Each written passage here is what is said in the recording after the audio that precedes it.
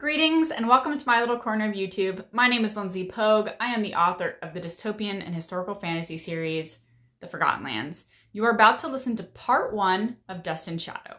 Dust and Shadow is one of 4 installments in the Forgotten Lands series, all of which will be available here on YouTube at one point or another. So be sure to look for the 3 different parts of Dust and Shadow, as well as links to the other installments in the series below. Now, there is no specific reading order for this series, but my suggested listening order is also below.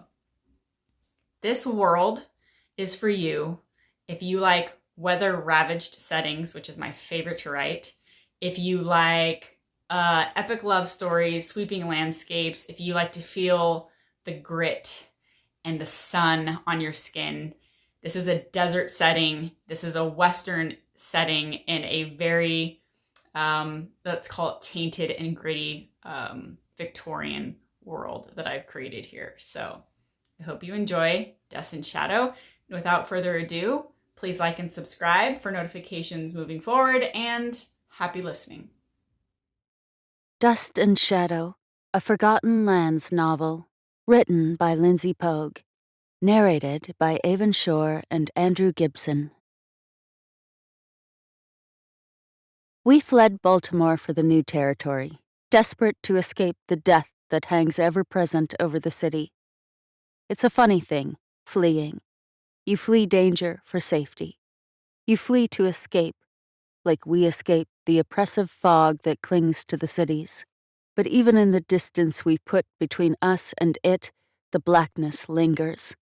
I can feel it in my lungs, feathers that tickle the back of my throat, a cough I cannot clear. It's the smoke that billows from the front of the train as we ride further away, hanging in the air. There is no escaping what we've done. The steaming beast we ride in, for all of its conveniences, is proof enough of that. The danger follows. It taunts us. We have ruined this world, and there is no escaping it. Elizabeth West, April 2nd, 1884. Journal excerpt. Prologue. Joe. May 23rd, 2031. No matter what you hear, no matter how curious you are, never ever go outside during a storm. Do you understand? Tell me you understand. The wind howls and something thrashes against the house, waking me from a restless sleep. Beeswax, faint and sharp, fills my nostrils as a cool gust of wind whips by me, and I blink my eyes open. Stirring from my cocoon of blankets, I peer around the sitting room as my eyes adjust. The room is cast in a flaxen-colored haze, turning the rich pinks and purples in the floral wallpaper almost brown. Everything is covered in a thin layer of sand. The candlesticks on the table next to me are no exception, finished in dust and burned to nearly nothing from the long hours of the night before. Eyes still bleary, I stare down at my sister as she sleeps. Her chest rises and falls with each steady breath, and her bright red hair, the color of the red saguaro flowers that bloom in the dunes beyond the farm, spreads across my lap. She sleeps so peacefully, I envy her. The house creaks, a familiar, expected sound for an old ranch house. But when floorboards groan under slow, heavy footsteps behind me, I twist around to find Papa staring through a crack in the shuttered window. The metal that darkens the windows is both a shield and an ominous reminder. Realizing the storm still howls outside, the fuzziness of sleep instantly fades away. Mama! She still hasn't made it home yet. Never ever go outside during a storm. Her words are ingrained in me, the hymn of survival in this place of increasing danger. It's finally letting up, Papa whispers, as if he can feel my concern. Carefully, I extricate myself from my sister and recall my first memory of Mama and I playing with Scarlet when she was a baby, cooing and fidgeting on the plush oriental rug beneath my feet. Tears prick my eyes, and the worried sentiments that had hounded me until I finally fell asleep return. I watch Papa for a moment, wondering what it is he thinks he sees beyond the crack in the metal shutters, through the whirling sand as the storm assaults the exterior. Mama would never venture out in a sandstorm. She would never risk the blinding, painful sting of sand or the possibility of death. It's why she has not come home yet. The only reason, I assure myself. Stepping up to the other window, I move the damask curtains aside and peer between the slight seam in the shutters. It started hundreds of years ago. The shift. Mama's great-great-grandma, Elizabeth West, wrote about it in her journal. Lethal fogs that suffocated the bigger cities after the Industrial Revolution, killing innocents and forcing those who were still able to flee out of their homes. That's why she came to Sagebrush all those years ago, to escape. But things didn't work out the way they'd planned on account of the sandstorms and the drought. It wasn't only the cities with their big machines and coal engines that were plagued by the changed weather, but the whole world. Mama always reminds me that the sand is our greatest enemy, but it's also the sea of sand surrounding our town that keeps us nestled away from scavengers in search of precious water we can't afford to share. It's the sand that keeps us safe.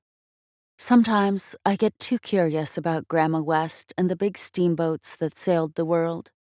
I try to imagine an ocean, or even a beach, where the water meets the sand, and not coarse sand like we have here, but a soft, malleable thing beneath bare feet.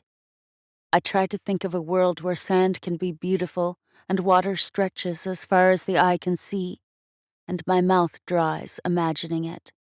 We are grateful to be in Sagebrush, Joe. Never forget that. Grandma would have died in Baltimore and we would not be alive, not when so many others died. Black lung took nearly everyone.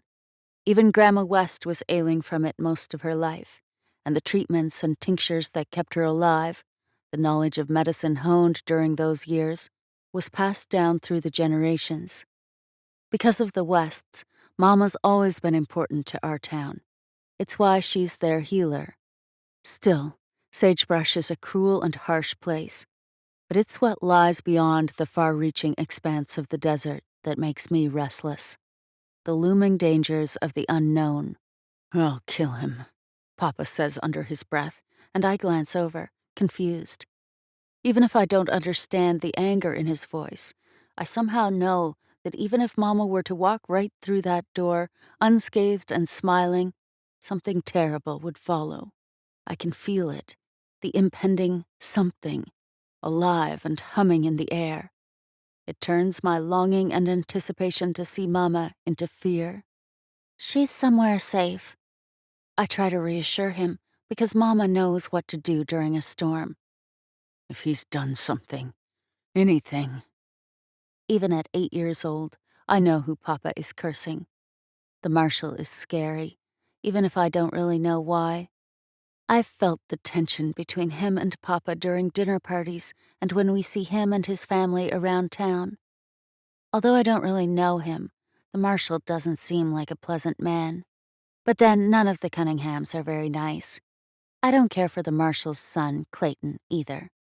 He finds humor in other kids' folly. He even laughed at me once when I fell leaving church. His sister laughed, too. I look at Papa again. He combs his mustache with his bottom teeth and leans against the windowsill, as if it's the only thing holding him upright. He looks gray and exhausted, and I wish I could do something to make the worry around his eyes soften, but I don't know how. Anxiously, I fidget with the butterfly pendant Mama gave me on my 7th birthday. The enchanting creatures were her favorite thing from the world before. I saw one when I was a little girl, when I was with my best friend down at the creek. Mama always had a sorrowful look when she told that part of the story, though I didn't know why. Perhaps someday I will see another butterfly. It feels like an hour passes before the storm finally starts to die down. The muted sound of wagon wheels outside barely reaches my ears as Papa turns on his heel, startling me, then rushes from the room. His quick, heavy footsteps echo in the hall as he disappears. Glancing at Scarlett, Still asleep, I hurry after him. But as I turn the corner, I skid to a stop, nearly running into Papa's back. He turns from the front door to me. "Stay in the house with your sister," he orders, his fingers gripping the door handle. "I mean it, Joe. Stay here." He pushes the front door open, steps outside, and pulls the door shut behind him. Papa growls something from the porch, but I can't make it out over the reverberating slam. Unable to resist the earnest nudge inside me, I open the door and follow after him. He'll be angry, but I can't help it. Running down the farmhouse steps, I stare down at the sand grinding beneath my bare feet, colliding directly into Papa's back this time. The muted sunshine is disarming, no matter how faint it is in the settling sand, and I blink to adjust to the brightness. The thump of a horse's hoof as it paws at the dirt reminds me we have visitors, and I peer around Papa to the dirt road. Standing at the end of a horse-drawn cart with a jailer's cage is the marshal. He looks different than usual. He looks sad. His face is exposed and red, like he's been out in the sand without his sand cape and headscarf. He doesn't have goggles slung around his neck like the other 3 men I see climbing down from the front of the cart. 2 older men, and one very young and nervous. "What did you do?" Papa lunges toward the cart, all composure gone from his wild, brazen features. 2 deputies rush to him, their sand scarves falling from their faces and down around their necks as they struggled to hold Papa away from the wagon. The older one, with graying hair, elbows him in the face, causing Papa to lose his footing. "Papa!" I shout, wanting to rush to his side, to beat the men off of him as he struggles and curses, but I'm too frightened to move, too small, too uncertain. "Doyle!" the marshal barks in warning as the deputies wrestle against my father in a jumble of grunts, curses, and flailing arms. "Leave him alone!" I shriek, and meet Marshal Cunningham's cool stare. But it's the vibrant red hair, flashing through the iron bars of the jailer's cage behind him, that catches my attention. When I spot a long, delicate hand sticking out from beneath a burlap cover, all else is forgotten. I gape. It's a woman, a motionless woman. Confusion, fear, uncertainty. They pull me in so many directions, I'm not sure what I'm feeling or how many seconds pass before it all registers and I start to cry. It's truly my mother, lifeless, dead. Her hair is tangled and faint bruises darken her exposed neck. "Mama!" I scream and run to her, air barely filling my lungs. I stop at the back of the wagon, crying and uncertain what to do as tears blur my vision and I struggle to breathe. She looks like she's only sleeping, but the bile in my throat tells me I know better. "Caroline!" My father shouts her name, and our sobs fill the echoing silence of the morning. Eventually, the marshal clears his throat behind me, reminding me he's still there. "Ashford, get a blanket from the barn," he commands. The young one, Ashford, disappears around the side of the farmhouse, his footsteps almost as urgent as my racing heart. "Let me go to her!" Papa shouts frantically as he struggles against the 2 other men. The cart sways as the antsy horses fidget in place, and Mama's fingers move with the cart, like she's beckoning me closer to her, but I'm too petrified to move. My body begins to tremble, the tears catching in my throat as I stare at her in stunned horror. This isn't real. I don't understand. My father's pleas become more desperate. "I told her to stay," the marshal starts. He stares down at me and clears his throat again, then rests his hand on the grip of his holstered pistol. His mustache twitches. His eyes glaze over. Even in his menacing presence, he seems to be someplace else. I glance between the marshal's face and his pistol, noticing the way his knuckles clench hard and white around it. "She tried to leave right as the storm set in," he rasps, and his eyes blur and shimmer. like mine. "You son of a bitch," Papa shouts. "Shut up," one of the men commands, and they take turns hitting him in the side of the face. "Did this," Papa sputters despite their punches. "You did. She wouldn't have you, and you—" They hit him again, and Papa coughs, his teeth red with blood. In desperation, I find my voice and scream, "Leave him alone!" I move to help Papa, but when the marshal reaches for Mama's hair, I hit his hand away instead. "Don't touch her!" I spit at him, wiping my nose on the back of my arm. Forgetting my fear, I shield her from his touch with my body, clutching the blanket that covers her as tightly as I can. "Don't touch her!"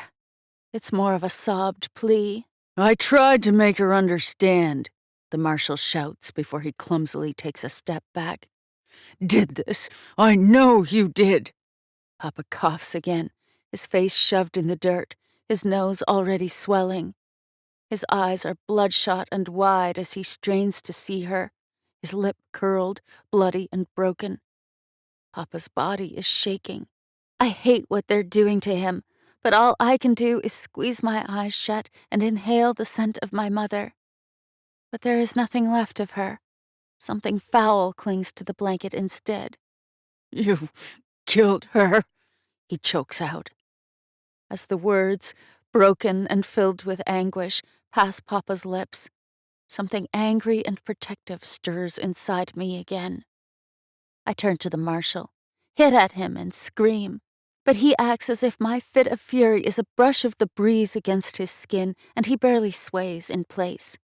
He doesn't even care. "That's my mama!"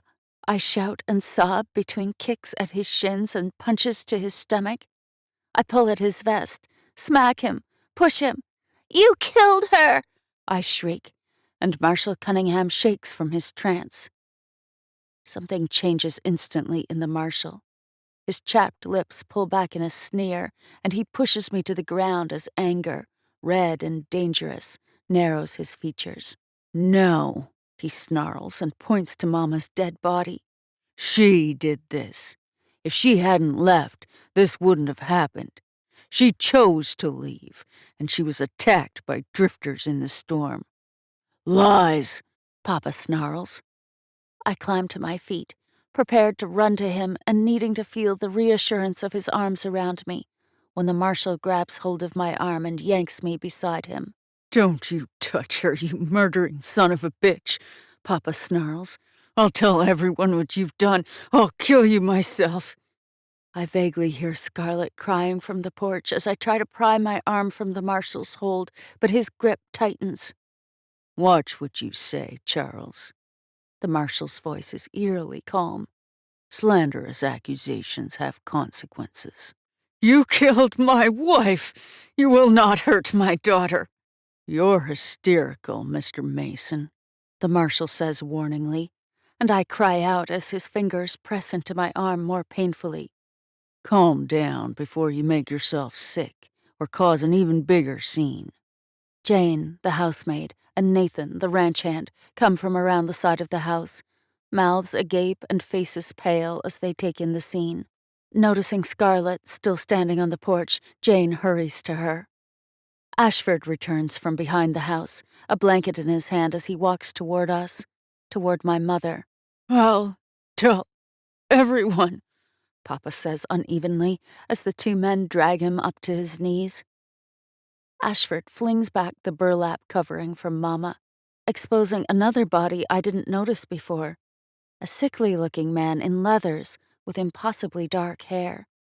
His skin is dark, too, like ours from all the sun, but there is something strange about his face, something foreign. "Your wife was attacked by drifters," the marshal seethes, growing angrier.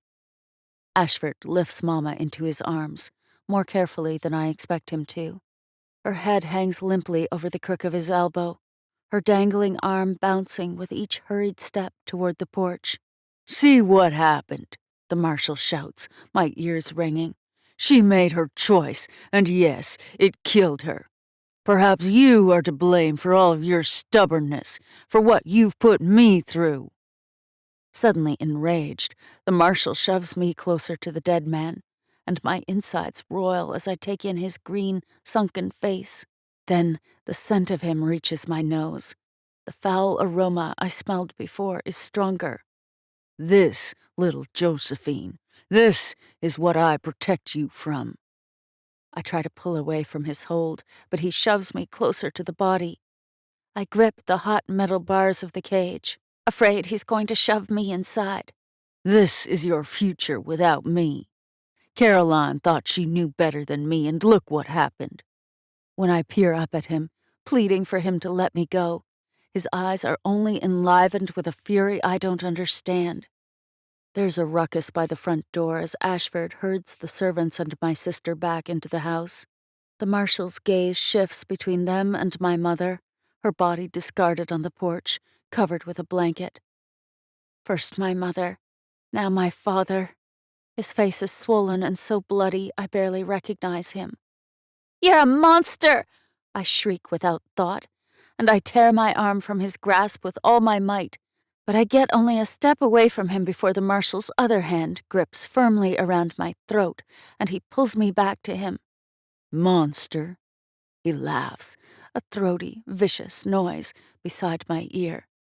His breath is sour and rank in my nose. Papa's still shouting, begging the marshal with renewed desperation, but his words are inaudible as the marshal chuckles softly in my ear again. "You want to see a monster?" His hold tightens around my windpipe and squeezes the air from my lungs. I can't breathe. "You'll calm yourself, Charles," the marshal demands, his eyes fixed on me. I hit desperately at his strong hand and try to see Papa, to call for him. But my vision blurs and my heartbeat pounds, loud and overwhelming. Everything begins to fade to black as I pull and pry at his fingers until I can't feel my own anymore. I can't think. I can barely see. Okay, Papa wails. "Marcus, please." "You've nearly cost me everything, Charles, and I can't have that." The last thing I remember is being lifted up into the marshal's arms, the faint tang of whiskey touching my nose before everything goes completely black.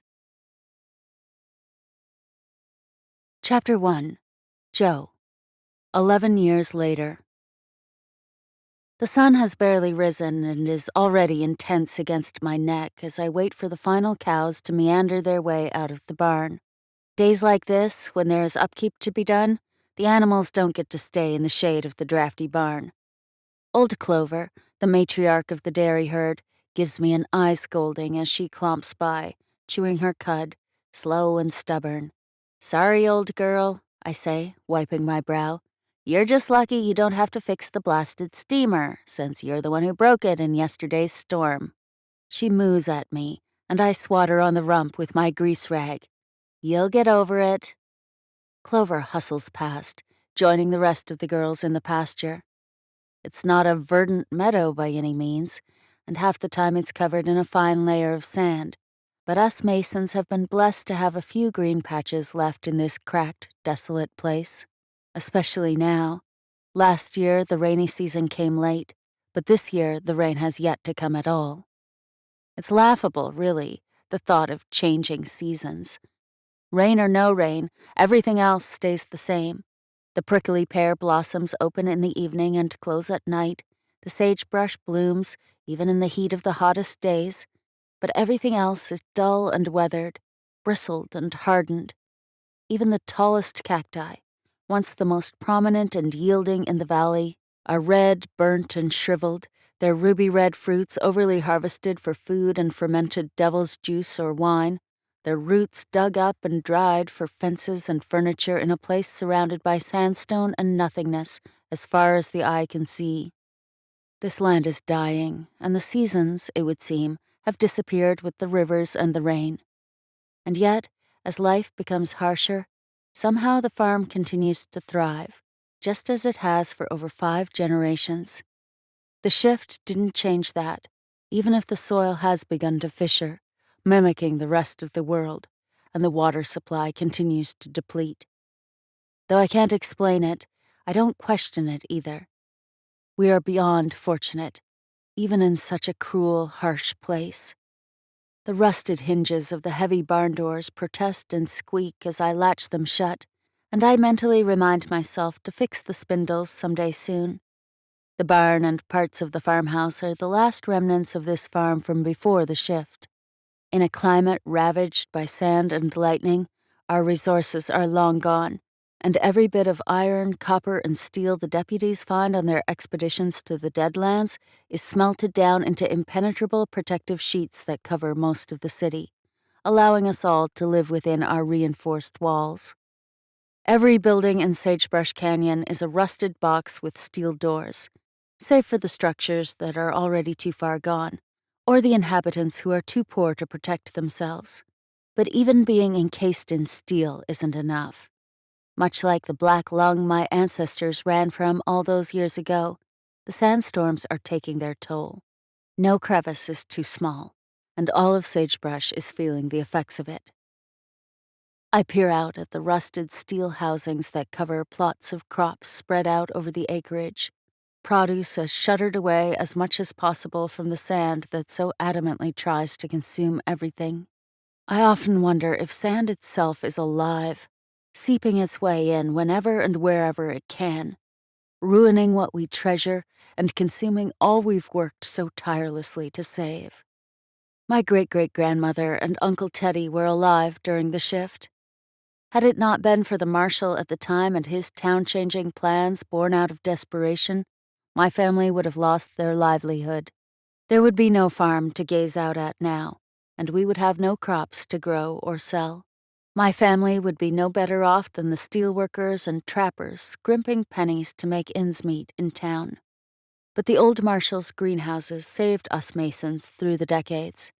Constructs grounded by steel siding to protect against the wind and lightning, pitched glass ceilings pitted from sand but allowing in sunlight, and rolling metal doors to close during the storms. All of it a necessity to keep the sand at bay, and all of it a daily reminder of how vulnerable we are in this place. I startle when I feel something press against my leg, happy to find Sweetie, the barn cat, winding her way between my feet as she meows up at me. "Well, good morning to you, too," I say, bending down to stroke her coarse, tabby fur. She's old but scrappy, with her snaggletooth smile as she purrs in the morning sunshine. The sound of crunching gravel up the road catches my ear, the laughter and chattering of Marshal Cunningham's men and ranch hands following. I let out a steadying breath. "And so the day begins," I mutter. The creaking wagon makes its way down the crest of the hill, the men's laughter booming in the crisp morning air. I peer up at the sun, big and round and burning in the expansive blue sky.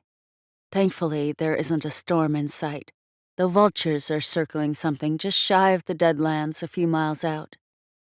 A lewd whistle meets my ears, and, pinning on an apathetic face, I turn to the two old bay mules that pull the wagon to a halt beside the barn. Predictable as the marshal's men are, I know all too well why Doyle and the rest of the deputies are late this morning.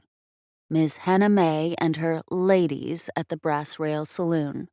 Miss Hannah makes it her business to ensure that the marshal's men get their needs met, multiple times a day, if they demand it.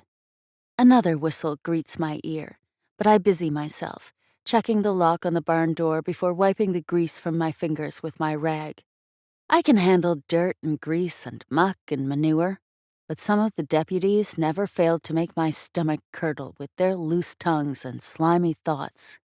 Steeling myself for the onslaught of stench and vulgar looks I've come to expect, I crack my neck, apathy pinioned in place, and head toward the house. Fixing the steamer can wait until the men are off in the corn and wheat fields that surround the ranch, busy with work. "Mornin', Miss Mason," the king of lechery, Deputy Doyle, drawls as he climbs off the wagon. His leer could shake a serpent out of its own skin. He clears his throat, and against my best effort, I meet his attentive gaze. His eyes travel the length of me, appraising my trousers and then my dirt-speckled shirt. "And where might your sweet sister be this morning?" he asks, his voice dripping with heathenish delight. I don't give him the pleasure of a response as I continue to the house. Unless I'm required to, I don't venture into town, and even I'm aware of Doyle's reputation as one of the most boorish men in this place who's only liked by his half-witted peers. His father was a malicious brute, a trait Doyle inherited, same as his father's position as the marshal's right-hand man before he died out in the Deadlands some years back. Now, only Mr. Jonathan Ashford is higher in rank than Doyle, and I never thought I'd be thankful for that. A few more of the marshal's posse lumber past me as I make my way up to the house. Some of them meet my eyes, others ignore me completely, which is the way I'd prefer it.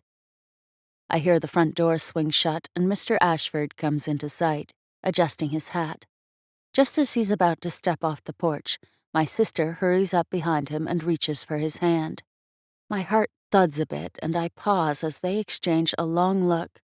Scarlett hands him a small basket of something, food most likely, and she smiles shyly at him as if they share a secret.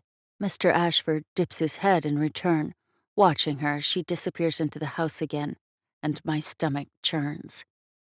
Kip, my father's dog, rushes out as I hear the screen door slam shut, but I ignore his barking as he runs past me. My mind turns as I contemplate my sister's obvious affections for one of the most dangerous men in Sagebrush.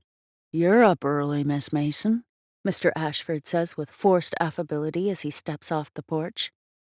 The easiness in his expression wanes, as it generally does when we are in one another's presence. Even in his finer clothes and with his more refined pastimes and demeanor, he is the most unnerving of all the deputies, the marshal's closest confidant. After 11 years, my chest still tightens in his company, and I resist the urge to avert my eyes. Instead, I turn to face him fully. "Good morning, Mr. Ashford." I raise a rebuking eyebrow. "I fixed the windmill for you this morning. Thought I better put myself to good use since your men are late again." Mr. Ashford pulls his pocket watch out and flicks it open. "I'm sure they are quite exhausted," I continue, "from all of their drinking and philandering last night."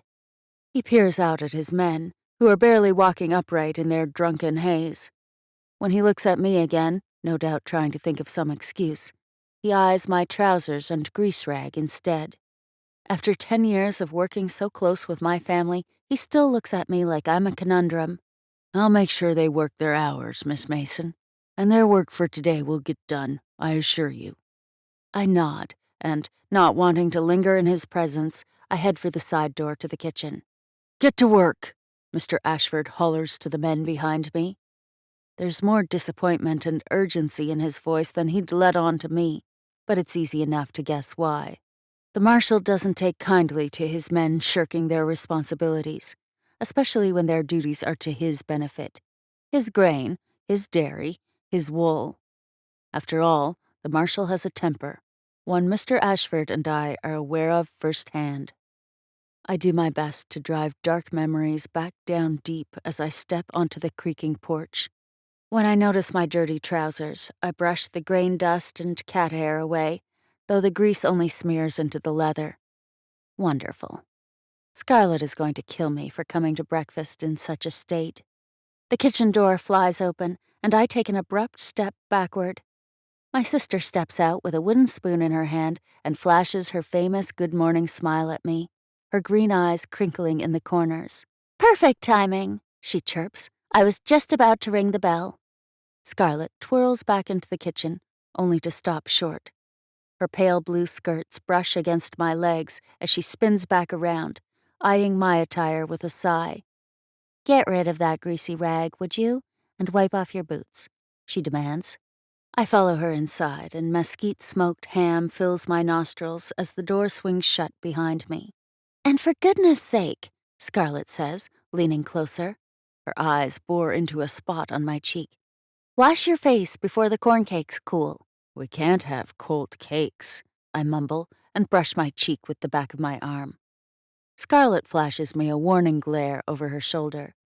I might have become the mechanic and nurse in the family since Mama died, but my sister has become the woman of the house. Younger she may be, but she's fierce and capable, and she cooks, sews, and commands what few house staff are still around as if she were Mama herself. Oh, before I forget, I pulled 2 quail feathers from my back pocket. I thought you might like these for one of your bonnets. Scarlett's bright eyes widen big as biscuits, and she grins. Yes, they're perfect. She leans in and kisses me on the cheek.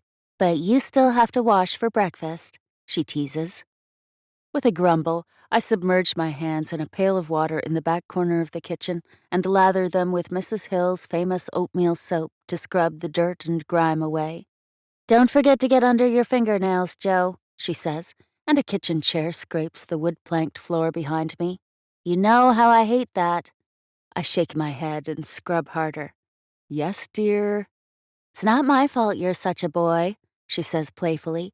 I can't imagine who you take after. Papa hasn't a mechanically inclined bone in his entire body. She laughs to herself. He only meddles with polish and bridles. But Mama did, I remind her. It's one of the many reasons she's so missed. Yes, and you like mysteries and puzzles like her too, I know. I wish you'd solve the enigma of your hair. I whip around to face her, patting at my hastily coiled chignon. What's wrong with my hair? I ask, tossing the hand towel at her. Oh, nothing, if you like the wind-blown, fresh-out-of-bed look. She tosses the towel back at me with a smile and turns back toward the stove. I step over to a metal grain box on the counter to appraise my reflection.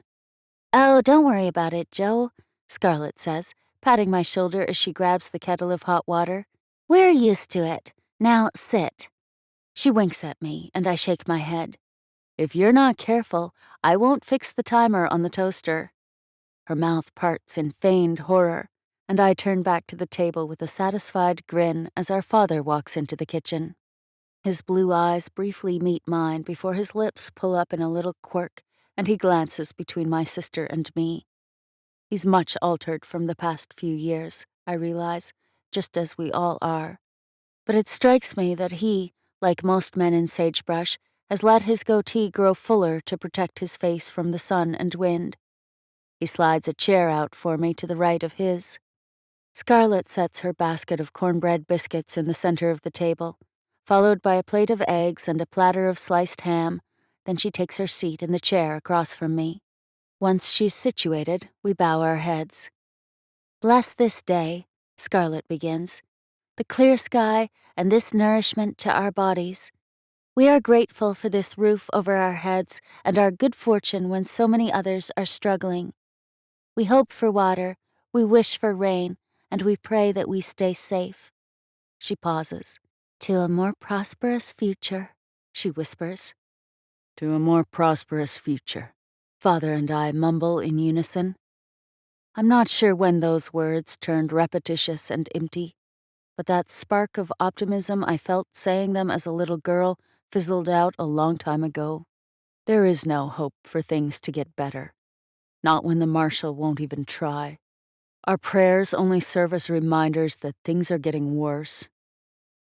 My father pours himself some hot ginger root water and sets his chipped teacup on his saucer, waiting for us to plate our food, as he does every morning. His hair is rumpled and his clothes wrinkled, like he hasn't even been to bed yet. I'm not sure what he does in his study, but he retreats there each night after supper as surely as the sun rises each morning. Pass me a corn cake, please, Joe, Scarlett says, unfolding her napkin in her lap. Of course. We don't want them to get cold. I smile wryly at her. This looks delicious, Scarlett, my father says, examining the small feast decorating the table. He doesn't smile much, not wholeheartedly. He stopped smiling a long time ago. But my father's proud of her. The pride lighting his blue eyes says as much. Scarlett, on the other hand, can always find a reason to be happy. Whether her endless optimism is for us or for herself, her smile is always wide and beautiful. Where's Jane this morning? I ask, realizing she's not here cooking breakfast for us herself. Though Jane is 10 years my senior, she's always felt like a sister to me, doing my hair as a little girl, helping our old cook in the kitchen before she passed away shortly after my mama's death. Jane and her father, Nathan, have been the only two steady staff we've had throughout the years. Poor little Mary isn't feeling well, Scarlett explains, dabbing her lips with her napkin. Papa received word last night after you'd gone to bed. Although I don't say anything, I'm sure it's dehydration. The townspeople have been bordering on it for weeks, though everyone's fear increases with the sandstorms and the lack of rain. I meet Scarlett's downcast expression. Did you send the rider back with a canteen? I ask, knowing Scarlett thinks similarly in these regards. She nods. 2 of them. Then she clears her throat, as if she's unaffected. So I tried something different with the cakes, she says, handing my father the ham. I break off a piece of my biscuit and take a bite. Did you? Her eyebrows dance. I added some of Mr. McGregor's honey. Let me know what you think. Corn, meat, and dairy are 3 things that always stock our larder, and Scarlett and Jane find new ways of switching things up every so often. I like it, I say, licking my lips. Gives it a bit more flavor. My father takes a bite, then brushes the crumbs from his mustache. It's very good. Sweet, but good. I'm not sure I've ever liked your corn cakes this much before, I admit, shoving the rest into my mouth. Scarlett shrugs and takes a sip of her ginger water. Like me, she savors every sip, knowing it's only a matter of time before such frivolous traditions become another memory. Last week, she continues, when I went to the mercantile, I saw Mrs. Pelly. She told me that her grandmother used to speak of things people used to have before the shift, like coffee and tea and maple syrup. We have tea, my father says, taking a sip from his steaming cup. After he sets his teacup down again, he pats his damp mustache with his napkin. Scarlett tips her head, incredulous. We don't have tea, she retorts. We have ginger water and sage leaves and saguaro wine and lots of devil's juice, but we don't have the fine exotic teas from India or the coffees from the plantations that used to grow to the east. Scarlett's eyes widen with wonder. Just imagine what it would have been like, she says, leaning back in her chair. 200 years ago, lights that would turn on and off without a flame, traveling the continent in a train car, free from the stench of horses and the sun beating down on your face. She lets out an exaggerated sigh and sits up again. The point is, Mrs. Pelly mentioned honey was the next best thing to syrup, and I realized I've never tried cooking with honey before. It's too sweet. So I got some from Mr. McGregor since he's so proud of his honey beer. He didn't charge me, of course, since he still owes us for the last-minute grain order last month. Oh, that reminds me, I say with a mouthful of ham. Remembering myself, I swallow and dab my mouth with my napkin. I oiled the pistons for the millstone, Father. It should be good as new. If Mr. Ashford would do as I ask and make the men grease them before they leave each night, it would stop locking up so frequently. It's a request I've made a dozen times, but it seems some of the men pay less and less attention to our requests as the weeks go on. Thank you, Joe. My father doesn't bother looking up as he takes a bite of ham. I'll speak with Mr. Ashford again. Though I'm certain I already know the answer, I can't help but ask. Did you happen to speak with the marshal about the steam engines yet? He nods reluctantly. Mr. Ashford did, yes. Knowing my father wants as little to do with the marshal as I do, I'm not surprised he left it in Mr. Ashford's hands. And Marcus, he bites out, then he clears his throat. The marshal doesn't think we should take the risk of using our precious resources for a return we can't guarantee. Steam engines need coal, and the use of coal is outlawed, I know that. That's why we would use wood to keep them burning. Or saguaro root, perhaps? Wood we have very little of, Joe, and you know the cacti are in even shorter supply. He would never go for it, my father adds. Come up with an engine that will run on sand and he might listen to you. But in the meantime, Ashford says he won't be swayed. Of course he won't, I grumble. The possible gain would be everything we need to get Sagebrush up and running again. We could have water, and then what would he hold over us? My father's eyes pin me against my chair, and though I'm not sure what I've said, I can tell I've upset him. Don't worry, Joe. Scarlett says, oblivious to my father's anger. She grins, amused by whatever thoughts fill her mind. It will be better for you in the end, you'll see. What do you mean? She looks pointedly at me as she forks a small slice of ham onto her plate.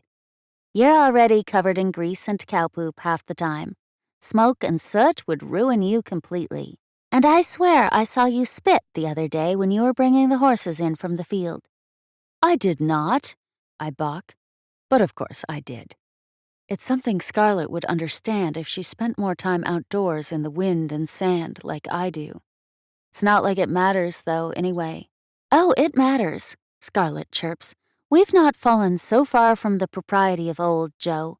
You still have to act like a lady, at least some of the time. She shakes her head, as if I'm simply too much to bear. Add mad scientist and inventor to your list of oddities, and you'll never find a husband. I frown.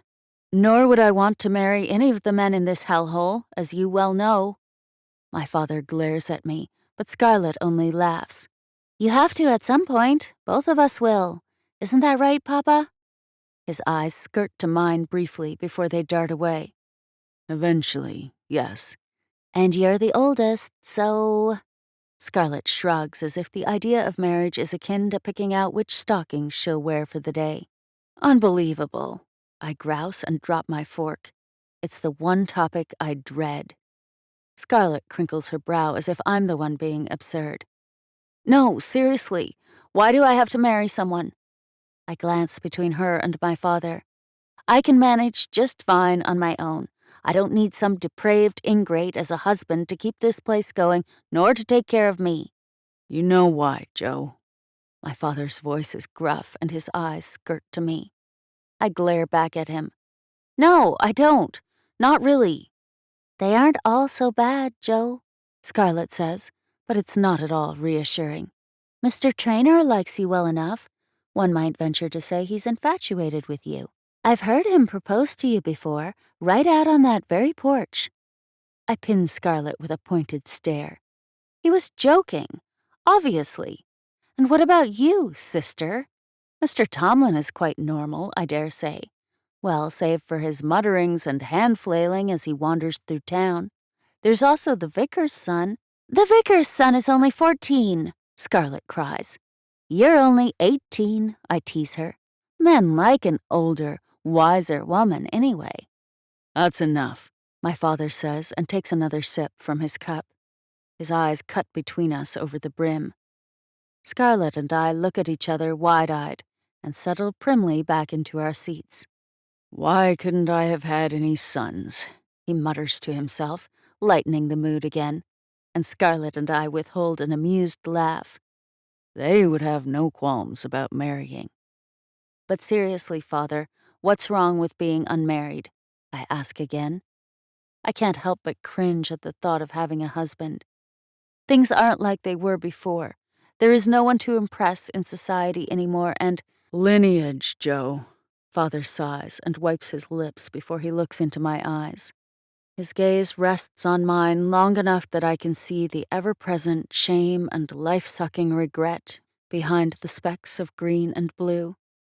It's about lineage, about keeping this place in the family, and about protection, he adds. Surely I don't need to explain any of that to you. I glance down at my mostly clean fingernails. I missed a dirty spot on my arm, but Scarlett doesn't seem to notice. Unlike me, she's been planning her wedding day most of her life. I'll wear Mother's dress with more lace, and I'll have to extend the hem a bit because I am an inch or two taller. Scarlett is where the future of little Mason children lies, not me. Oh, I forgot to mention that I plan to visit Mrs. Pelly after church on Sunday. My father's gaze lingers on me a breath longer before we both look at Scarlett, an unspoken truce passing between us, for now. She's so poor and lonely now that Mr. Pelly's died, and I have such an affinity for her. She was always so nice to me. I can imagine Scarlett, only 6 or 7 years old, with fire-red hair that always set her apart from the other children at the schoolhouse. 7-year-olds didn't care about propriety then. They teased her despite her special standing, but Mrs. Pelly looked out for her. She was a good teacher to Scarlett, especially after I began homeschooling. My sister's eyes meet mine as she sets her cup down, then she looks at my father. She mentioned only being able to pick up the necessities at the grocer's the other day. I think with the heat and the drought, I'll take her some meats and cheeses. My father nods. I'm sure she'd like that, Scarlett, I tell her, proud of her kind spirit. Actually, she says, her face falling a little, Joe, she's looked a little peaked the past few times I've seen her. Do you mind terribly coming to church this Sunday and going with me to visit her? I want to make sure she's doing okay. My father looks at me and combs his goatee with his dirty fingernails. He's watching me, waiting for me to find some excuse to stay home and away from town. All right, I say, knowing my father will push the marriage topic again if I don't start making appearances in town a bit more frequently. I'm not sure what I can do, but I'm happy to visit her with you. Thank you, Joe. A grateful, toothy smile parts Scarlett's lips. This place isn't kind to the elderly or the poor. My father muses quietly as he tosses his balled-up napkin on the table beside his empty plate. And you two will do well to make your visit quick. The grunge is no place to be dawdling. Stacking my father's plate on top of my own, I shake my head. Trust me, we won't. My father nods and leaves us to tend to the kitchen, then retreats to his study. Scarlett covers the leftover corn cakes with a towel and sets them back on the table to add to her basket for Mrs. Pelly's visit, or maybe the orphanage. Then she pours my father's leftover tea back in the teapot. Shh, don't tell him. I laugh and shake my head. It's not like he'll know the difference. The kitchen is small and cramped as Scarlett and I work beside one another, but we fall into a natural rhythm, like we have in all aspects of our lives since our mother's death. We step around each other as we clean, Scarlett humming so that it's almost as if we're dancing. There's a jostle of the doorknob and the back door opens as Mr. Ashford steps inside. He doesn't notice us at first. Mr. Ashford, Scarlett says with a slight curtsy. He immediately removes his hat. Ladies? He nods at each of us, though his dark brown eyes linger on my sister. I hope I didn't interrupt your breakfast. Scarlett's cheeks flush a rich pink and her expression warms. No, we finished. Thank you. Eventually, he tears his eyes away from Scarlett and remembers I'm in the room. Is your father in his study? He asks me, and his eyebrows pull down in concern. I nod. What is it? He glances between us again, pondering whether or not to speak, before he explains. There was a shooting last night in town. The glassblower's son was killed trying to help a young woman and her boy move out of the way when two drifters rode into town. Scarlett gasps. That's terrible. Drifters rode into town? I ask, truly frightened of them for the first time.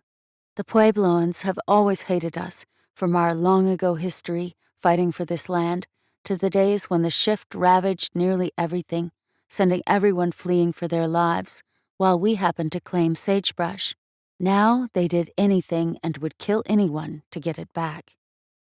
We'd heard stories of their ruthlessness all our lives. We'd seen patrols come back mangled or worse. We'd seen the bodies of drifters who'd gotten too close in the Deadlands, shot and killed before they could make it into Sagebrush Canyon. Never had they managed to breach our borders and hurt us. Other than my mother. At least that's what the marshal would have everyone think. He's in there. I point toward the back of the house, but Mr. Ashford's gaze finds Scarlett's once more.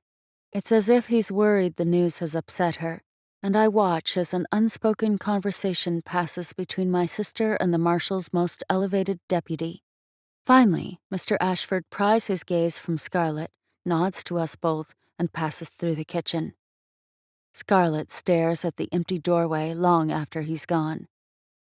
You do realize, I start, unable to hide my displeasure, that Mr. Ashford is 10 years older than you and is in the marshal's pocket, don't you, Scarlett? The spell seems to break, and she looks at me, reluctant. Yes, of course I do, she says, turning back to her tub of dishes. And I don't know why you feel I need a reminder. I almost smile. Scarlet, I've never seen you blush over any man, especially not twice in one morning, and heaven knows there are plenty throwing themselves at you. Oh, stop it, she chides. But I stand there, waiting for her to take me seriously. When she finally looks at me, I raise an inquisitive brow. What's happening between you? Unease slithers down my spine, but I must know how far things have gone between them. How long have you cared for him? Her cheeks redden. Oh, I don't know, she says, turning back to the sink. A few months, perhaps? She blows a strand of scarlet red hair from her face.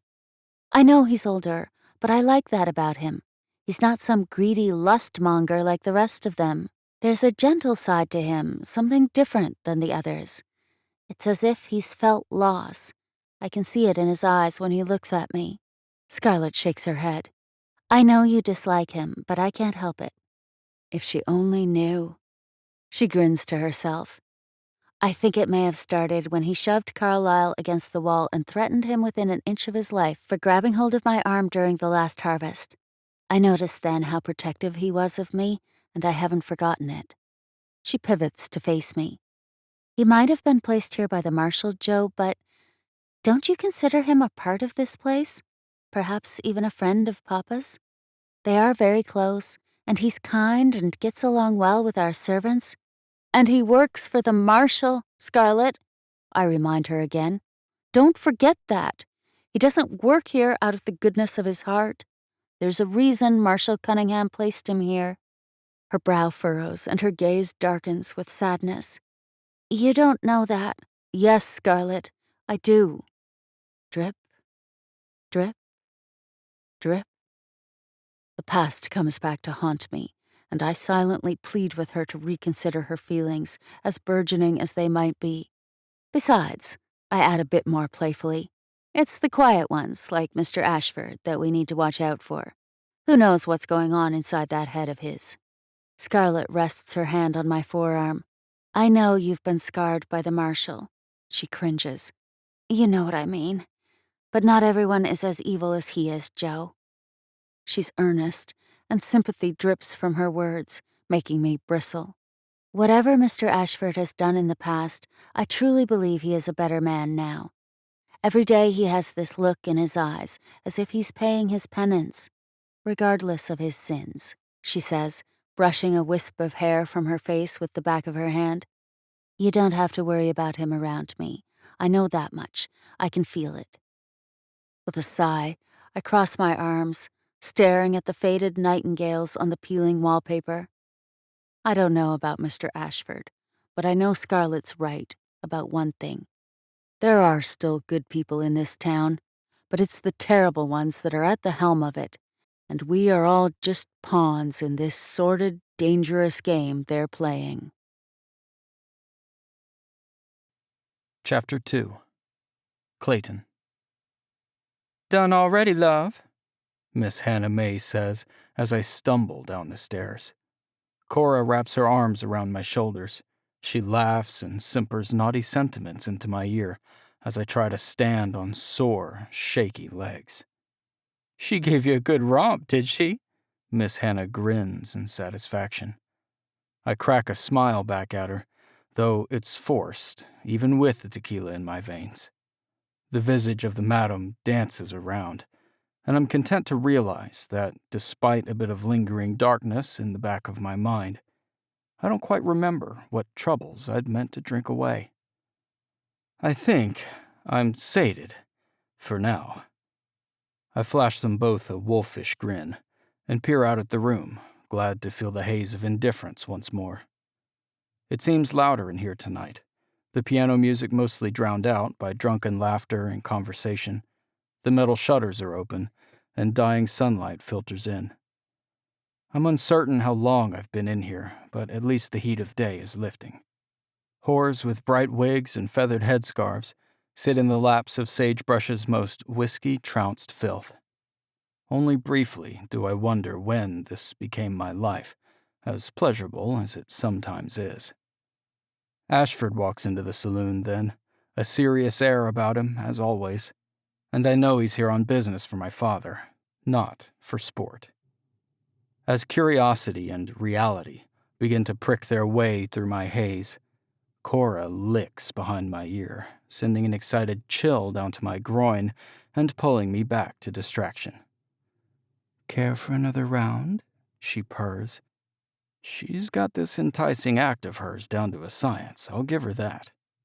"Jesus, woman," I say, craning my neck to nip at her bottom lip. "You trying to put me in an early grave? I'm too young to die." No matter how appealing it sounds, I add morosely, and decide I need another drink. "Let's play some cards." Miss Hannah nods to my typical table. "Have a seat. I'll get you a bottle." I sit down in a rickety chair at an uneven table, shit for playing cards on, that's covered in a thick layer of sand, like everything always is in this town. I inhale a deep breath of stale ale and cigar smoke, then exhale, unsurprised when I see the pastor disappearing into a room upstairs with one of the girls. This saloon should be a pious man's nightmare, but like everything else in Sagebrush, there is nothing unspoiled. This town is a rotted-out hellhole. I know my purpose in life and what I owe my father for all that he's done for me, but I can't imagine being the next marshal of this sinking sandpit. Cora climbs up into my lap so that her breasts are in perfect view, supple and distracting. "Harry, Jim," I shout to the regulars sitting at the bar. They peer over their shoulders and grin excitedly. "Come, join me for a game of 3-card Monte or poker or something." I know they'll accept. They always do when my money's at stake. Heather, a leggy brunette at the bar I had a tumble with last week, winks at me before she turns to focus her attentions on the man to her right. He's young and his shoulders stiffen as she runs her hand over his back. He's nervous in here, and clearly one of my father's new deputies by the looks of it. His gun hangs on his hip, and the nice leather vest he's wearing is more expensive than most men in here can afford. I wonder if it's the newbie's first time in the saloon, and laugh. The poor sod has no idea what debauchery he's getting himself into. Harry and Jim both pull out a chair, more than happy to oblige my offer. They clank their pints against the table as they plop into their seats, and I get a whiff of something pungent. "What the hell are you drinking?" I ask. "Rot gut?" "We can't all afford the fancy stuff," Jim mutters, though I choose to ignore him. I know he's a poor man, and though I think he should be home with his wife and kid, instead of sitting down here with this lot, spending what little dime he has, I oblige him. Playing cards alone is difficult, and, if I allow myself to admit it, lonely. I wave for Hannah to bring 2 more glasses as she returns. "My little cherry blossom," I say in Cora's ear. She smells of sex and the sweet stench of jasmine. "It's time for cards. Take this coin and come find me in an hour." "Oh, all right," she pouts, then leans down to my ear. "But don't forget about me. I still owe you that massage." She simpers and fumbles with the buttons of my leathers. She looks down to the bulge in my trousers, and her cheeks redden. God, she's good. With a growl, I pull her earlobe between my teeth, which elicits a giggle, just the way I like it. Or, at least, I used to. Sweet and doting, even if it is contrived. "Off with you," I say, and push her from my mind before I lose myself down a road of "what am I doing?" and "is this what my life has come to?" Hannah pours us men a drink. "You 3 behave yourselves now," she says with a wink. She never means it. It would be bad for business if we brought our Sunday best to her saloon. Miss Hannah struts away, her long black hair curled down to her waist, her hips rocking from side to side. If Cora and Heather, and all the ladies for that matter, are the princesses of pleasure, Miss Hannah is the queen and no doubt taught them everything they know. I gulp down my glass of tequila and hit the table. "Well, gentlemen, what'll it be? Poker?" Jim and Harry laugh. "I see no gentleman here," Harry says. "I'm not even sure you count." "Just deal the cards, Harry," I tell him, and pull the cigar from my vest pocket. As I'm lighting up, my eyes land on Tom Doyle, a slimy bastard I distrust more than anyone with their fingers in my father's coin purse. The way he follows my father around is pathetic. But then I wonder why I even care. I'm not surprised to see Doyle in here, nor am I surprised to find him eyeing me. His dislike for me is obvious, though he's never said anything openly to me. He hates me, to be sure, but because of jealousy or something else. I realize I don't care as Doyle takes a drink from his pint and turns his back to me, slowly, daringly. "Clayton," Ashford says, walking over to me. He glances from the tequila bottle to me. "You wouldn't, by any chance, need collecting yet, would you?" I laugh and reach up to smack Ashford's shoulder. "Always the good man," I say. "Has my father sent you for me?" He shakes his head and nods to Harry and Jim. "Not at all, I just thought I'd check." "You know me, Ashford, I'll figure something out." "You always do," he mumbles so quietly I barely hear him. Ashford dips his hat in understanding, and with a final look, he turns to leave. "Shall we?" Harry asks, and he looks down to my cards. "I ain't getting any younger over here." "No, but you're getting drunker," I tell him. "Get ready to lose your breeches, boys." I toss in a few coins. They do the same, and we stare down at our poker hands, straight-faced and calculating. There are 3 things I do well in this miserable life: cards, drinking, and women. God, it's depressing, but at least it's fun. "Jim," I say, staring at the back of his cards, "you're up."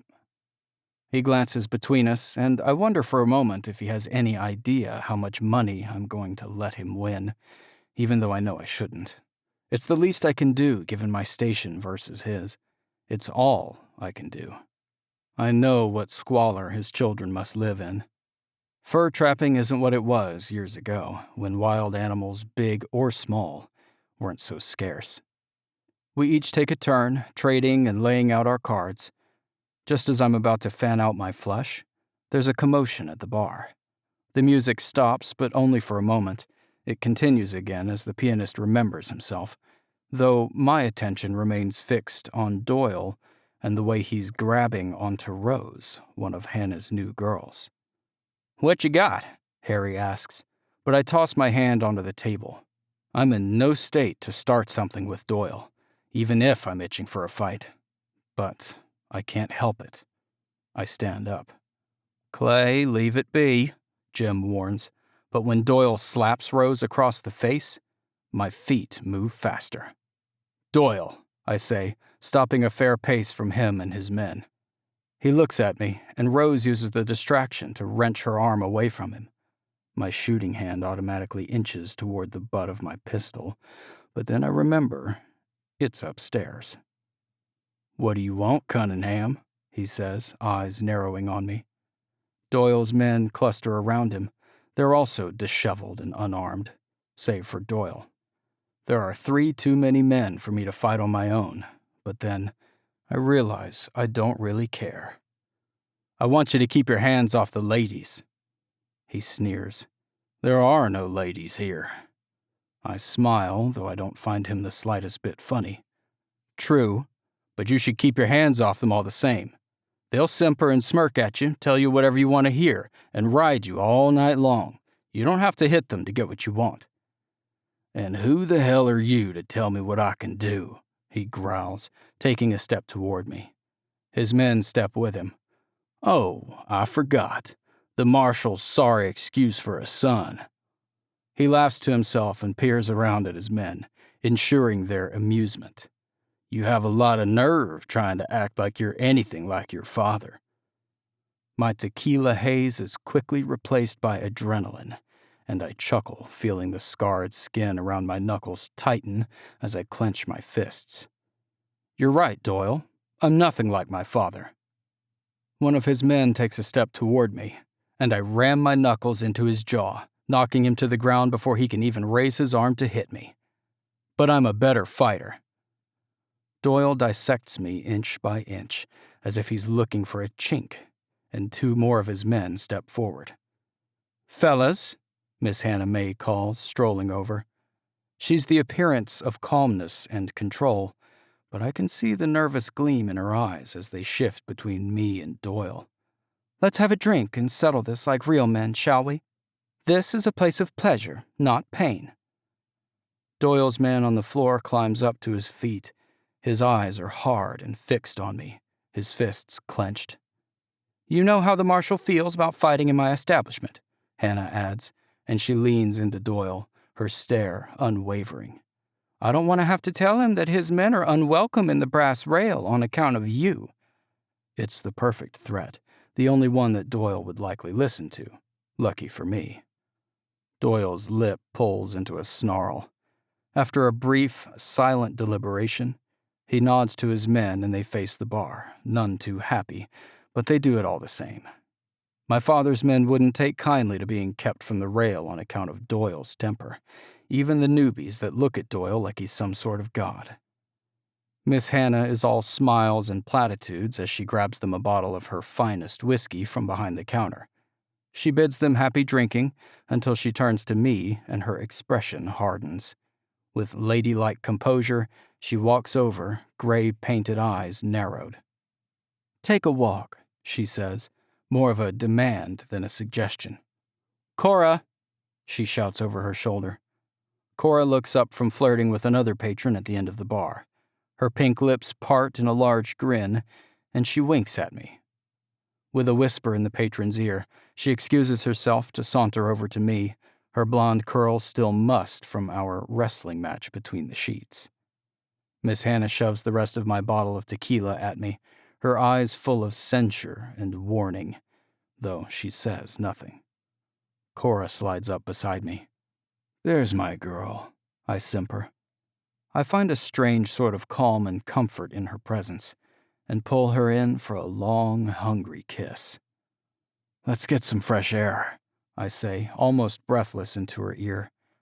I take a swig from the bottle, planning on drinking myself into a dead sleep before the night's over. With my arm wrapped around Cora's shoulders, we walk out the door.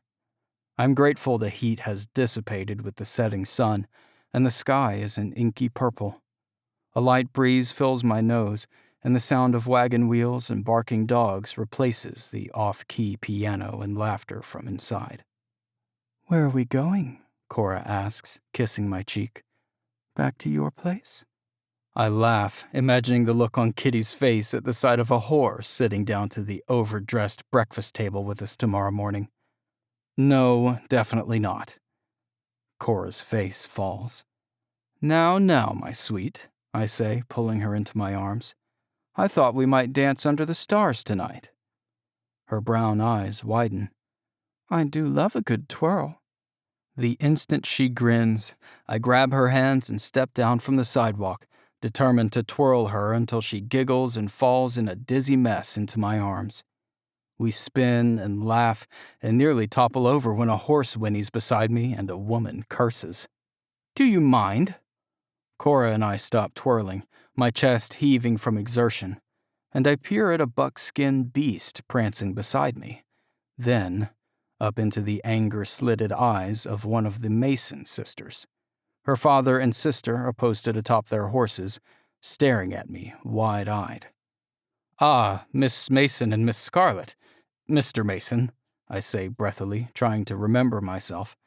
I smooth out my vest and clear my throat, withholding a laugh. "I do apologize." I gesture to my dancing partner. "We were just having ourselves a good twirl." Although the younger Miss Mason looks questioningly at Cora, the eldest Miss Mason looks from my face to the bottle of tequila in my hand. She appears almost sickened before she seems to remember herself and straightens. "I'm sorry to have startled your horses," I offer sincerely. "Please." I step out of their path and bow. "Have a splendid evening." They click their horses forward, and when my gaze wanders back up to them, the elder Miss Mason peers back at me for only a moment, and even in my haze, I wonder what on earth she could be thinking. And once again, I wonder why I care. Chapter 3. Joe. And when all was thought to be lost, when the world was torn apart by floods and toxic fogs and angry winds, it was us, our ancestors and our parish, that persevered and refused to give in so easily. Sweat accumulates on Pastor Thornton's bald head, and he uses the sleeve of his stained linen shirt to wipe it off as he steps down from his lectern. His beard is gray and wiry, and dark shadows surround his eyes. He's sick, but whether it's the heat that leathers his face, making him seem drawn and sunken in, or the sand that lingers in his airways, forcing him to catch his breath with each pause that punctuates his words, I'm not sure. It's easy to forget, he continues, that we should cherish every single moment. While life is not as easy as it once was, we are counted among the few that are living. The shift taught us this much, at least. Life is fleeting, and the consequences of our actions are dire. Progress changed the face of the world. It ruined mankind and thrust us into the far-reaching expanse of the desert. But we are not discouraged, for where there is life, there is hope. Some of you may feel that your lives are meager here, and it is hard. But it's because of the Marshal's gracious nature, his leadership and that of his deputies, that we have lives here at all. Danger stalks this land, and thieves and savages would take all that we have away from us, yet we are safe. For without the protection of both our Lord and our leader, we would be nothing. We would have nothing. And today, as should be the case every day, we are grateful for each breath and every waking moment we have left on this earth. Pastor Thornton looks over at the Marshal and his family, rasps a shallow breath, and waits for an approving wink before he continues on. With a ragged exhale, I roll my eyes. It would seem the Marshal has a say in the pastor's sermons, as well as everything else in this dying place. I fan myself for a much-needed disruption and tune the pastor's words out. Despite the high rafters, heat saturates the room, making it impossible to focus anyway. I fan a fly away and glance at Scarlett beside me. Her attention is fixed, but a deep breath gives her impatience away. I clasp her lace-gloved hand in mine. It's barely noon and the air is already heavy and sticky against my skin, and my petticoats suffocate my legs. Sundays are dreadful, and not only because I'm forced to wear a dress 2 layers too thick. It's the Marshal's gaze that prompts me to swallow my increasing unease away. It's his gaze that I will never grow used to, and I try to ignore the hair as it rises on the back of my neck. Pastor Thornton's bald, glistening head reflects the rainbow of colors in the arched glass window behind him, and my eyes fix on the vibrant blue. It's only then that I realize how thirsty I am. I straighten in my seat, comforted by the promise of fresh air outside, away from the stench of compacted, sweaty bodies and dirty skin. And then... Pastor Thornton stumbles over a few words, as if he's forgotten his lines, or perhaps is still drunk from his night of debauchery. Though he's one of the lucky folks to be in the Marshal's good favor, given larger rations of water and status in exchange for his preaching, the pastor and his wife squander everything away. Everyone knows as much. He clears his throat and wipes the sweat from his brow with a shaking hand. And so, he continues, and plants his palm against his lectern, you have plenty to think about as you go about your business on this warm, stormless day. Ponder what your purpose is in this town, during a time when every skill could be a lifeline and every burden is borne together. Whether by design or the misfortune of me being in the front row, the pastor's eyes fix on me. Will you walk out these doors and do as you must for the town, for your family? Will you embrace your place here and cherish your good fortune? I glance away, his stare too blatant and unnerving, and study the faces of others in the pews around me instead. Everyone's eyelids are leaden and their brows shimmering with perspiration. Some people wear their headscarves in case of a sudden storm. Ladies fan themselves fervently. Men swallow thickly and adjust their top hats, most of them tattered and sun-scorched. Mrs. Dottie Reinhurst, the bookshop owner, with her long gray braid hanging over her shoulder, shuts her eyes, brings her hand to her temple, and takes a ragged breath. We've been cooped up in here for too long, I realize, as I take in so many blank faces. Another stifling hot day without a water ration increase. Thankfully, the pastor finally finishes his closing remarks, and we all rise, some more quickly and animatedly than others. Scarlett and I stand with forced, ladylike composure, at least on my part, and we both let out a long, relieved breath as we prepare to file out of the church. My father steps out into the aisle, then moves aside to let Scarlett and I step out in front of him. "Please," says a familiarly cool, collected voice. "Allow me." The marshal offers me his arm, and my heart stops in surprise. Determined to conceal my discomfort, I nod politely. The marshal's reprobate of a son, Clayton, takes his mother's arm and steps up behind us. Kitty, the marshal's oldest daughter, takes the youngest small hand in hers. She has a soft sort of kindness about her as she whispers to the little girl. Then Kitty flashes me a glower more searing than the sun itself, and I quickly look away. Having the marshal at my side, our arms touching and his hand on mine, is distressing enough without having to worry about her bitter expression. I'm not sure why she's always disliked me, but she does little to hide it. It's an honor for most to be escorted by the marshal. As the law of the town, his family is royalty, and his protection from the treacherous Deadlands is reason enough for everyone to disregard every atrocity he's ever committed, especially if it means everyone is safe. But the past is too dark and alive in me to overlook. His attentions have never been welcomed and are no honor to my family, and definitely not to me. With the scent of his aftershave filling my nose, it's all I can do to keep myself from spiraling back to that wet, dark cave. Drip, drip, drip.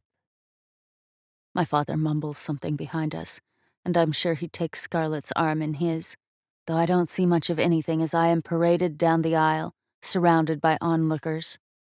Most folks hurry to move out of our way in respect for the Cunninghams, but to me it feels like some sick show that no one but my family has been allowed to glimpse behind the curtain. Pastor Thornton's sermon was quite good today.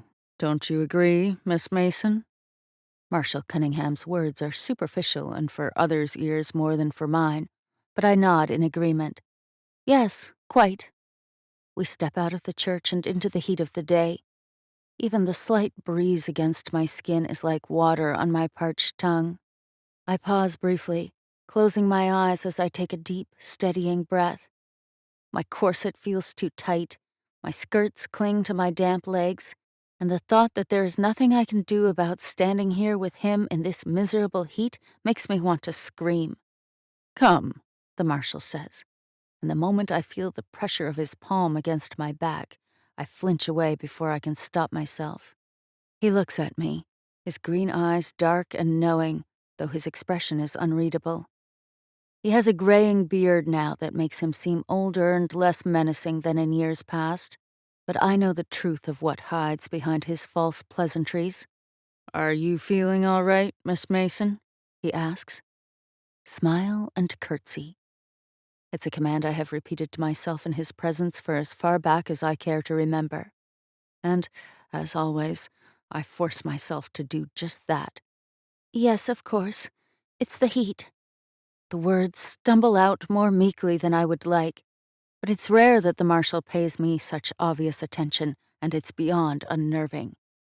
"Yes, it's quite warm today," he says as if a normal conversation were even possible between us. "Mr. Ashford tells me that some of the men have been harassing you and your sister at the ranch," he says thoughtfully. "I want you to know—" "Marshal!" Doyle interrupts as he steps over, a spark of wild excitement in his eyes. "There's something that needs your attention." "I'm sure it can wait," the marshal says coolly. "It's Sunday. I'm at church with my family." He grinds out the words, and Doyle looks almost injured. His deputy sucks his spit between his teeth, his gaze shifting between me and the marshal. He has his headscarf and cape on, his goggles hanging around his neck as if he's been out in the Deadlands, though there isn't a storm cloud in the sky. "Is everything all right, Father?" Clayton asks, stepping up to us. He and Doyle exchange a silent, menacing conversation of sorts. Their dislike of one another is obvious. "Yes, quite all right," the marshal says, glancing at me. He smiles, but it falters when he looks at Doyle still standing there dumbly. "Leave us," he commands. Hands on his hips, Doyle spits defiantly and finally tears his gaze away from Clayton before he stomps away. The marshal looks at his son and is about to say something else when Pastor Thornton runs up to them, claiming the marshal's attention once more. To my delight, I pull my arm from his and nod a quick thank you for his attentions, though my muscles are wound tight and ready to flee. I look past the marshal as he steps away, at Doyle mounting his horse who's breathing heavily beside the church. Two men wait for him, their sand gear on as well. Their horses' eyes are covered in sand masks, and I wonder what they've found that's so important. Regardless, with all of them gone, I let out a breath of relief. "Rotten swine," Clayton mutters to himself as he watches them disappear. I'm surprised by his reaction, and he and I exchange a quick look. Though I have rarely talked to Clayton since childhood, I know his character well enough. He doesn't seem to care much about anything other than booze and women. And, given the shadows around his eyes and his wrinkled and unkempt clothes, it would seem he pulled himself out of another drunken rut of debauchery to grace us with his presence this morning, much like the vicar. My father and Scarlett stop beside us, and Clayton offers them his charming smile. It's his secret weapon, and I wonder how many times it's gotten him both in and out of trouble. Then, as if he can feel my appraisal of him, his quartz blue eyes shift to me. "Miss Mason," he says, remembering himself, and he offers me a half-bow, just like a gentleman. His light hair is longish and curls slightly behind his ears, dampened with sweat. "Mr. Cunningham, you look well this morning." I lie with a slight curtsy. As usual. "I'm sorry about Doyle, whatever he said." I wave his apology away. "I see Doyle nearly every day, Mr. Cunningham. I'm used to him by now." "This heat is insufferable," Kitty says as she shuffles over to her brother, batting at a fly. Her dirty blonde curls bounce with the movement, and she pulls her cherub-faced sister in tow. While Kitty's clothes are hard to miss in their vibrant pinks and oranges with white lace and exquisite beading around the waist, little Isabel wears a simple, elegant dress of pleated tans and browns, like her mother. Isabel, no more than 6 or 7 years old, curtsies. "Good afternoon, Miss Mason," she says in her angelic little voice. She smiles, her blue eyes bright in the sunlight. I can't help but smile back at her, curtsying in return. "Good morning, Miss Isabel. Those ribbons on your bonnet are quite pretty." Shyly, she pulls the end of one of the loose silk threads through her fingers. "Thank you." She's all politeness, and her brother looks at me with a quirk on his lips. He's about to say something when Kitty grabs onto his arm to steady herself. She bends down to fix the hem of her dress, knocking him off balance, oblivious. "Kitty, really?" Clayton groans, widening his stance. "Can't you?" "Can't I what? It doesn't hurt you to just hold on a moment," she gripes, tugging on his arm as she lifts up her heeled boot and picks at it. Even though they don't appear to get along very well, it strikes me how similar they are, despite their differences. Kitty embodies everything from a life that no longer exists, petulant, lazy, and frivolous, while Clayton lives as if he hasn't a care in the world, gambling and drinking like the spoiled son of the marshal that he is. Mr. Ashford steps up to us next, Mrs. Cunningham on his arm.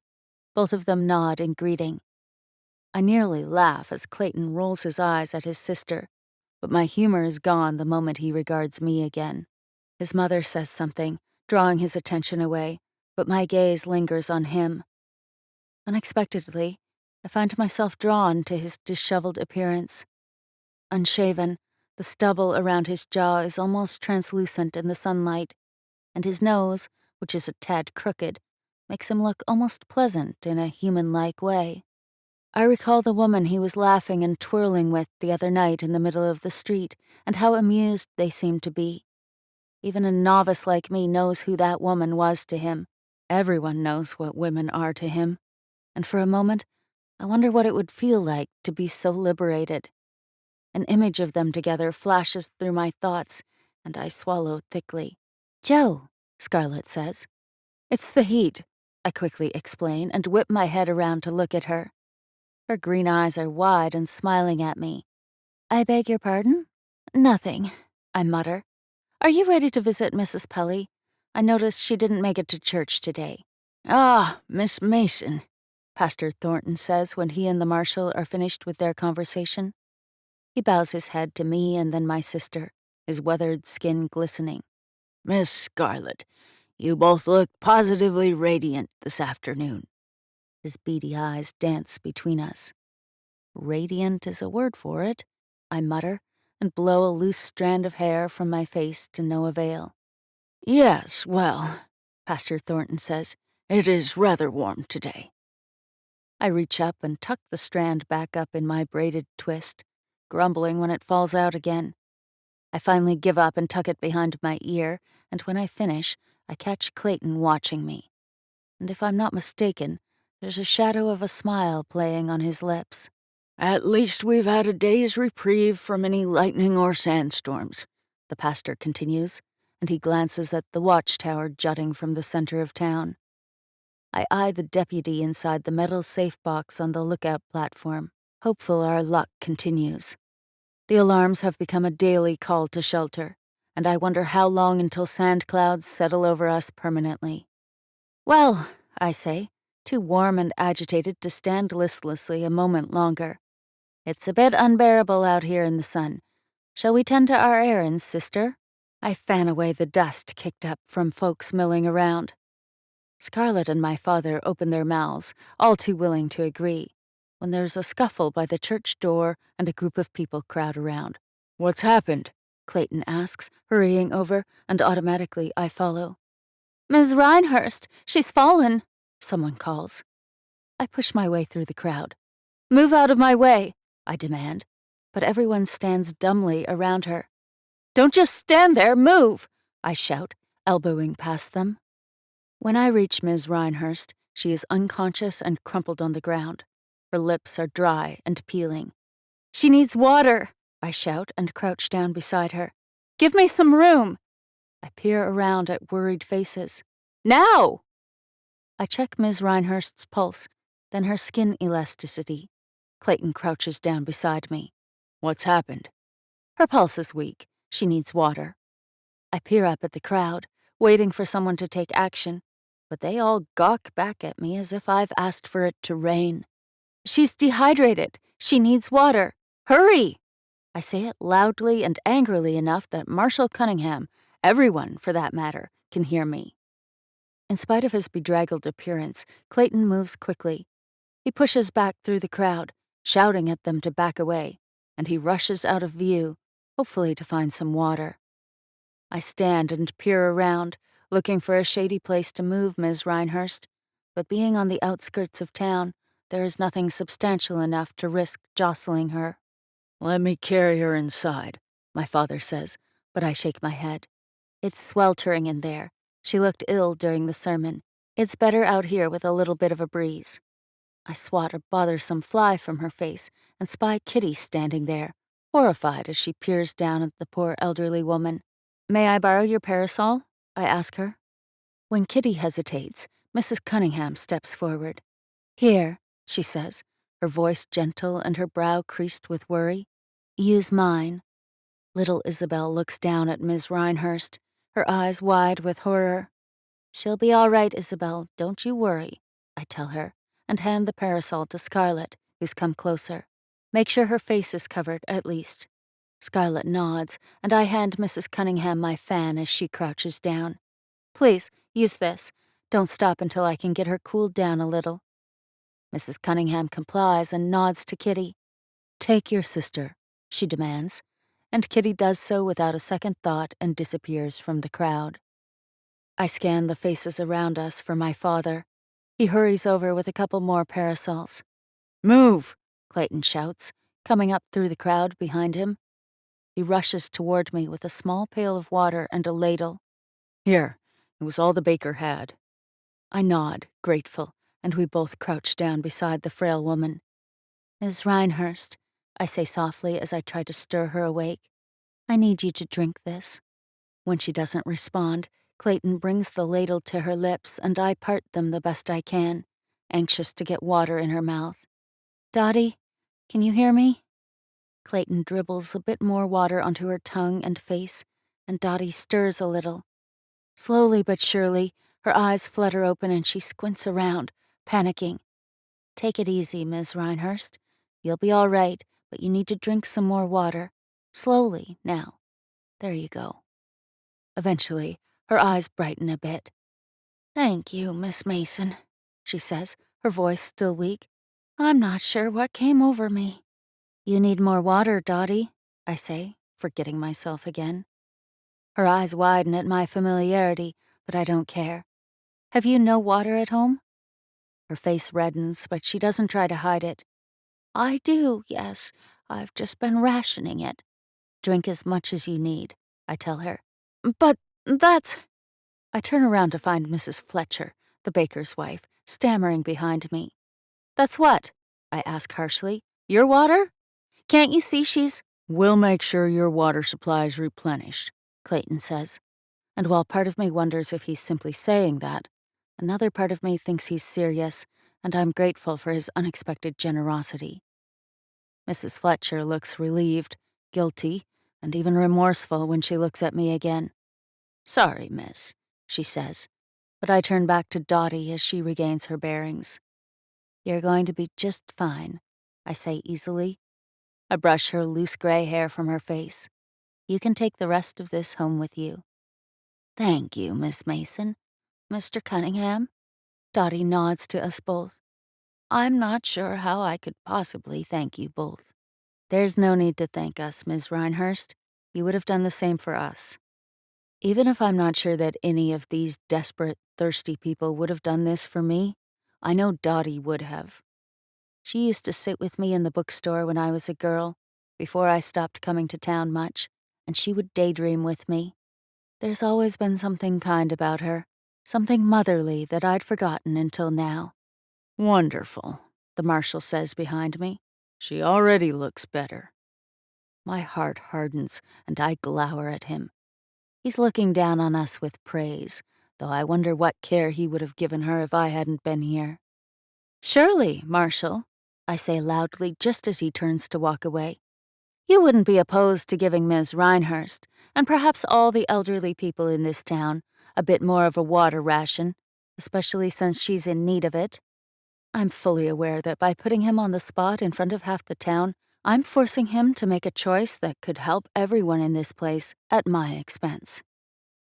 He and I exchange a look, a drawn-out breath, both of us calculating how badly this could end for each of us. If he denies everyone more drinking water while they are shaken up and in heightened fear of dehydration, he would lose their favor. Meanwhile, I'd likely gain his unwanted attentions and he would rain down on me some form of punishment. Something horrible I know he's more than capable of. His gaze flicks to my father before landing on me again. "Yes, Miss Mason," he finally concedes. "You're right." He looks around at the townsfolk clustered about. "With the days growing hotter, it seems necessary to increase everyone's rations by half a pailful, whatever your pail size might be. I would be happy to do so." "But what if we run out?" someone shouts from the crowd. "You said we might not have enough until the rains come," another says. Mr. Kingston, the glassblower, steps forward. "We'll run out of water, Marshal, and then we'll all die of thirst." Without pause, Marshal Cunningham holds his hand up to silence the distraught chatter. "Ladies, gentlemen, please, let me worry about that. That's my job, after all, to keep you safe and healthy the best I can. Have I not done that?" Do you not have meat and corn and bread lining your shelves? Don't forget the drinks and women, Deputy Carlyle shouts with a laugh. I meet Scarlett's gaze and shake my head. Some of the others join in, laughing at the depravity the marshal allows to run rampant when it comes to his deputies. The rest of the group, though, glance around and mutter to one another. I'll admit, the marshal starts again, that I might have been a bit more stringent on the rations than was absolutely necessary, but it was for the good of everyone. I want to prolong our water supply for as long as possible, but during these sultrier days, there should be exceptions. All rations for the week will be increased, but not excessively, keep in mind. He peers around at everyone as they eye him with uncertainty. Are we in agreement? Many sets of eyes drift up to the water tower just peeking up at the edge of town, the windmill spinning merrily. How low is the water level really? I refrain from asking the marshal what he's been doing to find us more or to admit how much we have left. A few heads nod happily at the idea of increased rations, then a couple more as they begin to realize he's serious and everyone remembers their thirst. I watch as people's faces alight with relief at the idea of more water, at least for now. Drink up, the marshal shouts, and people begin to cheer. They're too desperate to do otherwise. Chapter 4. Joe. While my father goes off to meet with the butcher, Scarlett and I visit Mrs. Pelly in the Grunge, the sooty part of town where stone buildings shield overworked mill workers from the harsh sun. The air is thick with the stench of decay in the sweltering heat, though I imagine the tanner and the milliner, the butcher and the workers are all used to it by now. Mrs. Pelly's place should be right down here somewhere, Scarlett says, eyeing the worn numbers outside the apartments. Ah, here we are. She shuffles her basket of produce from one arm to the other and knocks gently on the splintered door. A mangy, wire-haired mutt runs by, barking as it nearly knocks me over. Two small, soot-faced children run excitedly after it and into an apartment just up the street. There's a rustle behind Mrs. Pelly's front door before it opens, and a stout, round-faced woman with wide, pale eyes opens the door. Miss Mason? Miss Scarlett? She glances between us, pulling the lapel of her nightrobe closed around her neck. I wasn't expecting you, she rasps, coughing a little. And even with my penchant for avoiding town, I'm glad that we came. Her skin is pallid, her smile faltering, and she's not sweating as she should be in this heat. I wonder how long it's been since she had a full glass of water. Good afternoon, Mrs. Pelly. We've just come to check on you, Scarlett chirps. Don't fret. She lifts up the basket of goodies and peeks beyond the open door into the house. We come bearing gifts and we'll make it quick. May we impose on you for a moment? Yes, of course. After salutations and polite inquiries, I'm not surprised to discover why Mrs. Pelly was absent from church. A case of headaches and lethargy. Well, fret no longer, Mrs. Pelly. Joe here got the marshal to increase water rations, for a little while at least, though I'm not sure what the repercussions will be. Scarlett mumbles the last part with a crumpled brow, then excuses herself and heads out the door to the ration station at the water tower down the street. I pull the beets and potatoes, the cured ham, and the chilled round of cow's cheese from the basket. May I ask Mrs. Pelly as I step into her open kitchen area. Please, she says, and sits down warily in her cramped, stale-aired sitting area. I can tell she's a little uneasy, hosting us unannounced, so I make myself busy as I scan the small space for her icebox. Be sure you drink plenty of water today, Mrs. Pelly, I say, and leave the remaining produce on the small kitchen table for her to tend to later. There's no reason to hold back now, you realize? It will make you feel better. Fanning herself, Mrs. Pelly nods, her mouth turned up in a small, grateful way. Yes, thank you, Miss Mason. Scarlett is the one who wanted to come, I admit, sitting down beside her, and I'm happy we did. Cordiality turns to silence as the two of us wait for Scarlett to return. Mrs. Pelly peers around the room, anxious, though her mien says that perhaps she's a little grateful to have visitors, too. That's a lovely tapestry, I nod to the pastoral representation of a landscape not of this world. There are large, reaching shade trees and a babbling brook with two young lovers resting beside it. Mrs. Pelly stares longingly at it. "Why, thank you, Miss Mason. It was a gift from my husband 30 years ago when we married. I believe his mother passed it down to him and so on."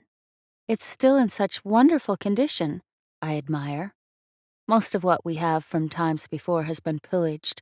Artifacts left behind are unearthed during scavenging trips to villages and towns long since covered in dust. It's barely moth-eaten at all.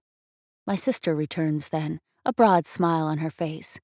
"More water," she chirps happily, and I eye the size of Mrs. Pelly's pail and the number that's etched into the side of it.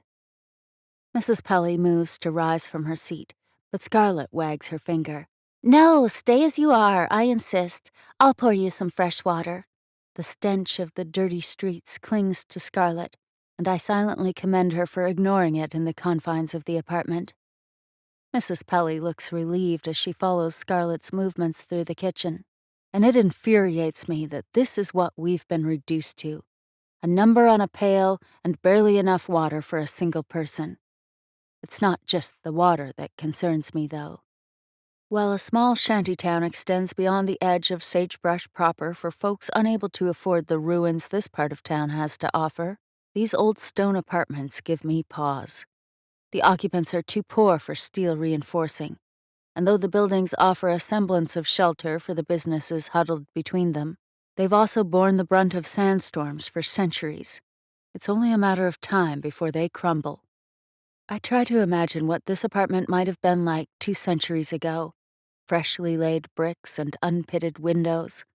All I can see now is a decrepit building containing an old woman desperate to keep her clutter. The red paisley drapes and chenille carpeting are shabby, the cushions on the brown and beige sofa set threadbare. Cobwebs ensconce the highest parts of the room where it seems Mrs. Pelly cannot reach to clean, and an off-kilter piano is situated in the corner, a dust-covered arrangement of silk flowers placed on the center of it. With enough furnishings for a large house crammed in this small apartment, I realize just how far Mrs. Pelly has fallen since her husband's death, and how desperately she clings to memories of their past. An ornate mantel clock piques my curiosity. "This is lovely," I say, a little entranced as I take a step toward it. "Did someone make this?" "Aye, my husband, when he was young. He thought he could be a clockmaker, but there was no money to be had in it. The drought the year we met had stretched longer than any at the time, and that's when people started reprioritizing. He decided cotton was the way to go, a skill, not an art, though he was a wonderful craftsman." Mrs. Pelly's voice hitches. "I'm sorry for your loss," Scarlet whispers.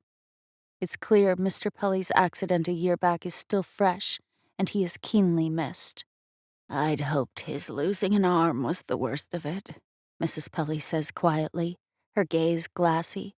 "Had the steamer not acted up, the machine not gotten stuck, he would still be here, with me." She clears her throat. "The clock hasn't worked in a few years, but I don't have the heart to throw it away." I finger the intricate fleur-de-lis carved throughout the wood base, wishing there was something we could do to relieve her of some of her burden.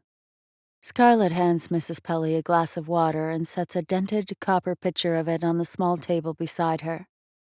"But anyway, it's all right." Mrs. Pelly rallies, and I appreciate her smile, even if it's forced. "It's not all right," Scarlet says, and she reaches out and cups her hand over her old school teacher's. "If there is anything we can do, Mrs. Pelly, please let us know." I glance at the hand-carved clock again, knowing I have little to offer Mrs. Pelly but this one small gift. "I would be happy to fix it for you, Mrs. Pelly, if I can." I point to the clock's hands, frozen beneath a layer of glass and dust. "I can bring my toolkit and we can have a look next time we're in town." Her eyes brighten, and Scarlet looks at me, surprised. "I would love that," Mrs. Pelly says, glancing between us. "How kind of you, Miss Mason. Thank you." Unable to resist, I smile back. I'm happy to help, and Scarlett would be glad to get me away from her kitchen appliances. I wink at her. Scarlett chuckles softly, and when she's convinced Mrs. Pelly is comfortable with her water and meats and cheeses, we stand to take our leave. Mrs. Pelly grasps Scarlett's hand in hers, emotion shimmering in her eyes. Thank you. You're both so lovely and wonderful. Sincerity and sadness fill her eyes. I wish we could do more, Scarlett says, and we say our goodbyes. The moment we're outside again, the vile scent of decaying flesh hits my nostrils, and I cover my mouth and nose, though it does little to help. She'll be okay, won't she, Joe? Scarlett asks, peering back at the shut apartment door. Certainly. We'll see to it. Now, come on, breathe through your mouth, I tell her, and we hurry away from the apartments and through the dirty streets. We step around sandbags that have been haphazardly discarded by those in the grunge who don't have steel shutters for their doors and windows. I think we brightened her day a little, Scarlett muses, nearly choking as we hurry through the alley and past a rickety cart overflowing with uncleaned cowhides. The astringent scent of ammonia wafts from the tannery, and I have to hold my breath.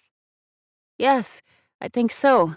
It was a good idea to come, I say, swatting a fly away. Yes, it was, and I'm surprised you offered to return. You hate town. I do, yes, but Mrs. Pelly isn't town, I tell her. The odor finally lessens as a breeze whips between the building, and I pull in a deep breath. We pass one of the 3 water towers, the line of townspeople long and winding since news of the marshal's ration increase spread. I can't see the end of it. Each person in line appears to have a spark of excitement as they wait patiently with their pails, the different sizes indicating their status, their trade and contribution to the town measuring their worth and water allotment. How did you get Mrs. Pelly's water so fast? I asked Scarlett, realizing she'd only been gone a handful of minutes. She bats her eyelashes at me. There are perks to being a Mason, even if you don't think so. And I was thinking, Joe, you should speak with Dr. Henderson about making rounds to check on the elderly, at least. She watches an old woman sweeping a mound of sand out of her goggle shop. If he's not already doing so, why would Dr. Henderson listen to me about such things? Well, for starters, you helped him with those poor maimed deputies last year. He respects you, and you did get everyone's water rations increased. When I say nothing, she continues. Think of Mr. Holton and old Stanley down at the blacksmith's place. I didn't see them at church today, and they are getting so old and frail.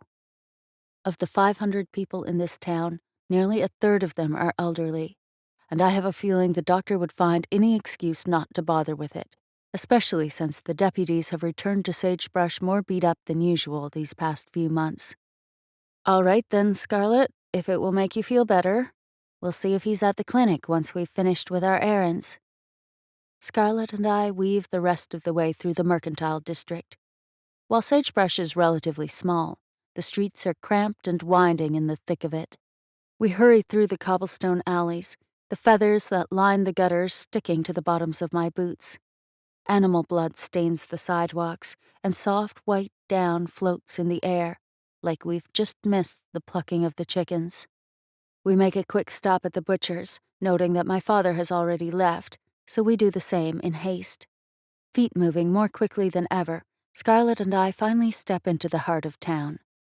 Main Street is lined with novelty shops, grocers, and businesses as far as the eye can see in both directions. I inhale a hot, suffocating breath, relieved by the stench of sweat in the air instead of decay and feces. I never thought I would be grateful to see the brothel in all my life, I say with a laugh, and peer at the brass rail saloon on the corner. Scarlett moves her empty basket to rest on her other arm.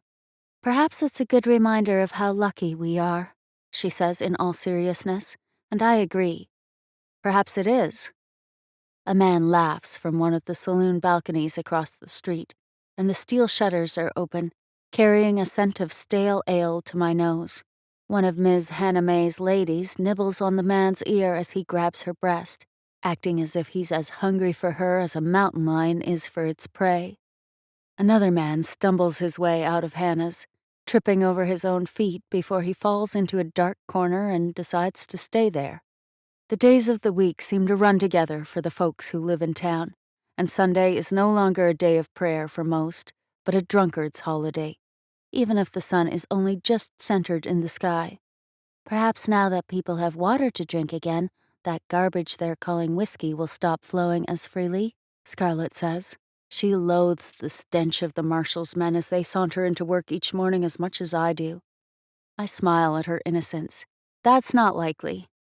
We stroll along the sidewalk toward the fabric shop. I'm sure the marshal encourages their drinking so they'll forget how miserable they all are. Scarlett frowns. You are always so cynical, but I don't blame you, she adds softly. My heartbeat quickens as I think of the little girl I was 11 years ago, and my hand reaches to my neck for a necklace that is no longer there. I straighten and glance up at the sun. Are you not reminded of it daily? I ask her. It's different for you, I know, but what of our mother? Do you not think of her all the time and hate him for it when you do? Scarlett doesn't look at me, but she nods, ever so slightly. Of course I do, she finally whispers, but her reserve is clear. She doesn't want to speak of it, and I wonder if it's guilt and her feelings for Mr. Ashford that have something to do with it. I'm sorry, Joe, she says, and reaches out to stop me. I know thinking about it upsets you. I shouldn't have said anything. Oh, Scarlett, I say with a sigh, and I wave her apology away. It's okay. I know it's in the past. I just wish I could leave it there. I understand why you can't, she says. I think of Dottie. Did you see how the marshal just stood there when Ms. Rhinehurst was unconscious, as if he were completely unfazed? How everyone just stood there? Yes, but Joe, Scarlett says, angling to face me, you could have gotten yourself in trouble, calling the marshal out like that in front of everyone. Some of the people in this town might not have two wits between them, at least not enough to understand what you risked, but you know the marshal does. Unfortunately, I'm serious, she rebukes. You, of all people, know what he's capable of, and you draw attention to yourself. Scarlett, Miss Rhinehurst could have died. What if she'd been alone at the bookstore when that happened? What would you have me do, stay silent and do nothing? Mrs. Pelly would have no chance of getting better, and while I'm happy to share what water we have, eventually we'll run out too, and then what else is there to do? Scarlett's mouth pulls up in the corner, and she looks at me with a glimmer of pride in her eyes. You would have. I would have what? I start walking again, peering out at the storefronts with their glinting windows and open shutters, their enticing signs and faded awnings. It strikes me how normal this place can feel sometimes, and how much I might miss it if I gave it a chance. If the marshal hadn't agreed, you would have given Ms. Rhinehurst our water. I try to imagine life the way these people live, the same as us in so many ways, but so grossly different than our tucked-away farm with everything we could need. We aren't thirsty like the rest of them, Scarlett. You know that, right? Scarlett nods and fidgets with her basket. When we're home, I never have to think about thirst. But we can't keep giving it away. We may be in the marshal's good graces now because he needs our land for his cattle and crops, but how long until he rations our water supply as well? I had to say something. A posse of deputies amble past us on their horses, tipping their hats at us. We smile and curtsy in politeness, but it's all for show. I turn and watch the deputies as they dismount their horses down the row, at the water trough outside of the brass rail. They are leathered up, wrapped in sand gear, and strapped with guns, ready for one last hurrah before they leave for days of patrol. The madam herself steps outside, tattered hawk feathers spearing out of the curls gathered at the base of her neck. Her purple satin gown is ragged, and the bustle is lined in black frayed lace that was likely worth a fortune years ago. If she wasn't wearing so much rouge and her corset wasn't 2 sizes too tight, she could almost pass for a lady. Do you see something you like? Scarlett asks, and my face wrinkles in disgust. You can't be serious. Scarlett only laughs and shakes her head. No, of course I'm not, but you are looking for a husband after all. I can't help but laugh, genuinely amused. That would be the day, Scarlet. They may be bothersome, but at least they offer us protection, Scarlet says, always able to find the silver lining. I watch as one of the deputies smacks a prostitute on the backside. Yes, we're so lucky. They're supplied a buffet of booze, women, and weapons. If you ask me, that's a lethal combination. I have little respect for the deputies outside of what they risk during their scavenging trips. The way they take advantage of their station and harass the townspeople makes me almost hate them, despite some of the good they do. But while I've always resented the deputies for their special treatment, I fear our family is guilty of the same offense. For supplying the town with half its food requirements throughout the year, the Mason family is allowed all the food and water we could possibly need. Meanwhile, everyone else suffers. I spot Maddie's fabric shop a few storefronts down, and we continue meandering. A few ladies in simple but elegant dresses pass us, flashing their smiles at Scarlet before their eyes settle on me. I wonder if they're appraising me or simply curious. Being averse to town and coming only for church when I've been absent for too long has made me the topic of chatter. They wonder what you do on the farm all the time, by yourself. They think you're quite the mystery, Scarlet has told me on more than one occasion. I guess one of the wealthiest and most eligible women in this place, who barely leaves the ranch and is rumored to wear peculiar clothes and tinker with trinkets and baubles, is a salacious story indeed. Do they know? I ask Scarlet, my thoughts drifting. About what? I nod behind me at the passing ladies. About what happened. Scarlet looks away and shakes her head. They know there was an accident, but they think Mother was killed by a drifter as far as I know. Everything else? Well, it's not spoken of if they do know. They would never mention it to me, anyway. She finally looks at me.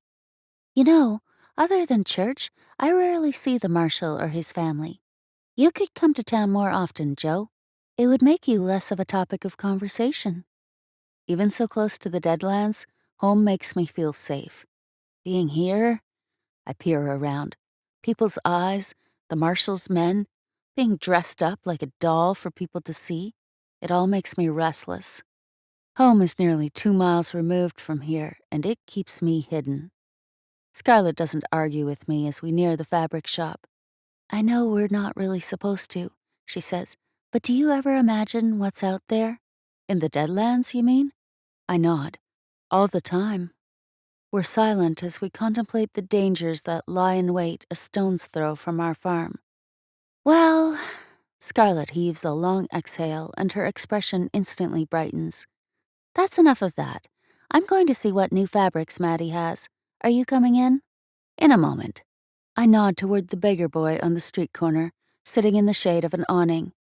Scarlet tries to hand me a few coins from her purse. I shake my head, lifting my own coin purse, and with a wink, she heads inside. I notice the window display, admiring how different Scarlet's style is compared to the rich brown and blonde leather bodices and belts, gloves and sturdy boots.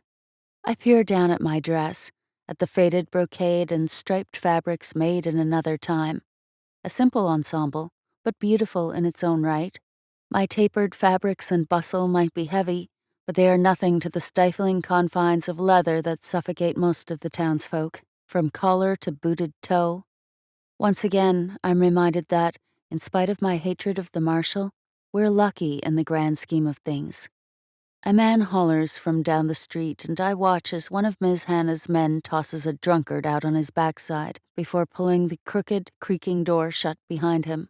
That's the second time this week, a small voice drawls. The beggar boy behind me has his arms draped over his bent knees as he watches the drunkard stumble down the street in the opposite direction. You sit out here a lot, I take it? I amble toward him. The boy's eyes, a dark amber, meet mine and he looks me over. There's nowhere else to go, he says, matter-of-factly. He wipes his sweaty forehead off on his dirty linen shirt. You're not living at the orphanage, then? I ask. He doesn't bother looking at me and shakes his head. I see. The boy can't be more than 10 or 11 years old. He's not overly skinny, but he looks like he hasn't had a sponge bath in a few days. Well, it seems you're in need of some money then. I say and sit down beside him. He frowns, studying me. I'm not a beggar. There's no wheeze to his voice, and I assume that, despite his appearance, he's in better health than some of the other little urchins I've seen roaming the streets. Well then, how do you live? He wants to roll his eyes and tell me to bugger off. I can tell by the way he looks me up and down, his jaw clenching. But he's too polite to say that to a lady, and I withhold a smile. There is something more to this boy. I knew it the moment we passed him, with his tailored short suit and cap, even if it is tattered and stained with soot. Whether he's too proud or just not hungry enough, he still has his scruples, and the fact that he had any to begin with is intriguing. Never mind, I guess it doesn't matter, I say, and pull out a purse of coins. But it just so happens that I am in need of assistance today, and I have a few extra pieces to spend. I pour a few coins into my hand. You aren't in the market for work by any chance, are you? The boy stares at the nickels that sparkle in the sunlight, then runs his fingers through his greasy brown hair. It's nothing too complicated, I tell him, but I have to have your word you won't just keep the money. He glares at me. I ain't no thief, neither. Well, I don't trust anyone in this town. No offense. He scoffs. It ain't no offense. His hard expression softens, and his eyes venture up to mine. What you want me to do? There's an elderly woman, Mrs. Pelly, who's in need of some company and some looking in on, at least once a day this week, to make sure she's feeling better and doesn't need anything. His keen, tawny eyes fix on me and he licks his lips. What's wrong with her? I shrug.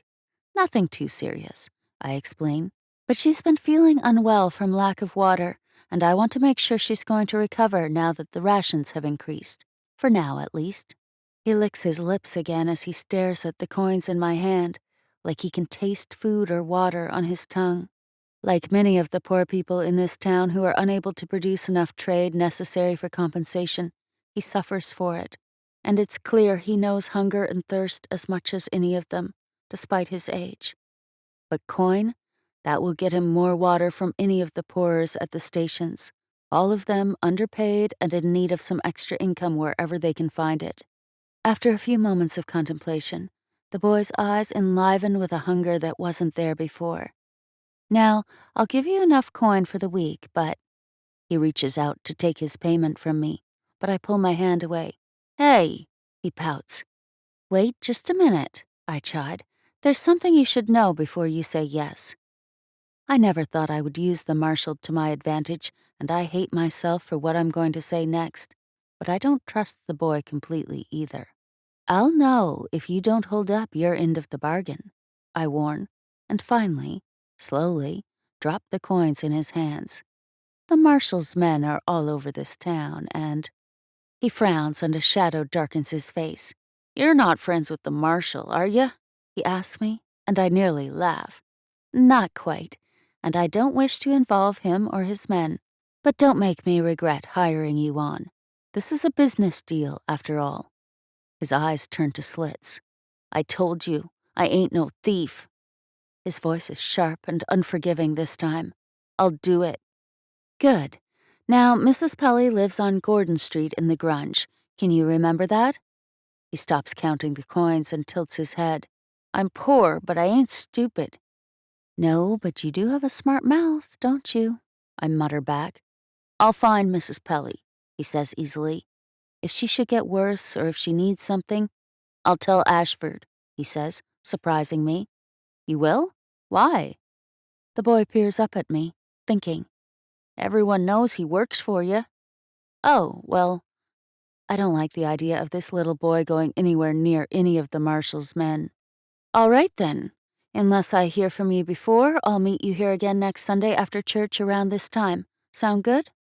He nods and outstretches his arm to shake my hand. I spit in my palm, a gentleman's shake, and reach for his, only for him to pull his hand away. Girls ain't supposed to spit, he says, a little affronted and perhaps even disgusted. Says who? Now tell me, do we have a deal? He grips my hand in his smaller one, and we shake on it. Deal. The boy peers into my eyes and smirks, like he's finally got me figured out. I noticed the freckles on his cheeks that I mistook for dirt before, and something about him seems familiar, though I can't put my finger on it. I should probably get your name, I say frankly. I'm Joe. Joe? He blinks into the sun. Isn't that a fella's name? I laugh. Yes, I guess it is, but it's short for Josephine. He puffs up his chest.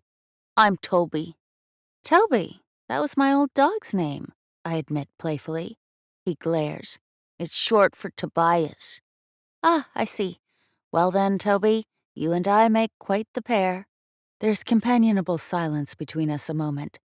So, what will you do with your pay? Buy food, of course, he says and shakes his head.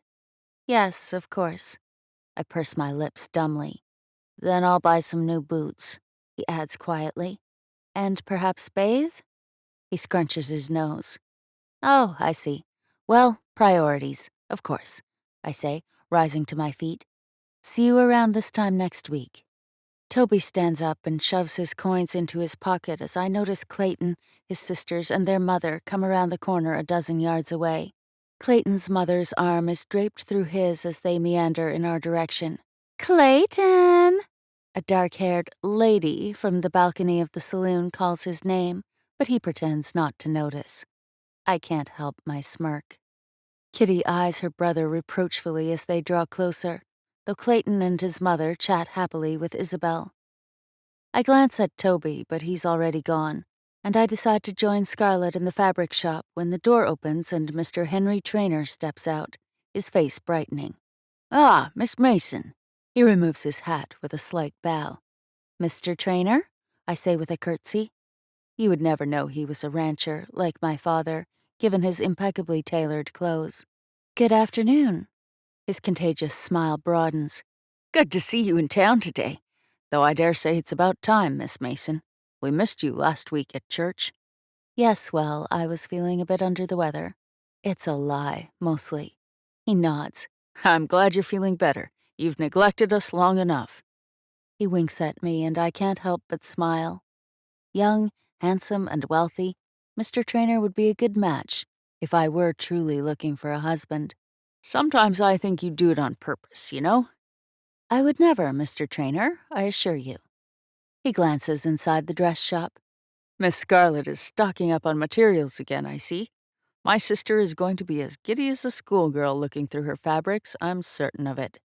Yes, your sister has been keeping Scarlett quite busy this year.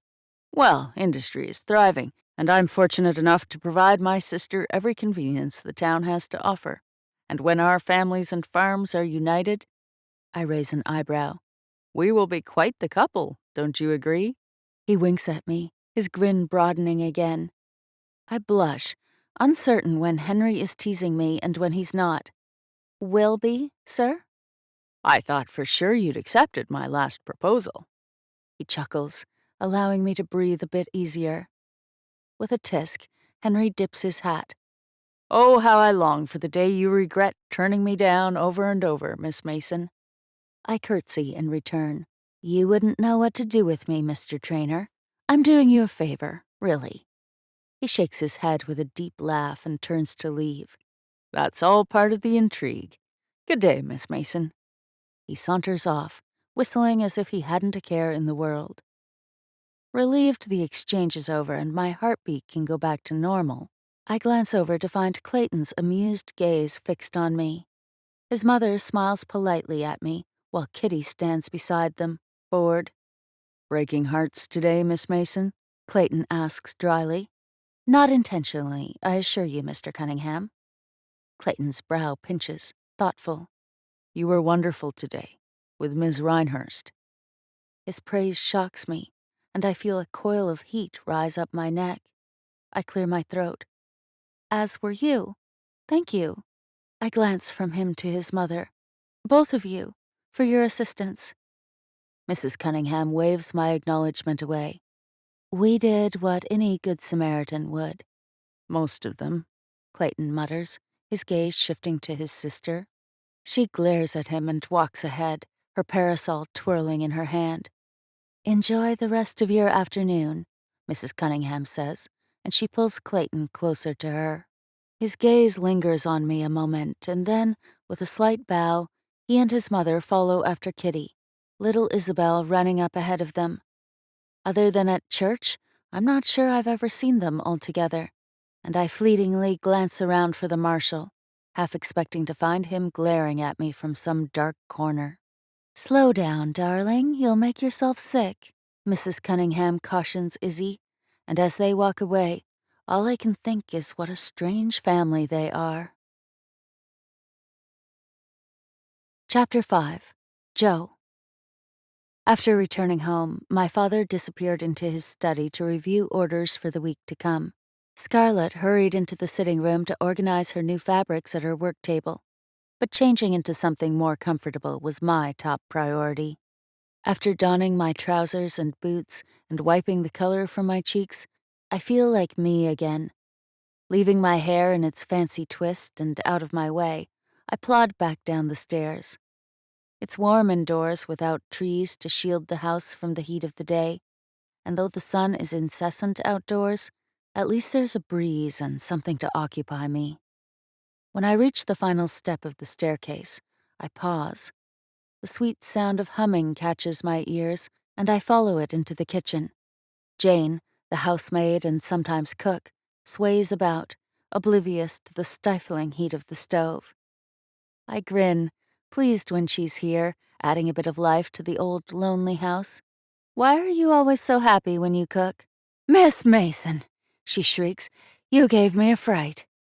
Her cheeks redden, and I laugh as she catches her breath. "I'm sorry, Jane."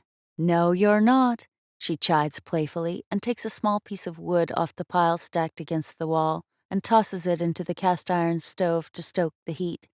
"Where's Nathan this evening?" "In town with some of the marshal's men for one of the grain deliveries," she explains. "I'm cooking on my own this evening." I lean against the doorframe, appraising the disarray in which she cooks, unlike Scarlett. "I can tell," I mutter. Mason jars and canisters of herbs and seasonings clutter the countertops, and small baskets of produce rest at her feet. Nathan isn't so much a cook as he is a jack-of-all-trades who likes a tidy house and a tidy kitchen, just like Scarlett. Without him cleaning in Jane's wake, it's as if a storm cloud whips through the room with her every step. I grin as Jane hustles about, unfazed by my interruption. Like Nathan, she's become a part of the family. "What is that song you always hum?" Jane blows an errant tendril of russet hair from her face. "It's a lullaby I used to sing to Mary when she was a baby," she says wistfully. "She's too old for lullabies now, something she reminds me of often, but I can't help but hum them from time to time." She bumps her day cap away from her forehead with the back of her hand and wipes the perspiration from her brow. "She must be 13 years old now," I say, realizing I haven't seen her daughter in a couple of years at least. "Where does she go when you are here?" "Oh, she has school in the mornings, and she works at the cotton mill a couple days a week." I think of the white puffs that float in the air, the heat and the noise, and I think of Mr. Pelly's accident before his mill went to Derek Wentworth, appointed by the marshal, of course. "Well, I say leave that nasty mill behind and bring her here. Playing with the horses and in the pig poop is much more fun." "Oh, no," Jane says with a laugh. She shakes her head. "I can see it now. She'll want to bring home one of those chicks you got out back." "There are worse things," I tell her. I step over to the stove to peer into the pot. "Whatever you're making smells delicious." I eye the thick, dark brown liquid that roils and bubbles. "It's gravy," Jane says absently. "It's simmerin' for the beef." She hustles around me and reaches for a basket of potatoes. "Well, I'll leave you to it then and get out of your way." With one quick dip in the gravy, I lick my finger. It's rich and savory against my tongue, and I try not to groan as I head out of the kitchen. "I saw that," she calls behind me, her voice more amused than scolding. With a laugh, I make my way into the sitting room to Scarlett. I lean around the doorframe and, as expected, she's murmuring to herself, lost in an ambush of design ideas she'll likely lose herself to for most of the night. "I'm going to check on the windmill. I'll be outside if you need me." "Wait!" Scarlet chirps, her eyes never leaving the paper pattern in her hand. What do you think? I peer down at the table covered in midnight and cream-colored lace, chocolate satin with gilded embroidery, and leather strips, branded with ornate scrollwork. Imagine these with a leather bodice, some pearls, and perhaps some quail or hawk feathers and a few brass buttons. I think it will fit Miss Trainer perfectly, for town or around the house, nothing too fancy, of course. She pauses a moment, then her gaze shifts to me. What do you think? Why Scarlett asks me these things I've never known, but I study the rich fabrics, the way they catch the sunlight streaming in from the arched windows, and I imagine them with Miss Trainor's honey-colored hair. Yes, I admit, she'll look lovely. Her brother is very kind to spend so much on her dresses. While my father seemed to lose part of himself the day Mama died, Mr. Trainor turned into something completely different after the loss of his parents. A go-getter and honest businessman, not something this town has many of, he became a man his parents would have been proud of. Yes, he is kind for taking such good care of her, and I couldn't be more grateful, Scarlett says, her eyes bright with anticipation. More fun for me. She's so giddy she's practically jumping in place, and I can't help but smile at her cheerfulness as she runs her fingers over the brown satin. What are you about to do again? She asks, digging through her button box. She lays out a rivet, a brass button with filigree etched in the middle, and a flat golden button. I like the brass, I tell her, but she makes an unpleasant face. Ha! I step away from the fabric table and raise my palms. I take it my opinions are no longer required?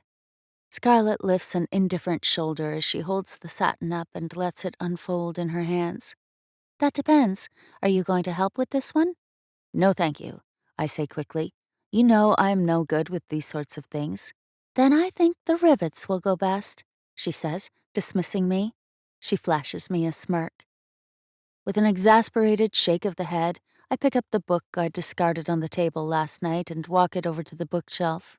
Scouring the bindings, I find the perfect place for it beside Grandma West's journal. So, how was that one? Scarlett asks, nodding to the leather-bound tome as I slide it into place. Another of Great-Grandfather West's science journals? A medical encyclopedia, perhaps? No, she says, tapping her finger to her lips. Something more engrossing, like the history of the steam engine? She laughs at her joke.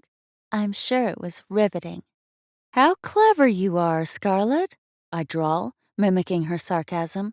But neither, if you must know. A collection of speculative essays from the late 1700s, after the big industrial boom. Speculative essays? What on earth does that mean? Hypotheses and theories of how the world would change with so much innovation and advancement all at once. It's nothing you would enjoy. No, I should think not. What about reading an adventure, a romance of some sort? What's more sensational than history? I ask her, studying the meager library that's belonged to our family for generations. I'd pored over each one of them at least once. The world was on the brink of so much invention and change, and yet here we are, the last of us, lost in a sea of sand and sinking in our own misery, all because we wanted something bigger and better and faster. Now we have nothing. That's not depressing at all, Scarlett grumbles. She glances at me from the corner of her eye, her chalk and measuring stick in hand. I point to her fabrics. When the Marshall's men bring back old silks and muslin, aren't you even a little bit intrigued about the people they used to belong to? Scarlett's mouth curves a little and her green eyes shimmer against her red locks. I do find it fascinating, imagining the dresses and fabrics from all over the world. She sighs and sits down in her chair, holding the silk to her chest. It's all so romantic, nothing like it is now, Scarlett says, fanning herself. Is it terribly hot in here, or is it just me? It's all that fabric on your lap, silly, I say and head for the door. In 3 long, elegant strides, she's at the window, fanning herself as she pulls the drapes open. Have fun with your sewing. I'll be down at the Joe. Scarlett says my name so eerily low, I know what she sees before I even make it to the window. The orange haze of sand churning in the sky off in the distance is disturbing enough, despite its frequency.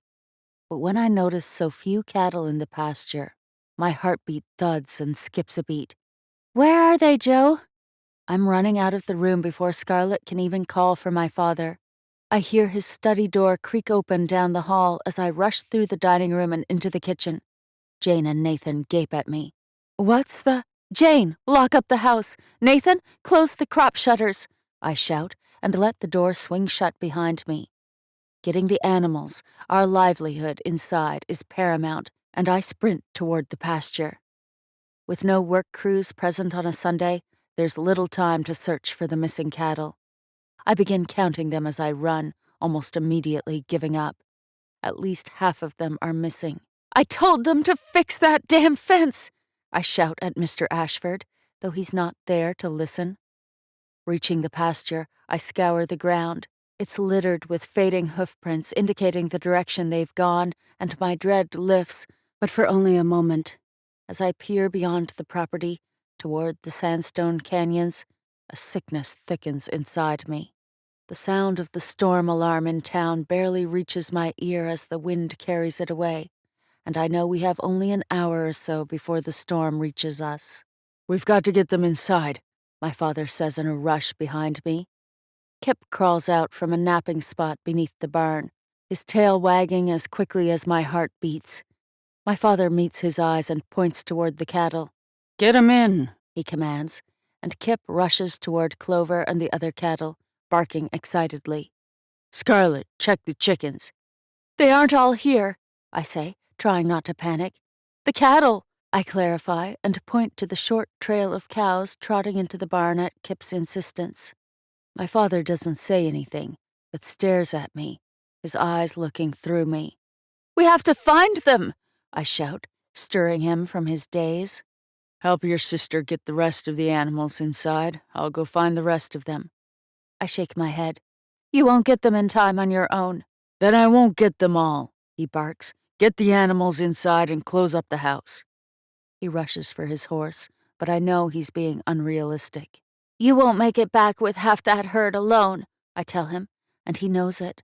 I can see the realization in his eyes. "I'm coming with you."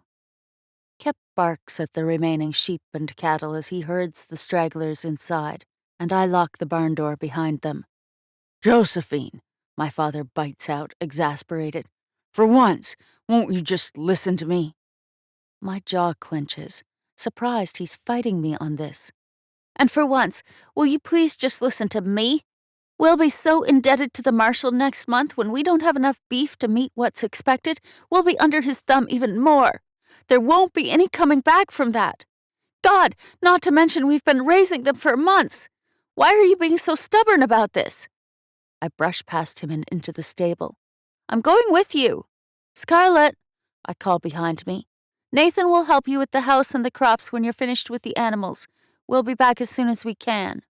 My father likely argues, but there is no time to stand around and listen. Scarlett rushes off to the cornfield, and I quickly saddle my gelding, Duke. Just as I finish, I hear my father's footsteps behind me. "Joe," he starts, "you should stay here. I'll go on my own." I glance out at the mountains. "Why?" "It's my job to wrangle in the cattle, not yours. I'll handle it. The last thing we want is—" "Scarlett has Jane and Nathan," I say without another moment's hesitation. "That storm will be here within the hour. You're not going alone. You can't." I pull my sand cape over my clothes and wrap my head in my scarf. My goggles hang around my neck as I hoist myself up, my legs skimming over Duke's croup. When I glance back at my father, dressed in his tattered sand clothes, he is staring at me as he rights himself on his mare, Chessie. He's clearly conflicted, but I don't care. "The girls will be fine, but we might not be. We're running out of time." He nods, more to himself than to me, and kicks his chestnut forward. "Kip, come!" I hear him shout as I gallop past him, following the trail of dozens of sandy hoofprints. Of their own accord, my eyes skirt back and forth from the dry, dusty road before us and up at the orange sky cresting the mountains. We race along the cattle trail. passing the old train cars and buried train track. When I see the trail weave its way through the sagebrush and cacti spreading their prickly fingers over the parched earth, I push Duke through it, praying the livestock are just around the granite mountainside. We ride on, the minutes ticking by painfully slow until we're closing in on the border of our property, where the dead lands meet sagebrush.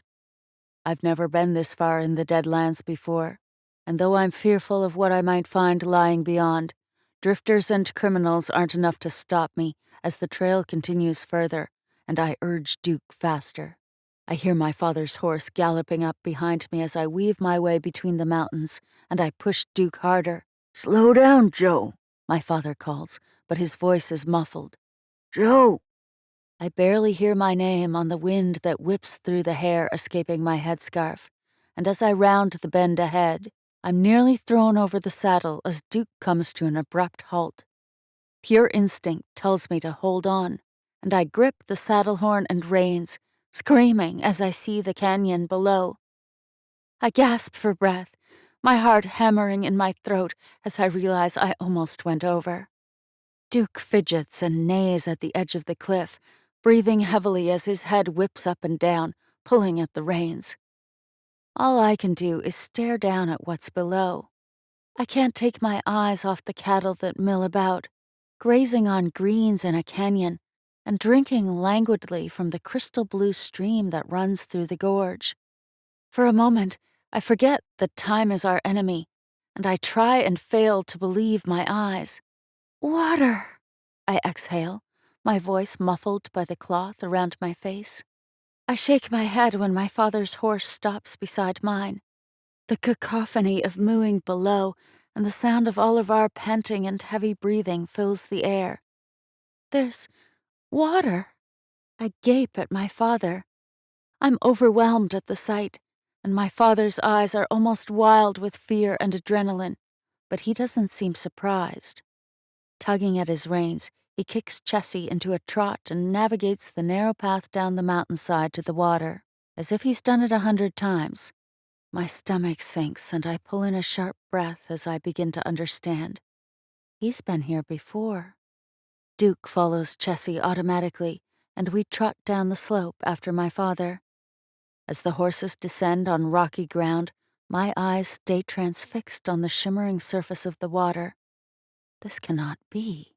It's been over a year since we've seen the slightest bit of rain, yet here, only a few miles from the ranch, hidden between the stones of the Deadlands, we have a stream. I nearly laugh with elation. We finally reach the bottom of the canyon and my father pulls Chessie to a stop. I watch him, wide-eyed, until I realize his cool blue gaze is narrowed and pinned on me. He pulls his scarf from his face. "Joe," he says in a clipped, uncertain tone, "you cannot mention this to your sister. No one can know about this." My lightheartedness dissolves. He's completely serious, the severity clear in his eyes. I pull my scarf down, barely able to breathe. "That's why you didn't want me to come with you." It's less of a question and more of an accusation. Anger boils deep inside me, so much so that I welcome the gusts of wind that send shivers down my spine. I glance behind us at the ominous clouds approaching.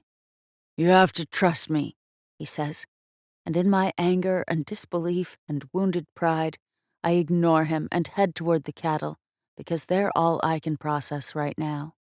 We fall easily into action, both of us circling the cattle to urge them up the path. My father whistles and yips, and I hoot and holler at the cows, Kip, and our horses, herding them back up the rocky trail and out of the canyon. We don't have time to count them all, but it seems enough of them are accounted for as we urge them onward just as the sun disappears behind the orange clouds.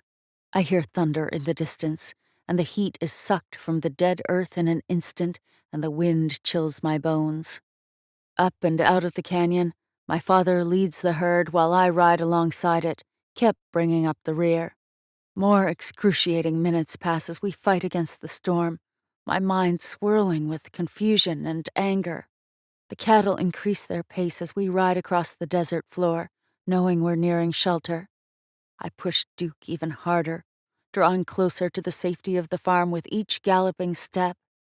Soon, even through the thick auburn cloud and the pitted surface of my goggles, a sea of steel comes into view, then the barn. A few more moments are all we need, and we brave the encroaching storm. Mr. Ashford is waiting at the barn, wrapped in his headscarf and squinting out at us. The doors are wide open and Scarlett is wrapped and covered, waiting for us at his side. Our horses pace anxiously as we hold them outside the barn doors, urging the dozen-plus cattle as they file inside. We're already dismounting as the last cow enters and Ashford closes our horses inside, saddles and all. The four of us struggle against the wind, refusing to let us lock the barn doors with any ease, and I silently curse myself for not oiling the hinges the other day when I'd meant to. With a final heave from all four of us, the metal arms latch into place, and my father pushes me toward the house. "Inside!" he shouts at all of us, against the angry thrash of the wind. "Now!" I reach for Scarlett's hand and we run, Kip rushing ahead and Mr. Ashford and my father close on our heels. The kitchen door flings open, and Jane and Nathan squint against the wind as she urges us inside. One by one we rush in out of the windstorm, chests heaving and adrenaline surging as if it was wind itself. The door slams shut, and I fall back against the wall, gasping to catch my breath.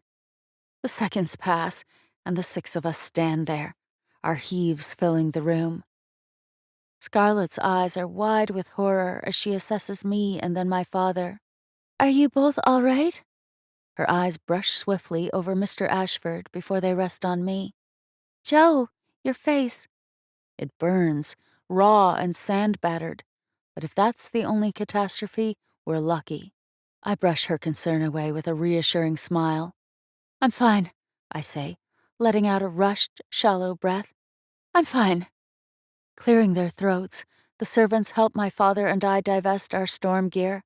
Mr. Ashford and my father exchange a few words, and when my father excuses himself to his study, I follow directly after him.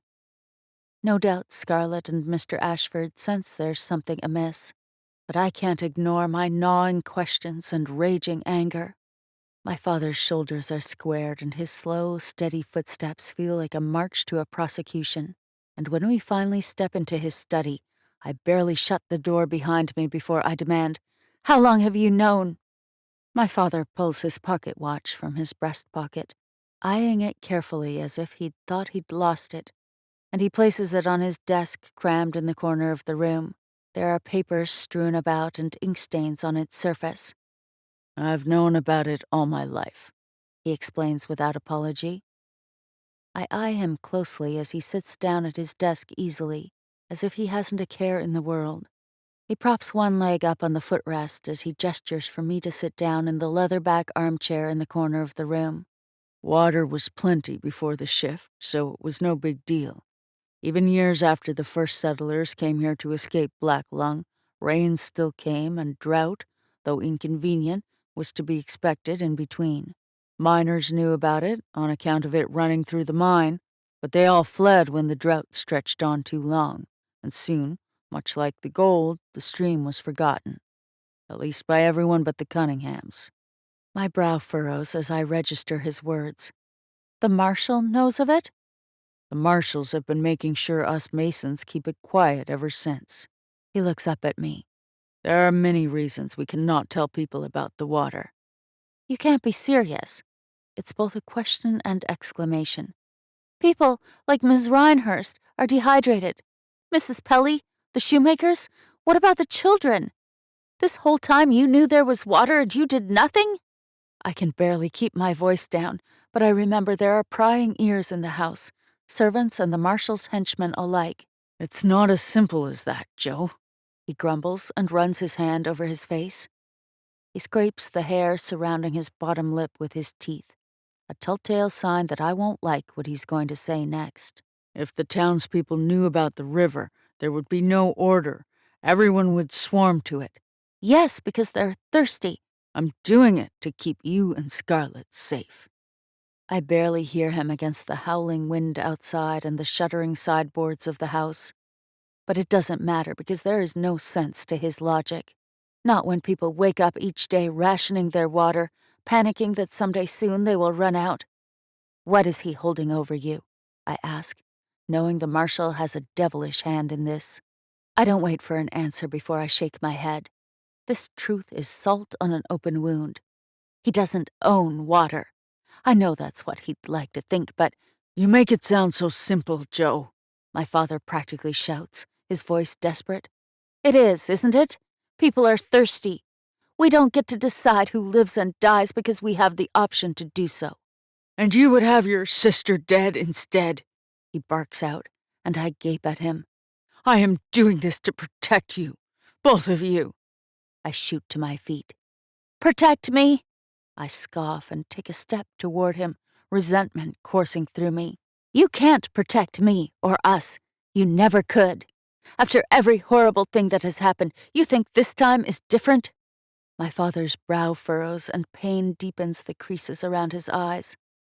I immediately regret the words, even if I feel they are true, now more than ever. I swallow and peer down at my shaking, dirty hands, my fingernails brown with dirt and horsehair. I'm sorry, I breathe, finally forcing my gaze to his. Perhaps we could sneak people water. He laughs as he unfolds his spectacles from his desktop and pushes them up the bridge of his nose. I won't risk it. You're that afraid? Damn right I'm afraid. He pounds his fist on his desk. Shaking his head, he squeezes his eyes shut and rubs his temple. He has half the town under his thumb. Half of his deputies are on our land every day and could easily do something to you or your sister. He leans closer. You know I would do anything to change what happened to you, Joe. But I can't. If keeping quiet ensures that you and your sister are safe, then, God damn it, that's what I'm going to do. You got that? I won't let him hurt you again. He steps over to the metal-shuttered window and stares at it for a moment. The room is darker than I realized, illuminated by a flash of lightning outside. I watch his shoulders rising and falling with each deep breath, and I wonder what the marshal has threatened to do to us if he doesn't comply. Finally, my father turns on his heel to face me. You, more than anyone, Josephine, know what that man is capable of. He takes a step toward me, his eyes glistening. I want to erase what happened more than anything in this world, and I wish... His jaw tightens. I wish I could bring your mother back, but I can't do any of that. That's something I have to live with, he says calmly, and I can hear the ache in his heart. And I won't have another regret, not like that. I won't give the marshal another reason to hurt the only two people I have left in this world. The only two people that matter to me. My chest heaves to see the anguish in his eyes, to hear the tremble of his voice, but we can't stand idly by either. There has to be something we can do, I say quietly, a barely audible plea in the storm. There is, he says more coolly this time, and I'm doing it. You and your sister didn't know because it's a burden you shouldn't have to bear. I lean back against the wall, eyebrows drawn and aching as my thoughts race around in search of another option. But you hate Marcus. We hate him. And he wins again. Promise me, Joe, my father says, his voice hard with command. Promise me you'll tell no one, not even your sister. The more people who know, the more dangerous it is for us. Every secret I've borne, every single sacrifice will have been for nothing. He stares at me, silently pleading. Then he sits down again. Do you understand what I'm saying? His desperate whisper cripples my resolve, and I imagine what other burdens my father has come to bear that I know nothing about. The waning of his smile over the years, the distance in his eyes. How could I not see? Swallowing, I inhale through my nose and exhale the tension coiled in my neck and shoulders. Against every moral fiber in me, I nod. I won't say anything, I whisper, lost, torn, angry, disappointed. As if he'd been holding his breath for too long, My father sighs, rubs his face, and leans forward in his chair. Good. He braces his hands on his thighs, and it would seem he's aged half a lifetime in mere minutes. The circles under his eyes seem darker. The wrinkles around his eyes and on his brow are deeper, more severe. I can't believe this, I say, mostly to myself, and take an unsteady step toward the door. I glance over my shoulder at my father's wilted frame. All of this? Everything the marshal's done? To what end? To keep his power? My father looks around the room before his eyes finally meet mine. This world isn't what it used to be, Joe. The price we pay to survive is high, and this is our price. Some might argue it could be worse. I nod. The poor, starving, and thirsty people in town are a testament to that. But despite how much worse it could be, I regret agreeing with him. It's like I'm conceding that all of this is okay when I know it's not. Tears prick my eyes as I consider how many more lies and secrets my life has been built upon. You would do well to watch yourself, Joe. My father's gaze is pinned not on me but on something beyond the door, at a possible someone listening in. I hedge a few breaths before I slowly open the study door. If I'm not mistaken, I hear the sound of fading footsteps down the hallway, beneath the whirling, angry wind. But when I step out, all I see is candlelight flickering in the hallway. With a final glance at my father's crumpled frame in his chair, I close the study door behind me, letting the chill of the storm wash over me. I can't help but wonder what else is out in the Deadlands that the Marshal doesn't want us to see. Chapter 6. Clayton. I can't think beyond the wind howling through the chimney, and I curse the storm and my late night at the saloon. Some days it's all I can do to keep my mind busy enough to forego drowning myself in a dark haze. The days Izzy isn't feeling well in particular. Groaning, I stare at the numbers in front of me. I've lost my count again. Slamming the ledger shut, I lean back in my chair and run a hand over my face. What is it? My mother asks from her red velvet-tufted chair in the corner. Nothing of consequence. It doesn't sound like nothing. I let my head fall back and stare up at the molding. I'm going over Father's inventory ledgers. As often happens during a sandstorm, I'm restless and feel claustrophobic in the confines of the house. It's all too much of a reminder of what I must inherit, the plight, the responsibility, the remediless problems that stare me in the face each day. You're going over your father's ledgers and... my mother prompts. When I look over my shoulder at her, she's focused on her embroidery. And you know I hate these storms. I can't think. I eye the drink cart in the corner of the room and wonder if a splash of something wouldn't lift my spirits a bit. Unfortunately, my dear, much like the drought, they are out of anyone's control. When I think of the water and what I witnessed of Miss Mason helping that poor bookshop woman, I can't help but question my father's pledge to the people. I glance behind me. My mother still stares down at her needlework, the lantern's soft glow lighting her face. Mother. Yes? Slowly, she meets my gaze.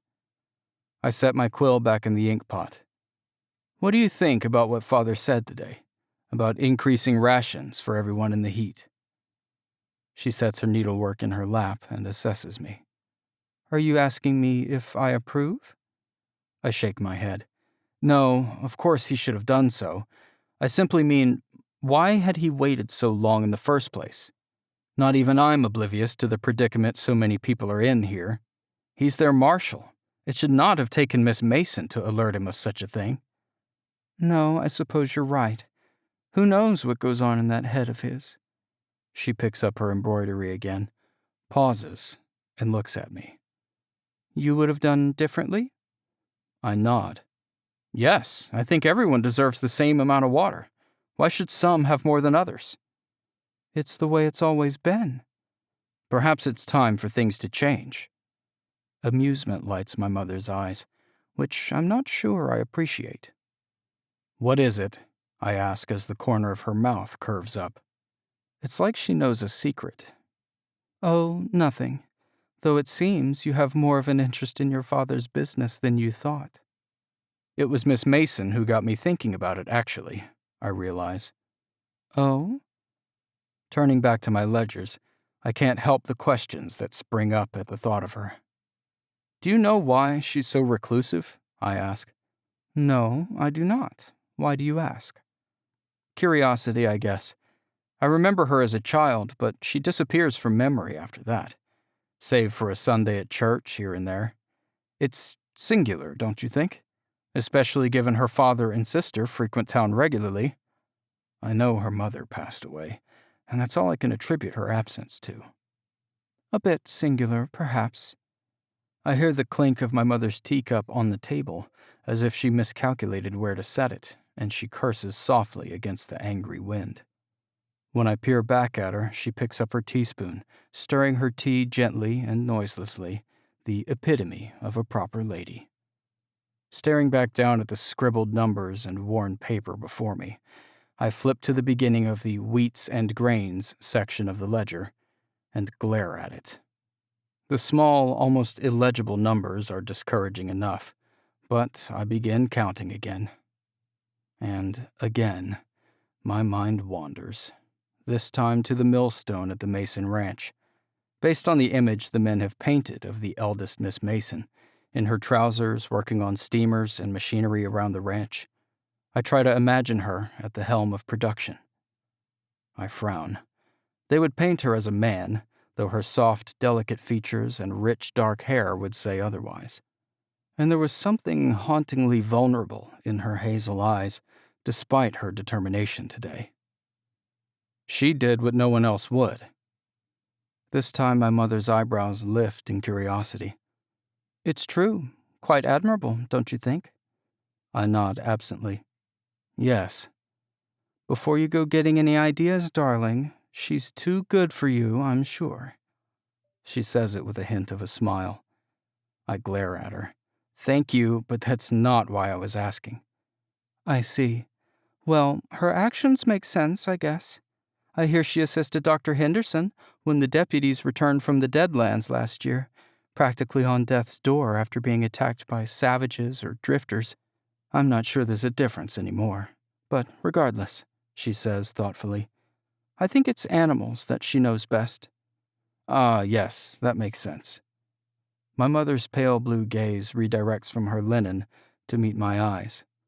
Although I agree Miss Mason is more pleasant to think about than your father's ledger, your mind is drifting from your task, she points out.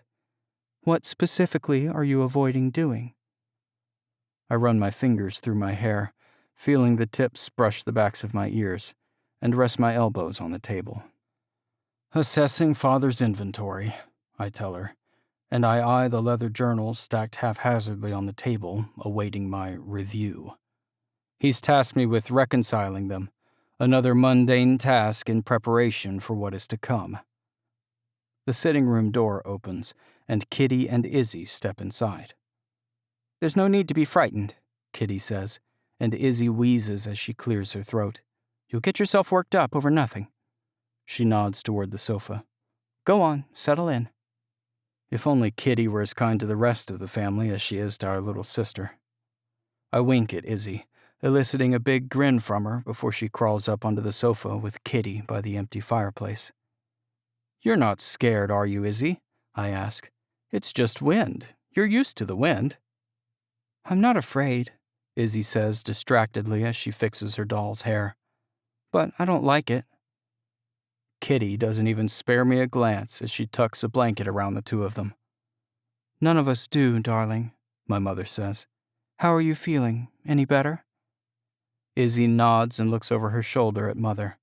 I took a nap, until the wind came, at least. That's good, darling.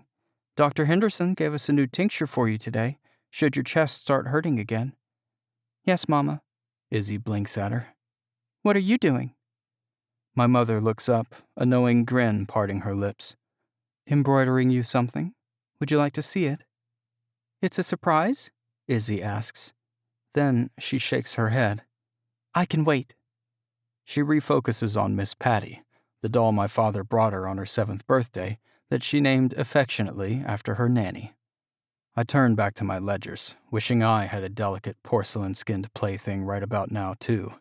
One with big breasts and rosy lips. "How about you, Clayton?" my mother asks. "Would I like to help you embroider? No, thank you." "I was referring to your ledgers. Is there something I might be able to help you with? You've been flipping those pages back and forth for nearly an hour. Perhaps you should take a break," she adds. "This storm isn't helping your concentration, I'm sure." "If you're going to work on a Sunday," Kitty starts, opening her book, "shouldn't you be in the study?" "Why, am I that vile to you?" I ask, only partially joking. "A disgrace is more like it," she mutters. Though I know I'm a disappointment and an inconvenience to her, given our lineages and birth order, I can't help but jibe her back. "If I were in the study, sweet sister, I wouldn't be graced with the pleasure of your company, or your winning personality." Kitty mutters something inaudible in reply, and I try not to smirk. "That's enough, you two. Not in front of Isabel, please." Even with the appearance of patience on the outside, I know my mother struggles to deal with Kitty as much as I do. No matter how much she tries, Kitty will never see her as more than an imposter in the family. Save for Isabel, I think Kitty hates everything about all of us. My mother stirs from her seat. The beadwork on her tan gown shimmers in the lantern light as she stops beside me. The faint, comforting aroma of honey and bergamot fills my nostrils. "Why are you working on a Sunday, darling? Are these really so important?" She rests her hand on the back of my chair. "Even your father takes this day to rest." Her acerbic tone reminds me he's likely conducting business with Madame Hannah, which is why he isn't here locked inside with us. I lift a shoulder. The list of tasks Father is piling on me so suddenly grows higher by the day. I might as well work on some of them now, while I'm trapped in here. But something's not adding up. Unless you failed to teach me basic arithmetic, none of these totals make sense, I say, flipping through the pages. I assess the totals I've calculated thus far. It would seem we live as paupers. I scour through the tallies, searching for a mistake before I flip back to the first page. I fear I'll have to start at the beginning again to determine which entry first seems suspicious and who entered it, because it's clearly wrong. I brush a fine layer of sand from the table. No amount of drapery or window coverings ever seem to keep the storms out completely. "Perhaps I can help you, darling. I would be happy to." "Well," I start, pushing the ledger closer to her. I tap the open page with my finger. Generally, when Father's men bring back goods, there is a record of which forgotten town they've found it in and which areas they've patrolled in between. They're supposed to provide a list of information so that we know which places are dangerous, have already been searched, if there are concentrated groups of drifters or other scavengers we should be aware of, that sort of thing. "But there are no records?" I shrug. "There are records, though not sufficient enough to satisfy me. It's filler. The numbers are too consistent. The pit stops they make are at the same towns, though they're gone longer and longer each time they go out on a mission. Why? Not to mention, according to the novelties ledgers, there would only be enough fabric and furniture allocated to our family alone. And I know well and good that Father's men have more than what they need of everything." I give her a sidelong look. "Perhaps he hasn't looked at his books in years," she muses. "Surely he wouldn't let them get away with such poor tracking." Or he's testing me, I think aloud. It wouldn't surprise me if he knows they're stealing from him and he wants to see what I will do about it. I shake my head. I honestly don't know yet. My mother brings over a fresh teacup and her teapot. "It sounds like that's why he's given the task to you, to get to the bottom of it all." She fills a cup and hands it to me. "Go back to him with the information and see what he says. If there's one thing Marcus is good at, it's sniffing out a mole." I smile. "True, but as you said, he's given this task to me. I'll go over it again, and if I fail to confirm the discrepancy, I'll approach him." Or you could do it now and make all of our lives easier, Kitty mutters. Kitty, my mother chides. What would make our lives easier? Izzy asks. Oh, nothing, Kitty says, and tenderly brushes a dark wisp of hair from Izzy's face. Look how long your hair is getting. It's so pretty. I like Miss Hannah's hair, Izzy says, and I straighten in my seat. The wind has died down a bit, the storm tapering off, and the room is silent save for the ticking of the grandfather clock on the mantel. It's so beautiful. Can I have my hair like hers someday, Mother? I peer over my shoulder at my little sister, standing up on the couch, looking pleadingly in my mother's direction. Kitty, on the other hand, is glaring at me. What? I don't talk about Hannah, I say defensively. No, you simply have whores calling your name on the street corner, Kitty gripes. What's a whore? Izzy asks. My mother tries not to bristle too openly and walks over to her. You're too young to know, little one, but Hannah does have beautiful hair, and yours will be that long and beautiful one day too. I shake my head at Kitty. If it wasn't for Izzy, I'd wonder if you have a single pleasant bone left in that idle body of yours. And your pastimes are so noble, she mutters and picks up her book again. I'm not sure why a male is so important to the family name. I would take the martial role much more seriously than you do. Enough, I bite out, all too familiar with Kitty's long-winded insults and resentment for things out of my control. I know your life is quite horrible, Kitty, being the rich girl in town who's lost her claim to the family title. And I know I'm a horrible, barely younger brother who's usurped your future from you. But try to refrain from complaining about it. We'll never marry you off that way. My mother gasps, shocked more than outraged, and Izzy glances from me to Kitty. I don't bother to look apologetic as I stand and collect my things. The wind sounds as if it stopped, and I could use a long walk outdoors. The front door opens, echoing through the house. Wouldn't run his mouth, he might still be alive, I hear my father say. Clayton! He shouts my name in the foyer. Before I can even answer, I hear quick, heavy bootsteps, and he calls for my mother, then me again. I reach for the door just as he barges into the sitting room. His cloak is covered in sand, but he unwinds his headscarf, his goggles already hanging around his neck. His eyes glimmer with some emotion I can't pinpoint. Daddy!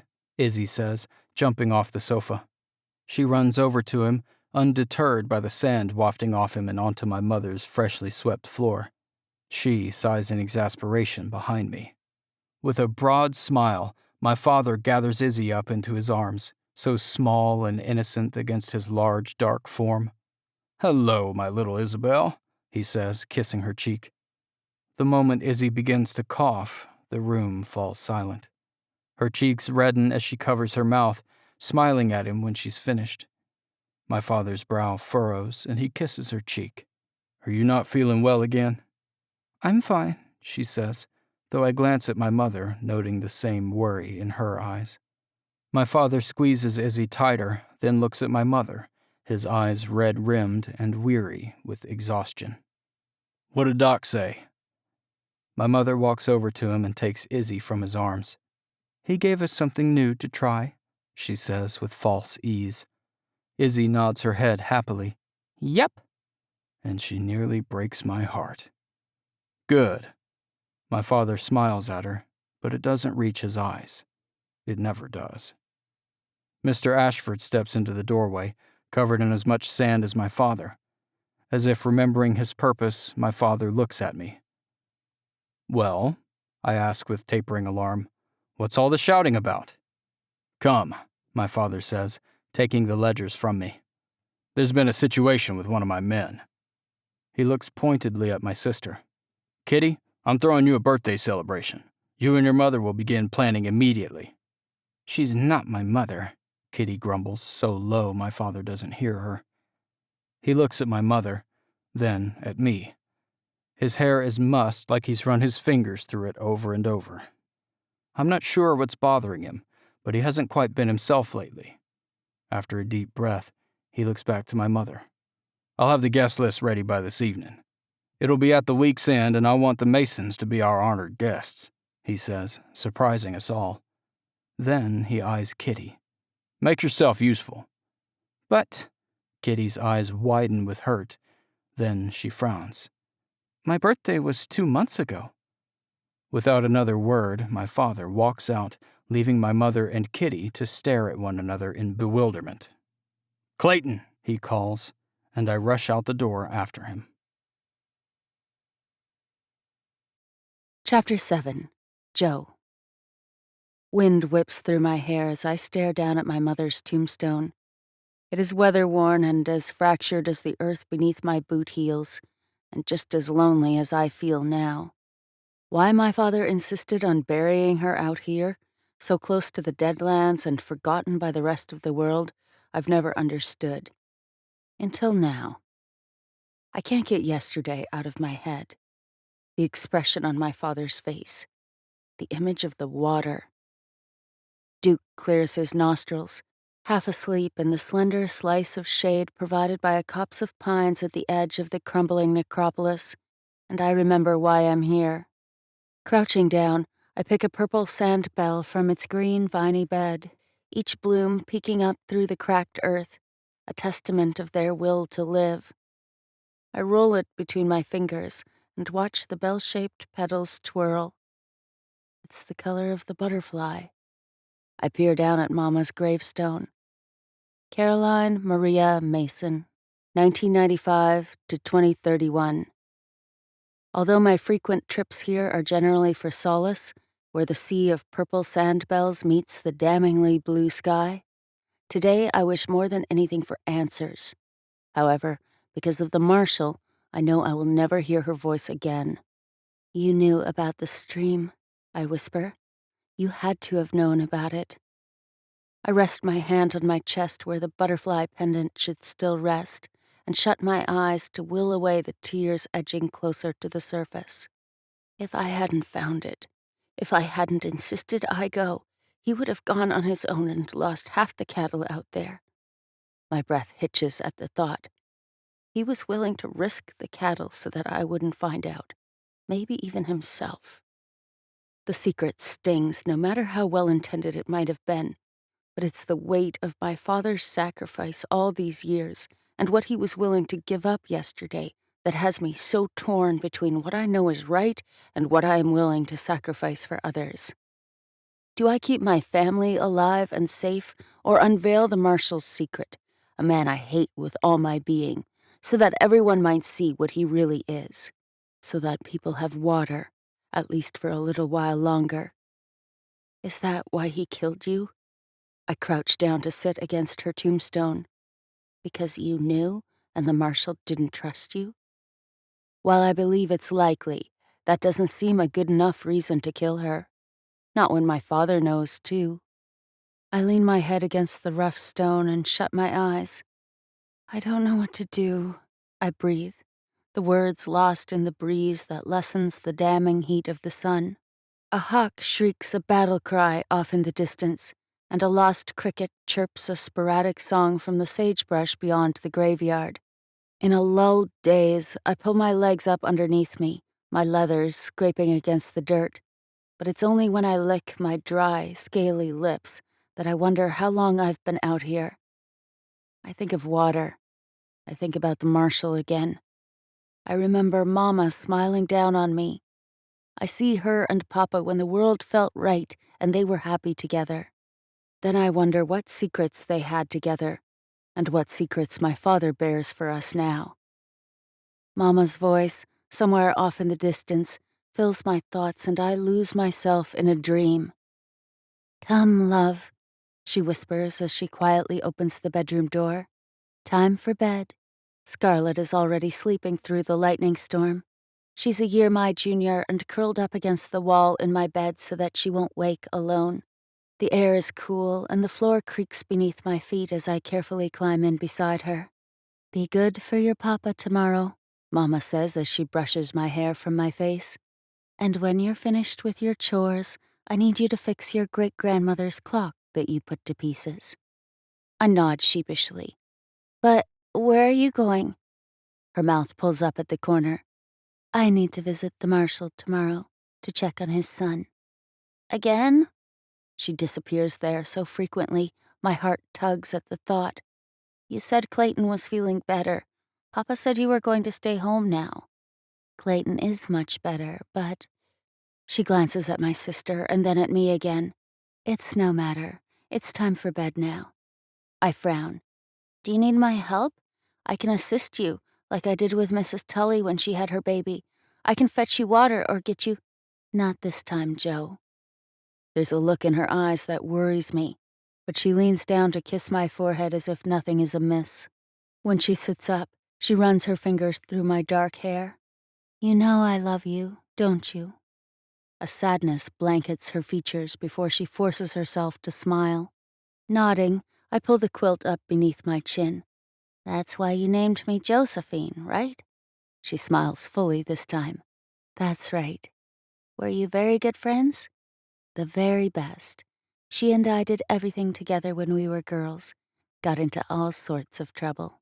Her long, strawberry-colored hair falls in her face, forcing her to tuck it back behind her ear as she leans closer once more and kisses my forehead. How did she die? I ask, realizing I've never heard the whole story. Mama's face darkens and she's quiet a moment. We were playing by the river and, well, there was an accident, Mama explains quietly. I was very sad when she died, and a friend gave me this gift to make me feel better. She unclasps the butterfly necklace from around her neck and sets it in the palm of my hand. You can keep it safe for me, at least for a little while. My eyes widen with joy, but I'm not sure if I should accept it or not. But you love it. Yes, well, I love you too. Now snuggle in, she whispers. It's time for bed. I turn the pendant over in my hand, examining its surface, at least as much as I can in the darkness. Mama leans forward and kisses me one last time. Have sweet dreams, my little butterfly. I stir then, squinting into the daylight as my mind awakens. The sun has already started its descent in the cloudless sky. I have a few hours left before the cool air of night drifts in and the desert predators begin their nightly prowl. Pulling out my canteen, I take a long drink, and it tastes like guilt, metallic and warm as it washes down my throat. Leaning my head back against my mother's tombstone, I shut my eyes against the sun. Although I know I should head home, that Scarlett, as always, is likely worried by my prolonged absence, I don't want to see the marshal's men or Mr. Ashford quite yet. I'm not sure I can pretend I know nothing. I don't really want to. But when I imagine my sister, eyes innocent and wide with worry, I know that I must find a way to forget. Duke paws anxiously at the dirt, and I open my eyes in time to see something swoop in front of me, flittering against the breeze before it lands on one of the sand bells. I lean forward and hold my breath, like I might frighten the blue-winged insect away if I were to move. A warmth spreads through me, a happiness I haven't felt in a very long time, and I grin. How is this possible? How have I been coming here for 11 years and never seen the one creature that has filled my dreams and my nightmares? My heart aches with as much sadness as it does wonderment and joy. Well, hello, little butterfly. It flattens out its iridescent wings, shimmering in the sunlight, then flits away as unexpectedly as it came. I peer up at Duke, his head hung languidly. Did you see it? I ask, rising to my feet. I can't believe it. They don't come here anymore, not since my mother was a child and playing. Down by the water, I realize. She used to play down at the water.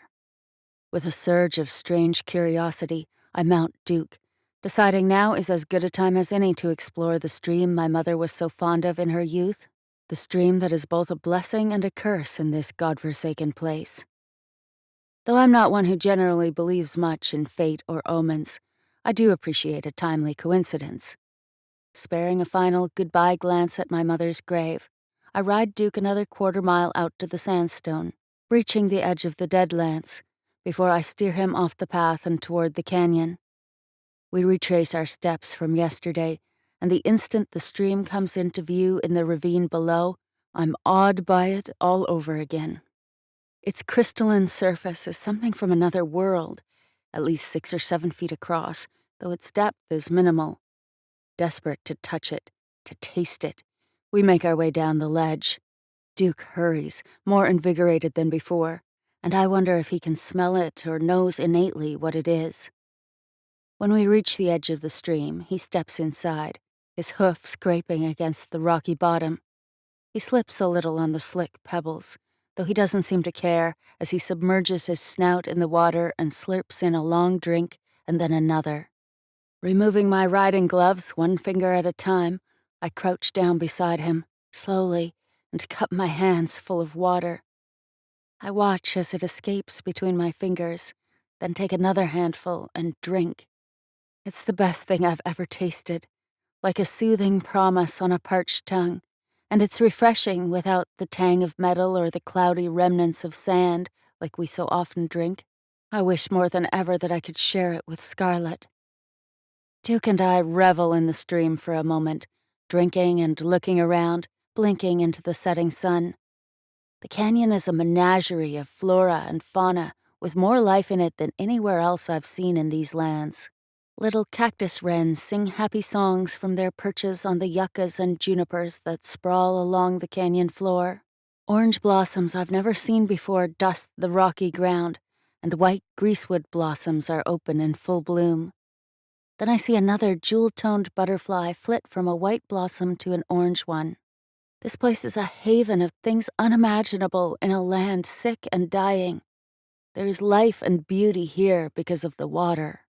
I peer upstream, as far back as I can before its blue trail disappears where the sandstones meet. Where it comes from and how far it travels, I don't know. I search the blossoms for the butterfly again, but fear I've lost it until I see it in the distance, flitting further downstream, towards Sagebrush. I follow it. I might not know where the water comes from, but I can certainly find out where it goes. I lead Duke around a bend, watching the algae sway with the flowing stream. I know it must spring from somewhere, and simply knowing that gives me hope. If we take away everyone's thirst, we take away their fear, and then the marshal has no hold over the town or my family anymore. It's all I can do not to rush into the middle of town and shout with every breath, "The marshal is a liar! There is water! We are all saved!" I peer around, knowing I must think my actions through, that I must be patient if I'm to expose him one day. Laughter reaches my ears. I freeze, straining to hear it again. The sandstone cliffs jut up around me, blocking my view. But when another laugh resounds, coming from just around the ridge, my heart begins to hammer inside my chest and I pull Duke up beside the canyon wall, out of sight. I unstrap my shotgun from the saddle and stand there, unmoving, listening, afraid. It's quiet for a moment, and I almost wonder if I've imagined it. But then Duke's velvety ears turn and I hear a whistle. Palms sweating, I hold the shotgun close to me and peer around the corner for the source of the noise. Though my heart races in the face of potential danger, curiosity at what's hidden here wins out. A high screech follows, something that sounds like metal scraping against metal, and I bring my shotgun up and sweep my aim over the ravine surrounding me. It's coming from downstream, and as the noise continues more steadily, I realize whoever it is doesn't know I'm here. I follow the sound closer to Sagebrush, telling myself the entire time that I'm a complete fool for it, but my curiosity or stubbornness, or both, urge me forward. "Hurry it up!" a man shouts, and I drop the shotgun to my side and peek around the ridge. 3 men stand on top of one of the marshal's caged wagons in front of the old McCully gold mine, a place I thought was abandoned.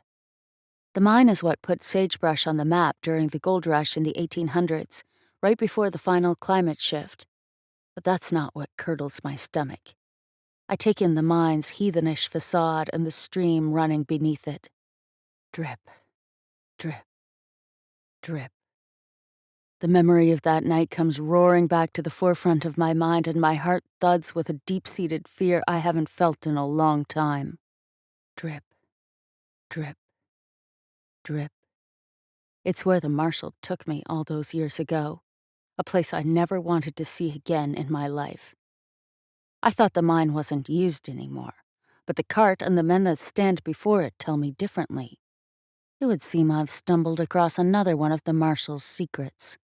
One of the men flips a tarp off the top of the cage, exposing the bars meant to lock drifters and savages within. But it's not a man inside, but what looks like crates and trunks. Another secret. I watch them, knowing exactly who they are, the marshal's deputies. Two of the men converse. They curse, and one shoves the other. "Shut up, both of you." The third deputy points his finger at them impatiently. When I notice the blue bandana around his neck and his tan hat, I know it's Doyle. He directs the two men lugging a trunk out of the back toward one of the old shanties. They return, one of them wiping his brow with the back of his sleeve, ready to pull a metal chest out. "Don't touch that one," Doyle shouts. "That one's for me." His partners mutter something, then haul the next one over to the dilapidated outbuilding. "Hurry now," Doyle says. "We need to empty this and get back to town." Because they are doing something else the townspeople know nothing about, I wonder how many more secrets I will have to discover before I have the marshal right where I want him. When Duke and I finally amble back to the ranch, the sun begins to sink behind the mountains. Kip rushes out to greet us, barking with his tail wagging in circles. The marshal's men are already headed for the flatbed wagon that picks them up at the end of the day, and I feel a rush of relief. Duke stops at the stable, and I slowly throw my leg over the saddle, drained from a day of sitting in the hot sun. "Time for dinner," I tell him, "and boy, do you deserve it."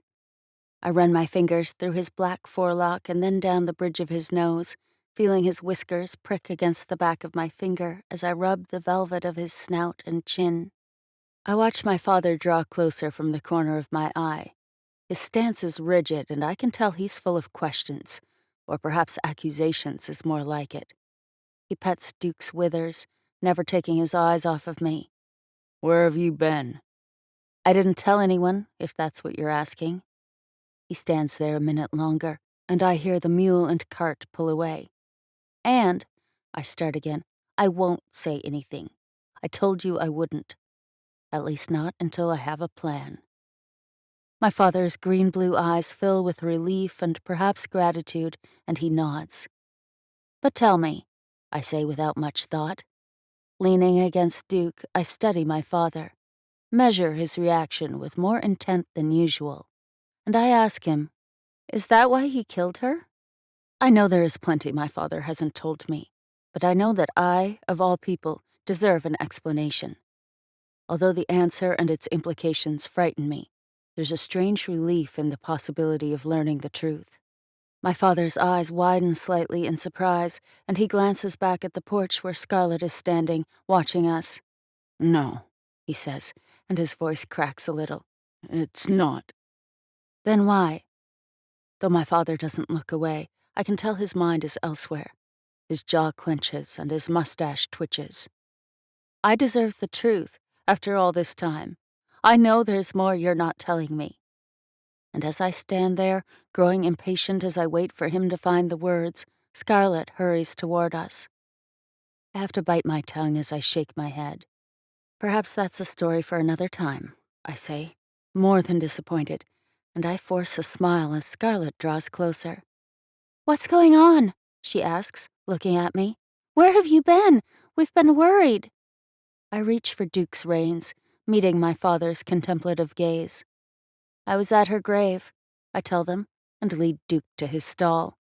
I make sure grain fills the bottom of his bucket, then I unsaddle him in silence. Neither my father nor my sister presses the issue or asks any more questions, because Scarlett knows me well enough to give me my space, even if she's not certain why she should. "Well," she finally says, unable to stomach the silence. There's something so good in Scarlett, it's impossible for her not to break the tension. "I hope you brought your appetite home with you. Jane's almost finished with supper." "Good." I smile at Scarlett, unconvincing as it is. "I'm starving." Sweetie lounges on a saddle in the last square of afternoon sun, and I pet her striped belly, eliciting a quiet meow before I head for the house. My father locks up the stable as Scarlet takes my arm in hers and we head up the hill, Kip trotting up behind us. We hear galloping hooves as a rider approaches. "It's Mr. Ashford," Scarlet realizes aloud as he brings his gray gelding to a halt outside the house and peers down the hill at us. As we make our way to the top, I can tell something isn't right.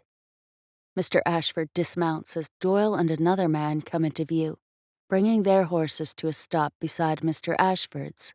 I've never seen them ride together, and it gives me pause.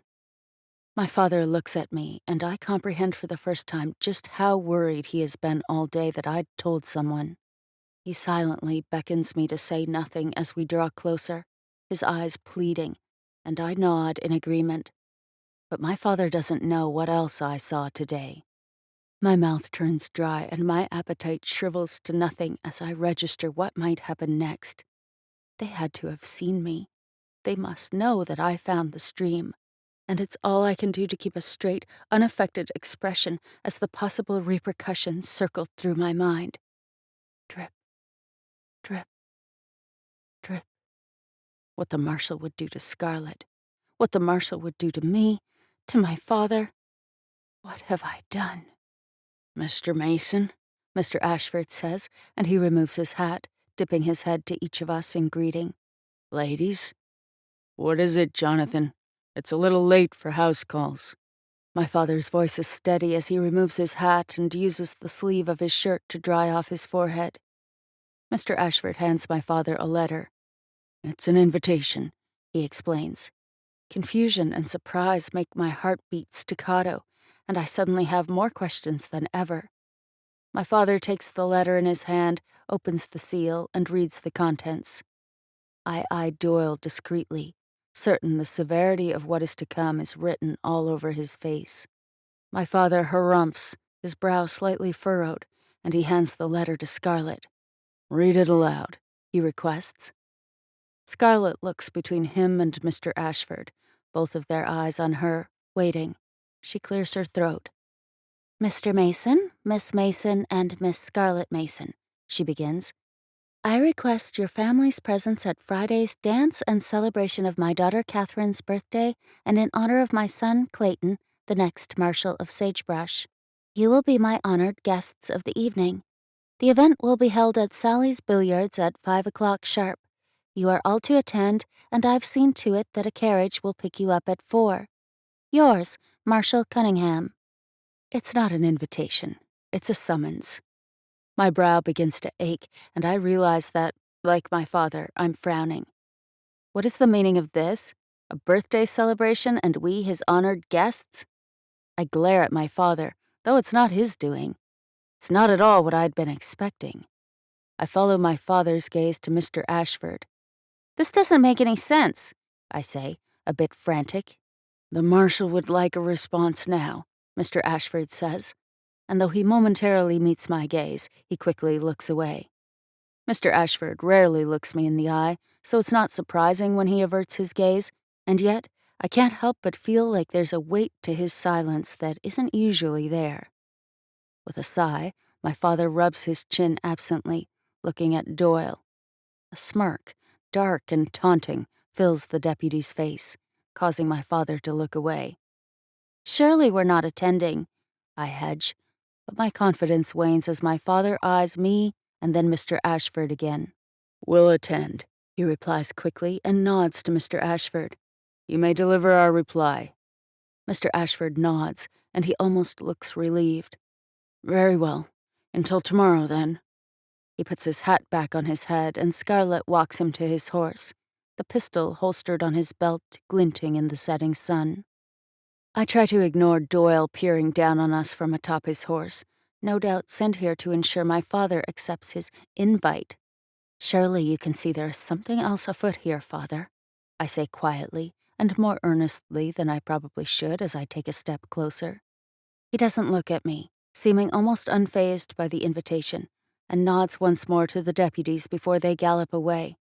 "Of course Marcus has some design," he finally says, but I'm not about to draw more attention to ourselves by refusing.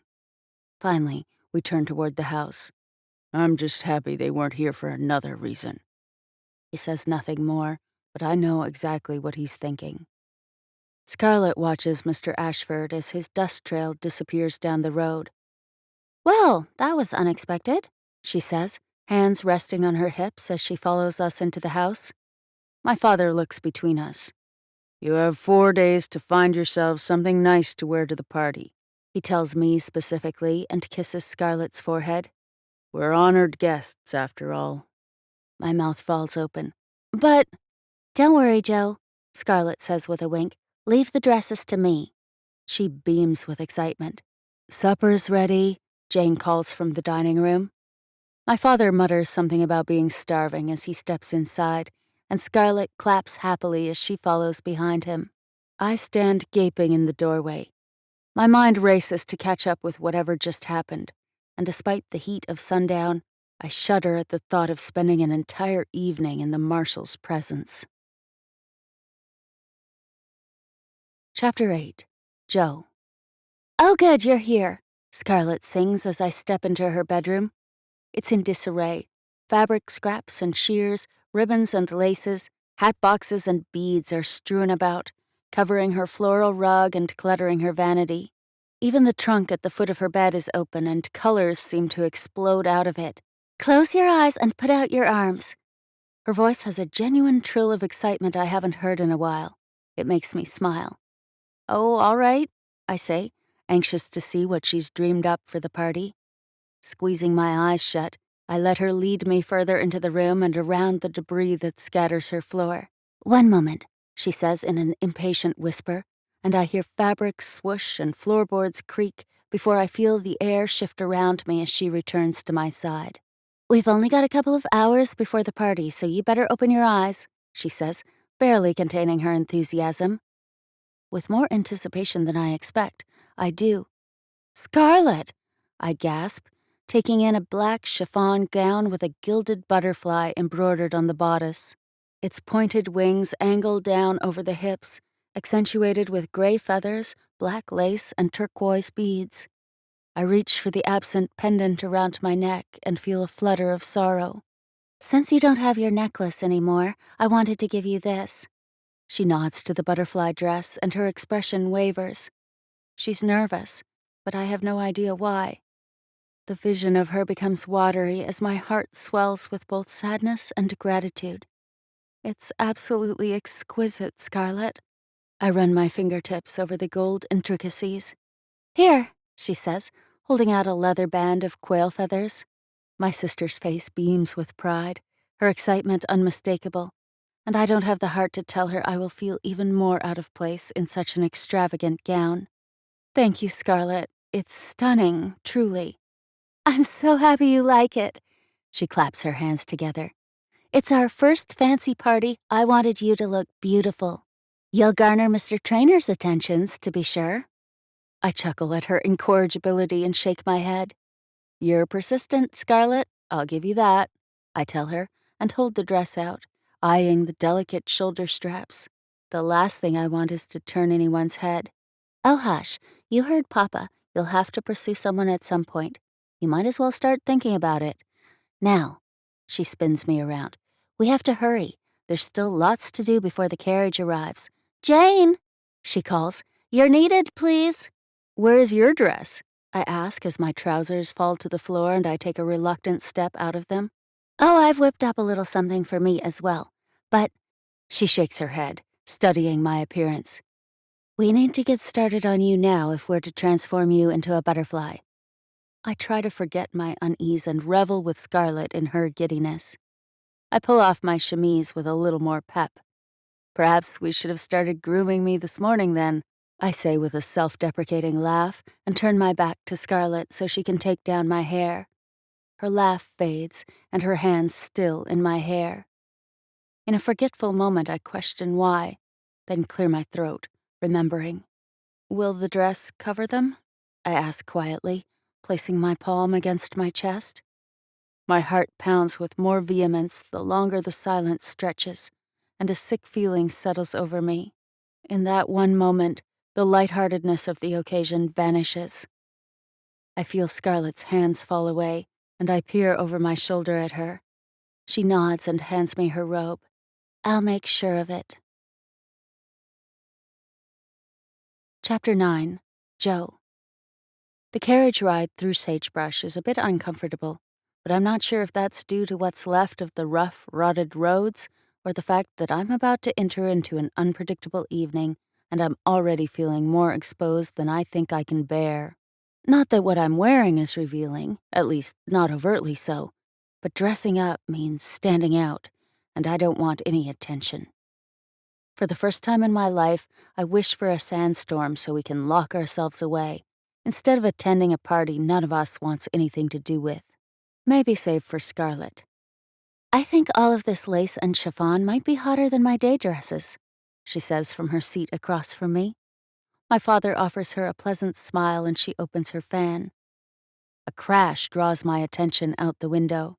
The townspeople are loud in the streets, laughing and shouting and stumbling around in the dying light of the afternoon. I pick out bits of drawled, drunken speech, even against the sound of the carriage wheels over the road and the scrape of horseshoes against pavement. A couple of men push each other, laughing as if it's a game, when they nearly knock Mr. Kellerman, the lamplighter, to the ground.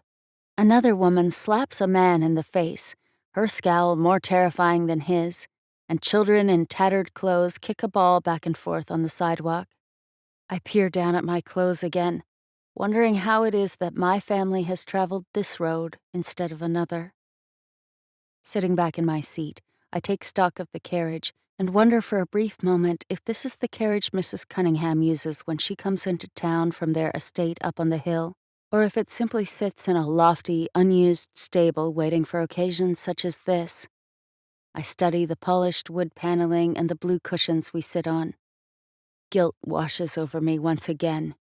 Guilt because of who I am and the luxuries that come with it, even if I don't always want them. With a sigh, I shut my eyes, wishing the carriage was moving as quickly as my mind, but the quietness inside the carriage is more like a burial procession as we turn down a cramped side street. My father and Scarlett are silent and thoughtful, but I can guess how their thoughts differ. My father stares out the small window, likely wondering what we're walking into and how life has gotten so unpredictable. His mustache is groomed and waxed, and his gray hair is combed back like a gentleman. Even his gray suit, new leather waistcoat, and boots show a side of him I'm not sure I've ever seen before. Polished and dignified, even as concern brews behind the blue depths of his eyes. The price we pay to survive is high, and this is our price. My father's words are branded in my mind, and as I brace myself for whatever awaits us, I know that the price we pay is high indeed. Scarlett fidgets with her gown, adjusting the beaded straps of her dress, and picks at lint or whatever she can find to focus on. Then she looks up at me and her face flushes. You're quite fetching, I tell her. Stop fidgeting. The indigo suits you. I nod to her ruby red hair. Why, thank you, she says with a full, toothy smile. But she forgets that I know her better than anyone. Her brave, carefree smiles are all for me, and they hide nothing. She leans forward and fusses with my dress this time, then smooths out my cloak for the cooler temperatures during the return home. And stop fussing with me, I say, grabbing her hand gently. I squeeze it. I'm fine. Scarlett leans back on the bench and nods, but I know she still worries for me. Perhaps you're right, I start, determined to put her mind at ease. This could be fun after all. I'm certain there will be a strong drink of some sort. I wink at her and then meet my father's gaze. He nods, but I'm not sure if it's in agreement, appreciation, or something else entirely. Both of you are radiant tonight, he says, his body swaying with the carriage. But then his easiness dissolves and he fixes a thoughtful stare on me. Remember yourself tonight, Joe. Please, no matter what happens. It's a vague request with a severe warning, and I eye him a moment before forcing myself to nod. I'm not sure if he's still worried I will say something about the stream, But I wouldn't do such a thing here. That would be suicide, for me and my family. Though it's not lost on me that this will be the first time I've seen the Marshal since discovering 2 of his secrets. I will have to try harder than usual to hide my abhorrence of him. With another jostle, then a jolt, the carriage finally stops in front of the old billiards saloon on the outskirts of town. The most elite of the townspeople mill around outside, chatting and smoking their pipes and dressed in their best. A footman helps me from the carriage, and I imagine what it felt like 200 years ago, a wealthy woman attending a dinner party. I almost laugh as I conclude that we are the closest civilization will likely ever come to such aristocracy again. I nod to Mr. Black, the tannery owner. What was considered a lowly trade 200 years ago is our life's blood now. The skilled are the gentry. The rest are barely scraping by. "Miss Mason," Mrs. Thornton says. Then she looks at my sister. "Miss Scarlett." Her head feathers quiver as she gives us a slight curtsy. "Good evening, Mrs. Thornton," Scarlett and I say in unison. "You're both absolutely lovely." The pastor's wife leans in for a kiss on the cheek, and I'm not sure what to do. She's always been polite to us, but she's never gone so far as to be so welcoming and familiar. Scarlett doesn't seem to notice, but I bristle, uncertain why she's wasting her false smiles on me. Pulling away from her, I try to ignore the watered-down scent of Mrs. Thornton's sickly sweet perfume and sweat as it wafts off her. Had she enough money, the old woman could have finer things, real perfumes and fragrances. But knowing what sort of man her husband is, it's easy to guess where their money goes instead. When Mrs. Thornton pulls Scarlett in for a brief embrace next, I wonder if she's already had too much to drink. Scarlett smiles prettily, engaging Mrs. Thornton in conversation, but my attention quickly floats toward the lights and chatter emanating from inside the hall. My father offers me his elbow, and we make our way inside, leaving Scarlett to chat happily away with her greeter. My eyes widen as I step inside. Everything about the old billiards room has been wiped away, as if a good dusting and polish were all that was needed to enliven the space. The sconces are gleaming, and the peeling wallpaper I remember from visiting the old ailing innkeeper with my mother is gone. The arched windows are draped in rich red velvet, and candelabras stand tall and line the walls, filling the room with a glowing haze that softens what imperfections remain. I feel as if I'm standing in a proper dance hall, and I can't help but gape in awe. Food and drink stations are teeming with folks I recognize from town. The baker and his daughter, spinster Ms. Reinhurst, the widow Mrs. Pelly, Mr. Miller the grocer, and Henry Traynor. I smile and nod at them all, and my father dips his head in greeting. Every shopkeeper and tradesman, even Mrs. Hannah May, stands about, dressed in their best. Conversing and living life like water isn't scarce, and times aren't the toughest they've been in 50 years. People gawk at me and my father as we step further into the room. Though they aren't trying to be rude, perhaps just curious, I don't appreciate their scrutiny. Some folks smile, bowing their heads politely, to my surprise, while others barely notice we've arrived or seem to care. Men suck on their pipes, women hanging on their arms with their bosoms bulging from their low-cut bodices, and nearly everyone has a drink in their hand. When music to Lancer's quadrille reaches my ears, I find Mr. Hartford, the pianist, and Mrs. Grainsby with her violin in the back of the room.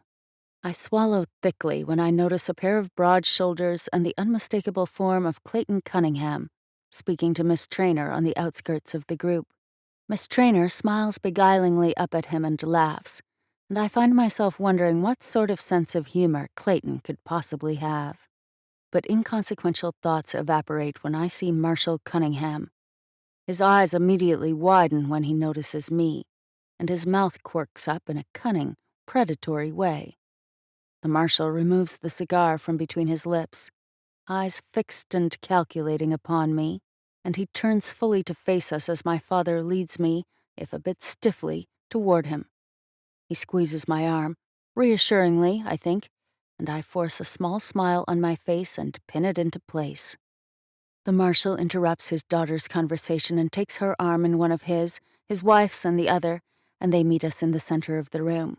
"Miss Mason," he says, his voice a bit rough as he takes my fingers in his and kisses the back of my hand. His thick mustache brushes through the lace of my glove, and it's all I can do not to cringe at his touch. "You're simply breathtaking tonight. Absolutely perfect." "Thank you, Marshal." I bob in a small curtsy, and he takes the sight of me in a moment longer, disarming me before his gaze shifts to my father. A small, wicked grin pulls at the marshal's lips. "Charles," he bows his head, "I'm glad you and the family accepted our invitation." My father's bushy eyebrows furrow for an instant before he can seem to bring himself to greet the marshal properly. "It's an honor that you invited us, I'm sure. Ah, Miss Scarlett."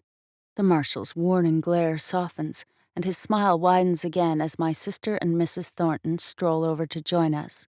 "You are positively stunning this evening." Mrs. Thornton takes her leave, but Scarlett dips her head gracefully. "Thank you, Marshal." When she looks up, Kitty and Mrs. Cunningham curtsy. "Mrs. Cunningham," Scarlett and I say in greeting, then look to Kitty. "Miss Cunningham." We nod at her as propriety requires, though she seems more focused on our attire than on us. "How beautiful you both look," Kitty says, though it's as if she can hardly believe it. Suddenly, she remembers herself, forces a smile, and straightens. "Yes, you do look breathtaking," Mrs. Cunningham says genuinely. Her gray-blonde hair is wrapped intricately atop her head, and her gown is simple yet elegant in creams and laces. "We're so happy you could attend." While her tone is kind, there is something in her smoky blue eyes that strikes me, and I get a strange feeling she knows something I do not. There's an awkward silence between idle talk and shifty glances before I can think of something else to say. I clear my throat. "I'm sorry, how rude of me. I believe a happy birthday is in order, Miss Cunningham." I try to ignore the marshal and what thoughts and schemes play through his mind.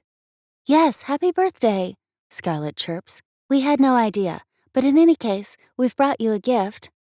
I'm just as surprised at this news as Miss Cunningham herself, and we all watch as Scarlett pulls something wrapped in silk from her black beaded purse. "Happy birthday," she says again and hands it to Kitty. It's not finely wrapped, as I'm sure Kitty expects, but she accepts the gift with an insincere smile and tentatively unwraps it. A comely white and gray-feathered comb for her hair rests in her satin-gloved palm. "How exquisite," her mother says as she eyes it closely. "What a thoughtful idea." She runs her fingers over the tips of the feathers. "Agreed. Very thoughtful." The marshal grins at us. "Yes, thank you," Kitty says, doing little to hide her dissatisfaction. Her father leans in and whispers something in her ear, and her angular features sharpen as she rolls her eyes. There's a commotion behind me, and the marshal's bushy eyebrows narrow on Doyle near the grocer and his wife. "Excuse me," the marshal says. His eyes latch onto his boisterous deputy.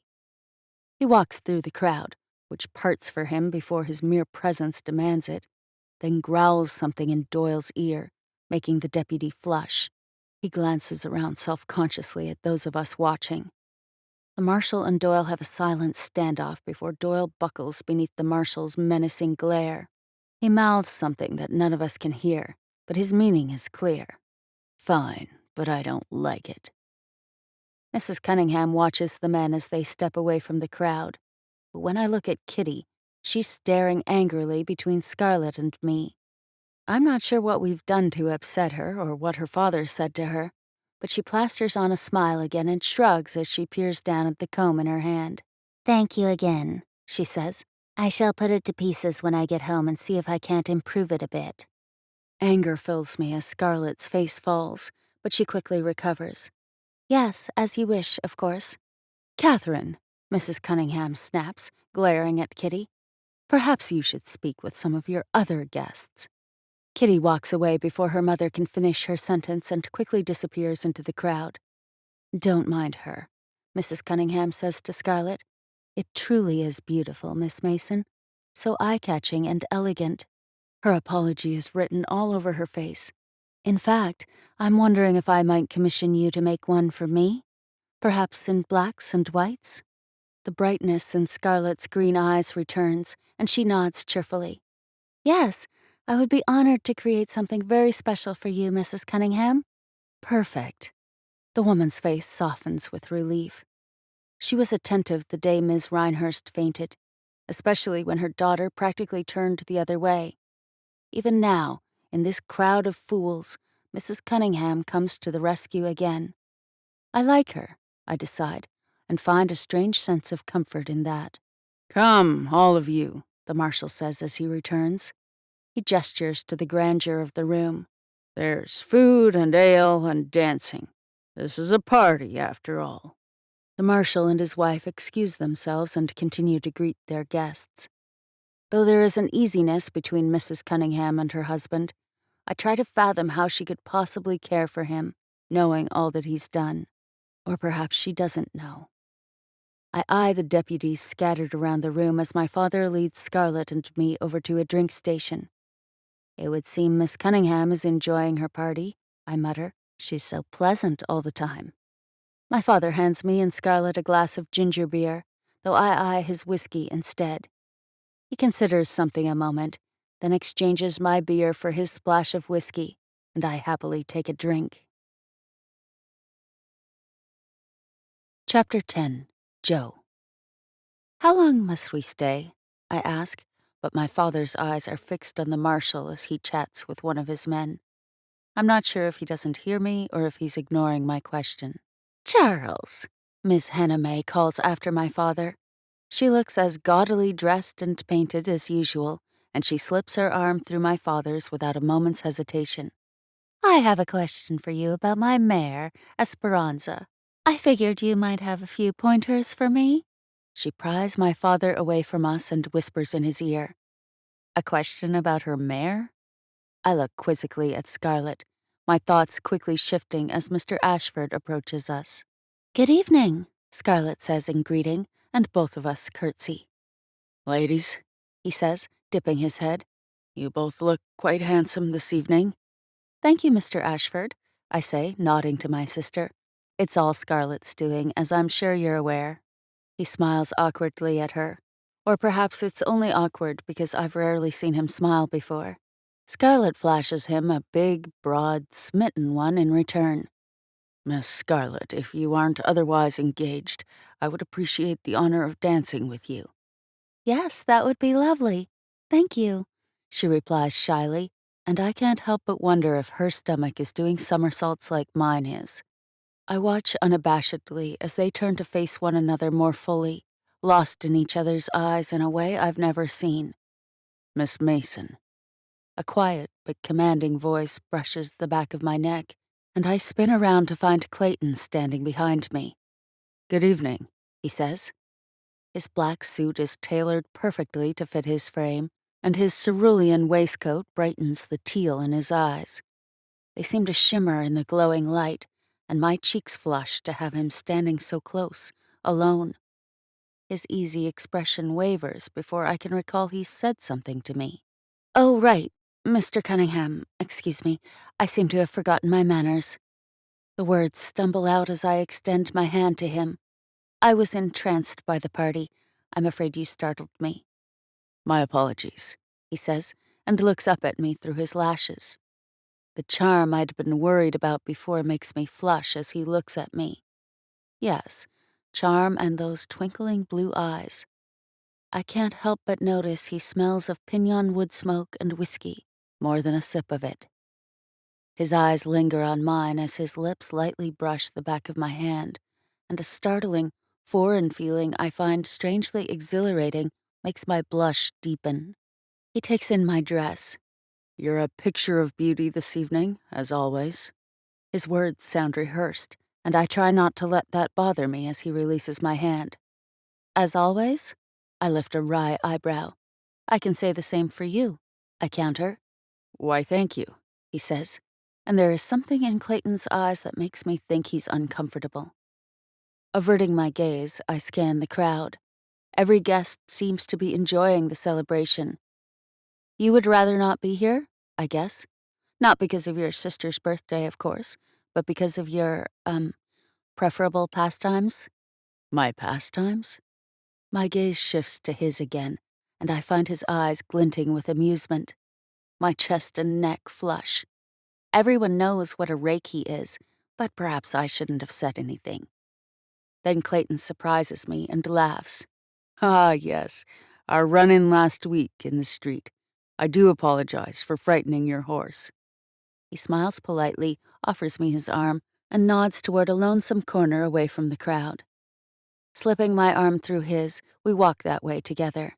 So, I assume your sister is responsible for such a dress? I have expected you to arrive in those pants I keep hearing so much about. My eyes widen. Yes, well, I try not to let his teasing upset me, though the fact that people truly do talk about me is difficult to accept. I do feel a little out of place in this dress, if I'm being honest. Scarlett is the mastermind when it comes to fashion. I'm no good with a needle. He grins. No? I thought all women were proficient in such things. He peers around, his tone amiable, but his pleasantries seem a bit detached. If you have somewhere you'd rather be, Mr. Cunningham, I say tersely, by all means. His eyes dart back to me, wide with surprise, and he shakes his head. Once again, I apologize, Miss Mason. I am a bit distracted tonight. It's not the company, I assure you. He sighs and takes a peek inside my glass. Come, let me get you a refill. He offers me his arm again, and I take it, a bit hesitant this time. You were saying about needlework? He prompts. With nowhere else to be, I resolve to stay in his company and have another much-needed drink. Yes, well, I'm afraid I am not like most women. My expertise lies in other, less conventional talents. I see. Such as? He takes my glass in hand and sniffs, his eyes round in surprise. More whiskey, then? Yes, please, I answer quickly, and he refills the bottom of my glass. So, he starts again, these talents of yours? Well, for starters, I rarely spend my time indoors, but reading would be a pastime I'm quite fond of. And what is it that you like to read? Gothic romances? Grimm's fairy tales? No, he says to himself and shakes his head. You like a decent adventure novel. I can see it in your eyes. You live vicariously through others. I laugh more fully this time. Not at all, actually. Clayton takes 2 gulps of his whiskey, then stares down at the bottom of the glass. I promised my father I would behave tonight, he says with a wink. It's probably best I quit while I'm ahead. His openness doesn't surprise me, but it does make me feel a tad more at ease, even if I'm uncertain why he's paying me so much attention. I take another sip from my glass and we stand with our backs to the wall, watching the couples break from one dance only to regather for another. Clayton sets his glass down at the table by the drink station, then takes mine and does the same, before he leans in until he's a hair's breadth from my ear. Abruptly, he takes hold of my hand. Let's dance, shall we? He whispers, and the warmth of his breath causes chills to trickle over my skin.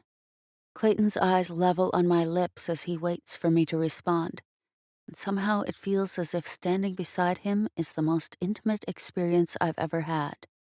Come, he says, and tugs me out into the crowd. I yelp as I follow, each step closer to the dance floor filling my blood with dread. I will be on display for all to see. But whether it's the whiskey or Clayton himself, there's something thrilling in it, too. And I can't help the laugh that bubbles out of me as my heart begins to race. I've rarely found occasion to dance in my 19 years. I'm not very good at this, I warn him. Are you sure you wouldn't prefer a different partner? Clayton throws his head back and booms with unexpected laughter before he collects himself. No one's any good at dancing, Miss Mason. Not anymore. That's the fun of it. He winks at me. You'll be fine, I promise. Let me lead the way. Uncertain why I decide to trust him, I allow Clayton to pull me closer as the other couples come together. Ready? He asks. Though I'm definitely not, I nod before I can change my mind. With the first sound of Mrs. Grainsby's violin, Clayton leads me around the dance floor. slowly at first until the music whooshes by my ears. The skirts of my gown brush against his legs as we step and twirl. It's enlivening, and I laugh a little as the whiskey and Clayton's smile melts my apprehension away. After the waltz, we try a country dance, with Scarlett and Mr. Ashford standing a few couples down. When the violin music stops again, my heart is pounding with excitement, and Clayton and I step away from the dance floor for a much-needed refreshment. I can't stop myself from smiling, I tell him, astonished. I actually enjoyed that. Ha! Clayton's twinkling eyes shift to mine. You know what I mean, I say with a blush. I think the last time I danced was a late night with Scarlett out under the stars, after we'd gotten into my father's devil's juice. Don't you have any other friends? He asks, pouring himself another whiskey. I blanch at the boldness of his question, the ease of our conversation slipping away, even if his question is honest enough. He offers me another splash of whiskey, oblivious to my discomfort. But before I can answer him, he looks over my shoulder. It's time, the marshal says from the middle of the room, and I turn around to find him smiling at us. Ladies and gentlemen, quiet now, quiet. I wonder if the marshal is about to introduce my family as his honored guests, and I peer around anxiously for my father and sister in the crowd. Silence, please. I have an announcement. Clayton leans against the drink station, sipping on his glass as he waits indifferently for his father's speech, as if he's used to gatherings and spectacles like these. Good people of Sagebrush, your attention, please. The chattering finally dissipates and the room falls silent. As your indebted marshal, I wanted to take this opportunity to openly give my thanks to all of you for your hard work over the past few harsh years. He looks around, nodding and smiling at the townspeople, their rapt attention on him fully now. It is because of you all that we are able to keep food on our tables and businesses up and running during this drought. Some of you have been through this before, when my father was running this town. But for many of you, harsh times like these are incomparable. Yet here we are, celebrating progress and life amidst so much gray. He looks to Kitty and smiles. I hope you will all join me in wishing Catherine a happy 24th birthday. After all, it is because of her that we've come together tonight. He begins to clap and the room joins in. Happy birthday, echoing off the walls and filling any remaining silence. In addition, the marshal continues, I would like to take this opportunity to share some more recent news with you as well. He eyes the room, his attention briefly settling on me before he looks back out at the crowd of intrigued faces. We have found more water. The room booms with surprised voices, questions, and excitement, and I suck in a breath. I finally spot my father across the room. His eyebrows are drawn together. Scarlett's eyes widen and she peers up at Mr. Ashford standing beside her, though he looks blankly ahead. Quiet, please. Quiet. When the marshal has the room again, he continues. You may have noticed that my deputies have been gone for longer stretches of time in the past months. People nod and whisper, but the marshal continues to talk over them. In their travels, they've discovered another water source. A small one, but it will help tide us over until the next rain. For a little while, at least. He lets everyone converse this time, and the entire room buzzes with relief. It will need to be rationed, he says above them, and as your marshal, I will do everything I can to ensure what small supply of water we have lasts as long as possible. Though rest assured, there is hope. My thoughts are jumbled and chaotic as I try to understand what's changed and why the marshal is sharing this news with everyone, assuming he's speaking of our family's secret, that is. The family secret my father has hidden all these years to spare our lives. And yet, now the entire town knows, and I no longer have to deliberate what's right and wrong. It's been decided for me. Where is it? Someone asks. How much is there? Where's the water source? Asks another, and the marshal's hands go up to silence them. Telling you was a difficult decision, he admits. We're all thirsty. We're all struggling as the days grow hotter. While this is definitely good news, it can also be dangerous. As soon as the entire town is aware of this development, there will be chaos, pandemonium. So it is for your own safety that its location remains a secret." Disgruntled chatter fills the hall, and the marshal raises his voice. "The Deadlands are a dangerous place," he reminds them. "People could die simply trying to find it." He points to one of his men stationed at the back wall. "Hatter, do you remember the ambush last year when we lost 2 of my men, your brother included?" His deputy nods, his expression grave. Then the marshal points to Sean Granger, the farrier. "And your son and my dear friend, Macy Granger. We've lost others, too. And all of it because we're out there searching for what we can't produce. Scrap metal and water and relics from before. And most importantly, we're ridding this land of those who would try to hurt our wives and children." He peers around the room, and I take in all the solemn faces. I can practically feel their fear as they remember the men who came home busted and bruised months back, when they saw firsthand how threatening the world has become outside of our hidden refuge. I can't help but think I'm the reason the marshal has decided to tell everyone about the water, and I begin to see Miss Cunningham's birthday party for what it really is. A way to rally the town behind him, to share his biggest secret so that I can't divulge it and turn them all against him. And, of course, to ensure that I would be here to hear it. "Now," Marshal Cunningham continues, "Clayton, Miss Mason, if you please." He waves us over to him, and an eerily dark sensation creeps over me. Clayton's brow furrows before he takes my arm in his. He leads me to his father in the center of the room, and it's all I can do not to pull away from Clayton and cause a scene.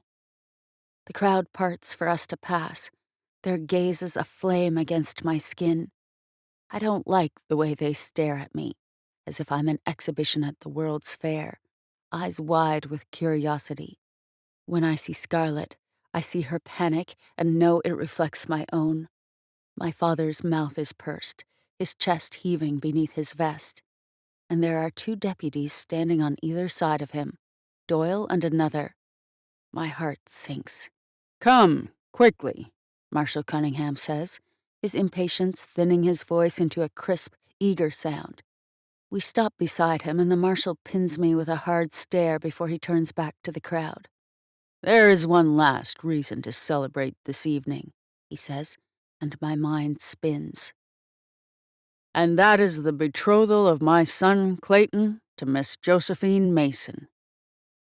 My heart stops beating. The blood drains from my face, from my body, and I stare out at the crowd of blurry faces as I try to process exactly what he's just said. I blink and scan the room. The words fight for voice, but I can't seem to find it. When I finally open my mouth to protest, I spot Carlyle standing beside my sister, hands at his hips as he slowly shakes his head at me in warning. Clayton squeezes my hand in his and looks at me, smiling like a loving fiancé might. He leans in and whispers into my ear, "Don't be a fool." Then he kisses my cheek. "Just smile." I swallow as my body begins to tremble, my eyes burning with confusion and helpless rage as I look to my father. His nostrils flare, but his gaze is hard and fixed on me. I don't know what he's conveying to me, if it's apology or a plea to keep quiet, so I stand there, staring wide-eyed back at everyone as they whisper. Their faces alight with intrigue and excitement, and soon people begin to clap. Slowly at first, until the room is roaring. I can't smile, but I can't seem to pull my hand from Clayton's either. I can only stand there with the sound of my heart hammering in my ears, and I think I might faint. "As is tradition," the marshal shouts above the roar, "my son, Clayton, will one day take my place as marshal, and he's chosen Miss Mason to be his bride. And what better alliance than the Masons and the Cunninghams? Together, we can make Sagebrush even more prosperous." The room blurs. I look to my father again, but I don't see him this time. Frantically, I search the crowd and catch a glimpse of him being escorted out of the room, Doyle hot on his heels. leaving me here to face this alone. Drip, drip, drip. I freeze as tears fall from the brim of my lashes. "Scarlet," I squeak out, and Clayton waves her over to us. She forces a smile and plays the part of a doting, excited sister, though her eyes are wide and never leave mine until she's standing beside me. One of the marshal's men follows her, standing too close for comfort as she leans in and kisses my cheek. "Just breathe," Scarlet says, and she clasps onto my hand and wraps her arm around me in what looks like a congratulatory hug. The crowd is lost to me, and I bite my tongue so as not to scream. "Oh, happy tears," the marshal says, but I can't look at him. I won't. Mrs. Cunningham steps in front of me as the marshal continues with his announcement, her face as stricken as mine must be. She leans in and kisses my cheek. "I'm so sorry, dear," she says, then kisses Clayton on the cheek. I shut my eyes and inhale through my nose, willing myself to hold it together until I'm alone. Whatever this game is they are playing, there has to be a way out of it. Chapter 11. Clayton. The ride home from the party is silent. My mind is full with flashes of the night, of Miss Mason, of her horror-struck face. I don't know what I've gotten myself into. I look across the carriage at Kitty. Instead of angry, she looks exhausted or perhaps broken. One of her blonde curls has fallen where she rests her head against the paneling.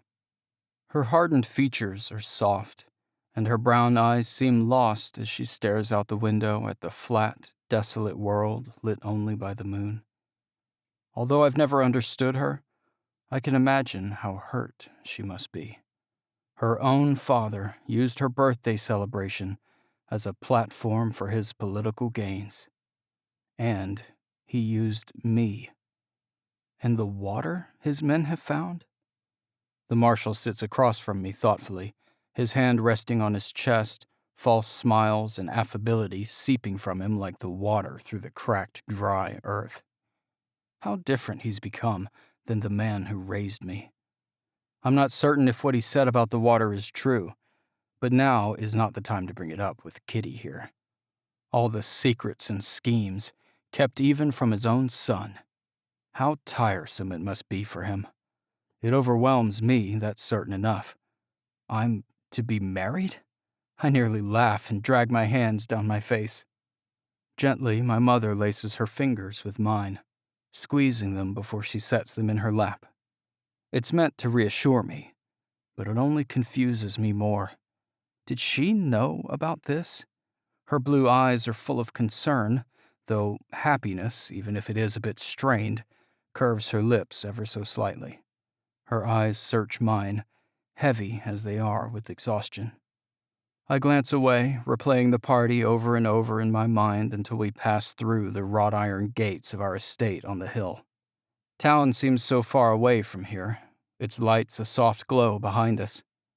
Everyone carries on as if nothing's happened, except for Miss Mason. I can only imagine what she must be thinking right now. The carriage rolls to a stop outside the house, and my father flings the door open. "See to your mother," he commands, and trundles out of the carriage and into the house, leaving the three of us to our awkward silence. I help my mother out of the carriage, then Kitty, wondering if my father's finally gone too far and she's broken-hearted. "I didn't know," I admit, my voice heavy with regret and exhaustion. I lean in to kiss her cheek. "Happy birthday, sister." She murmurs a thank you, but her eyes don't meet mine. "Good night," she says, her voice barely audible above the swish of her skirts, and she heads into the house, ignoring Ainsley the butler as she passes.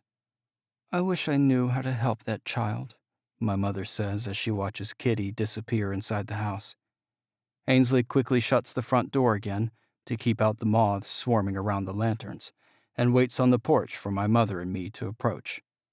My mother blinks lazily at the closed door, as if her eyelids are steel curtains she struggles to open. I take her arm in mine. Did you overdo it tonight? I ask softly, and lead her up the pathway and toward the house. It's moments like these that I realize she's no longer the nimble woman who used to chase me around the house, demanding I keep my clothes on because it's what a proper young man would do. You look tired. She chuckles. I am. That was the largest party I've had to put together, and in only 4 days. She shakes her head, a floral fragrance drifting from her hair.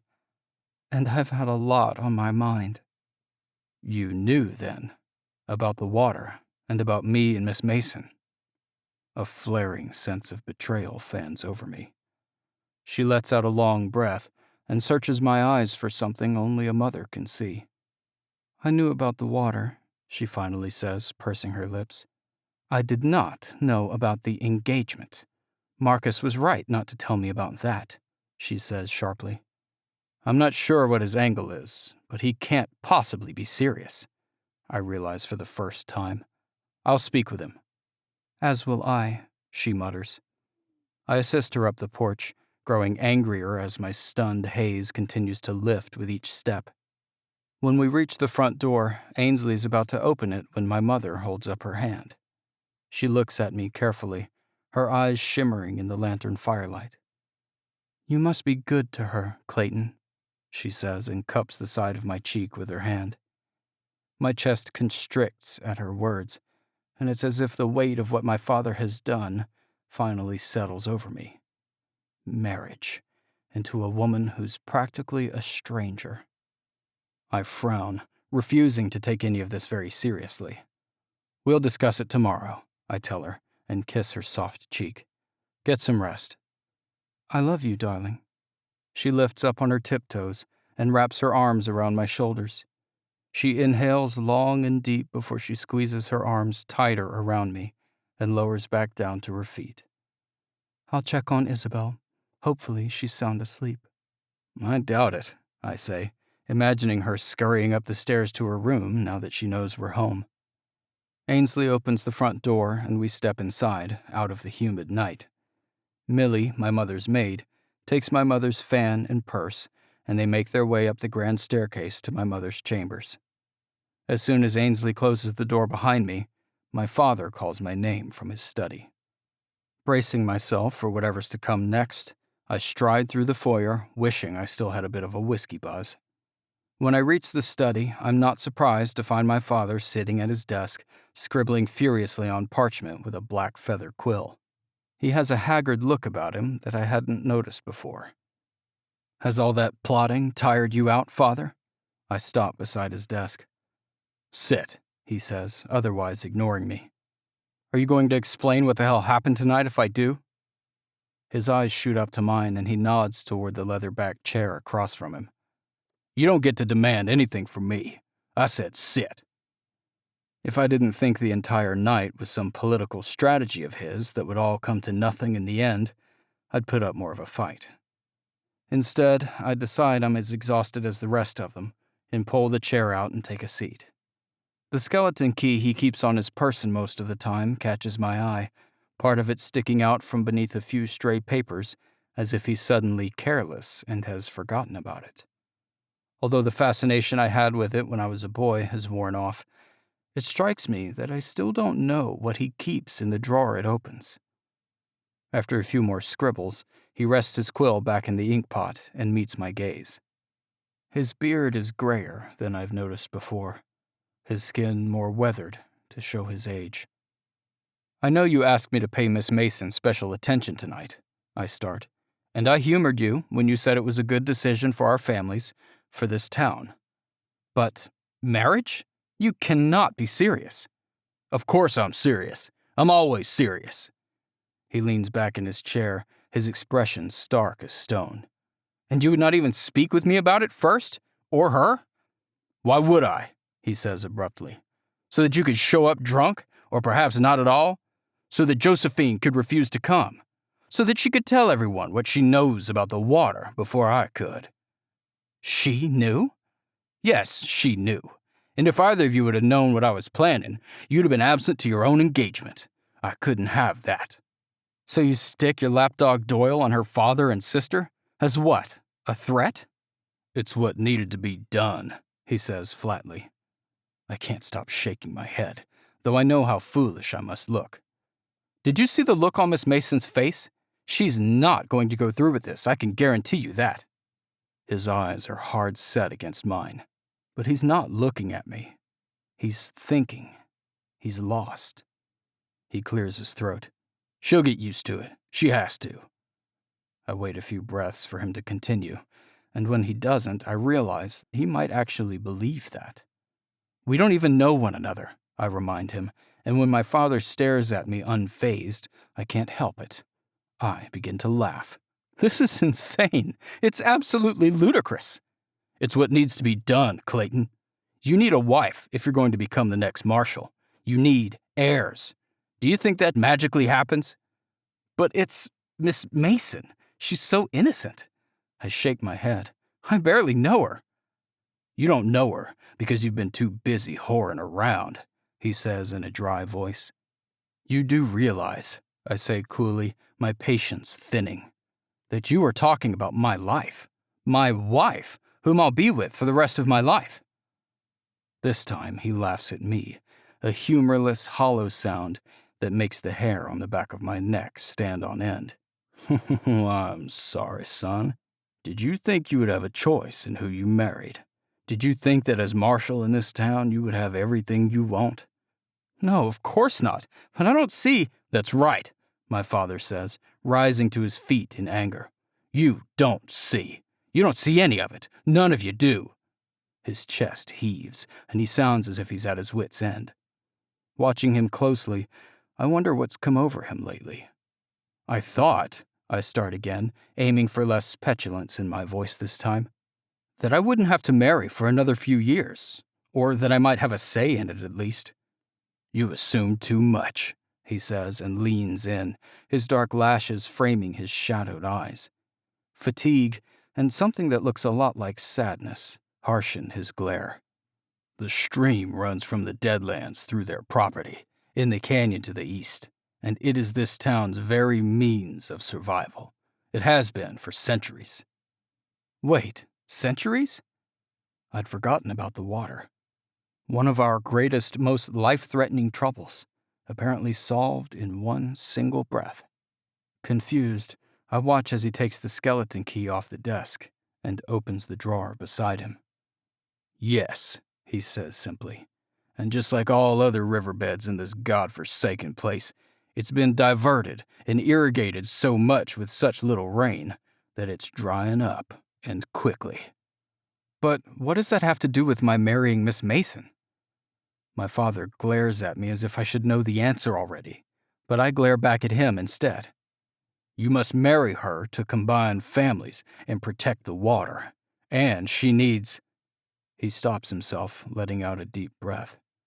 He studies me for a moment, perhaps deciding what else to divulge, then rakes his teeth over his lip and continues. Not even your mother knew about this, until recently. My men were the only ones, and that's because they've had to protect it. He riffles through an old leather-bound journal. It's then that I realize how many of my father's men spend their days at the Masons' farm, working the crops and helping them with their livestock. That's why everything grows so well there? While your men are there keeping an eye on things? My father hands me a folded sheet of paper. What's the point in having water and good soil if you're not going to use it to its full potential? He asks, then nods to the paper in my hand. Read it. Read it so you'll understand.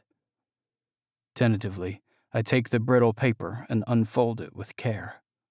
It's a letter, and my brow furrows when I note that the date is nearly 200 years ago in an unfamiliar hand. I glance at my father, leaning back in his chair, watching me, waiting. January 17th, 1899. Son, today I realize something. I may not be around much longer. You and your sister are still too young to fully understand the way the world works now, and things will likely be much different when you are old enough to take over this town. So, I will tell you what's been on my mind, so that you will one day understand why I took the course I have. This drought we've been battling the past 15 years has brought famine upon our lands and strife among our people. The townspeople are thirsty and desperate, and as a result, I've been forced to do things I never thought I was capable of. Elizabeth would be furious with me, I think, but since your mother is no longer with us, she knows nothing of how badly the tides have turned. This place, the shift, has taken your mother, and I am required to be a man I swore I would never become. The people have forced my hand. I've done things I'm not proud of, and have become a person I never thought possible. And yet, it can be no other way. For water is not the only thing that is scarce. Food, vegetation, sanity even, it would sometimes seem. I didn't realize the full extent of my influence as marshal until 4 months ago. A riot broke out, and I used my only true weapon against the people to make them listen. I withheld the water. At first, it was to ration what little we had and save lives, but it's become something else entirely. Now, even with the recent rains, I see what water truly is. Power. I've seen what men will do for it, how unreasonable they become when they are in need of it, especially when it means life or death, hardship or comfort. With the promise of water, we have instilled law in Sagebrush again. We aren't just getting by, nay, we are beginning to thrive. People have duties to perform, and in exchange, their bellies grow bigger and their water pails fuller. But with progress comes regulation. My deputies have been given every comfort in exchange for their discretion in protecting the last river in our lands, and I've promised prosperity and protection to the family whose ranch thrives near it. It's the only commodity we have, and we must protect it at any cost. After all, it's not strength or community that will keep this town alive during these desperate times of self-preservation, but ignorance. The townspeople needn't know or worry about water when I can hold that burden for them, when I can provide for them what no one else in this world can. For I also know what awaits us beyond the Deadlands. Your mother is a daily reminder. The rest of humanity, or what's left of it, squalors in sickness, ruin, and unrest. This is why the stream must remain a secret, why martial law must be maintained. It's for everyone's well-being, not just our families. I am not a religious man, but it feels as if a higher power has shown me a path when we all thought there was no end to the suffering. We will continue to ration and live meagerly should dark times come once more. Until then, the family secret must remain. As I pass this knowledge down to you, for the sake of our family and for all of Sagebrush, you must pass this knowledge along to your son as well. There must always be a marshal to protect this secret.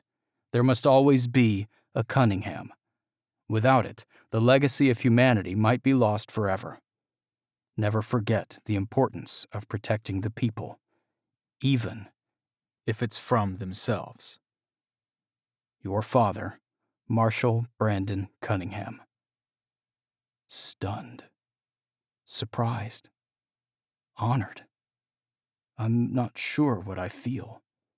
I reread the last line over and over. Never forget the importance of protecting the people, even if it's from themselves.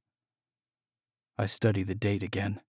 Generations ago, a marshal stood in this very room, writing this letter to his son. I stare at my father, speechless and struggling with who he is as a man and who he is as the marshal. And I'm not sure I see a difference like I'd once thought. Duty comes first. Duty to his name and position, to these people, is what he lives for. It's what I will live for one day. And I think after 21 years, I finally understand him a little better. This is why Kitty has always resented me, I realize aloud. This is why you've always treated me differently. It goes beyond being your heir. I'm the protector of a secret. He shakes his head and stifles a laugh. I treat you differently because Kitty is a fool of a girl and I don't have time to indulge her." He might be saying something else, but I can't think beyond what I know. This town, my father, and who I am are not at all what I thought. He's been keeping secrets from the people, from all of us. I struggle to find the line between good intentions and something more sinister. "So," my father says, crossing his arms over his chest, "perhaps now you understand the importance of the stream and why it is imperative that we bring Miss Mason into the fold. Charles has no son to carry out his part of the bargain, and things are changing." "And this is how you tell me? Thrust me into a marriage with a woman I barely know? Have me read a letter?" "I was hoping we wouldn't have to have this conversation for a while, at least not about marriage. But it's out of my control." As if he's refusing to meet my gaze for fear of what he might see, he clears his throat and pours himself a splash of brandy. "This is what has to be done, especially now that Josephine knows about it. Charles will continue to remain silent on the matter, but you don't trust his daughters." He gulps down his drink, eyes set on me. "No, I don't," he says, staring down into his empty glass. "Miss Mason is headstrong, like her mother, and I don't want her bringing attention to herself or causing any trouble for us." I feel there's more to his words that he doesn't say. "Perhaps this is as simple as my having a conversation with her." "The time for conversation is over," he says crossly. "They've never wanted for anything. They've been protected by my men and safe all these years in exchange for their cooperation. Miss Mason won't see that, so other measures must be taken." Although it all seems a bit dramatic, I can't stop thinking about the water's role in all of it. "And tonight, you've ensured the townspeople's favor despite what she might say, because you've told them your secret. Half the truth, anyway." "We'll have to increase the rations more," he says with a nod, "but it's worth it to keep everyone manageable." I scoff in fury and disbelief. "Manageable? You've nearly killed these people, pretending there isn't enough water." "No one has died of dehydration," he says brusquely. "What if this waterbed dries up like all the rest? Then what? They are thirsty, yes, but everyone has always had water. Everyone has a role to play." His voice is gruff with resentment. "The stream is not guaranteed, Clayton. In fact, it's only a fraction of the size it once was. Unless I want to risk our family dying of thirst and the crops and the livestock dying too, I will do what needs to be done. So will you." "Surely Miss Mason can see reason," I groan, overcome by secrets and discoveries. "There's no need for a marriage neither of us wants." "You think I had a choice?" he shouts, startling me. "It's not your life, Clayton. This is not my life. It's what is needed. Do you think I wanted to marry your mother? I had to out of necessity to ensure an heir." The moment he utters the words, his eyes widen, his brow softens, and he sits back down. Shame colors his face. "Good. Do not speak of my mother as if she has been any sort of inconvenience to you," I warn him. Although he's always been somewhat of a brute towards others, I've never heard him disrespect her or say a word against her. I've never seen him on edge the way he has been the past few days, either. I've never seen him so unsteady. I shouldn't have said that. He scratches his beard, and I appreciate the humility in his voice. No, you should not have. I growl out a sigh and lean back in my chair. After all of this, what happens the next time we see Mr. Mason? You think he'll willingly hand his daughter over to you? To me? I've not courted her. I've barely even spoken to her. God knows I'm the last man in this town he would ever want her to marry. You leave Charles to me, he says, resolved. He rubs his forehead as if it aches deep inside. I can persuade him. There's an easiness in the way my father deals with other people's lives that makes me uncomfortable. But then I realize this is who he has always been. I've just never known it until now. She's a good match for you, Clayton, he says thoughtfully. Jo is beautiful and intelligent, even if she's a handful. She'll be a better wife to you than you'll deserve. You'll see, they always are. I'm surprised how casually he refers to Miss Mason by name. Longing and sorrow punctuate the silence as his eyes shift around the study, landing on the empty fireplace or the divan in front of it. His brow furrows as he stares through it all, at something that isn't there. Her mother was a healer, he finally says, and I wonder if he's remembering my illness. Yes, I remember. He blinks a few times, his jaw working beneath his beard. He shakes his head at a memory, a thought I can't see. When he looks at me again, there's a sheen to his eyes that wasn't there before, a redness to his face. Are you all right, Father? You look feverish. He clears his throat and leans back in his chair, his hands steepled on his desk. I'm fine, he says gruffly, and eyes his decanter of brandy, questioning another glass. We're talking about you. Miss Mason is your match, like it or not. This is unbelievable, I groan, running my hands over my face. On the contrary, his words are as sharp as steel blades. You know what's unbelievable? Your selfishness, your inability to grasp anything beyond yourself. I'm not being selfish, I'm being realistic. The two of you at the helm of this town would ensure its survival. Her strong will, your power. He points toward the foyer. And if you can't see that, then think of Isabel. She worsens by the day, and you can't find a single silver lining in this marriage. It's as if his hand squeezes around my heart with each word. A marriage to a woman who cared for and did what no one else would for that shopkeeper last week. He laughs to himself, a frustrated, empty sound. And of course she would. I swallow. What do you mean?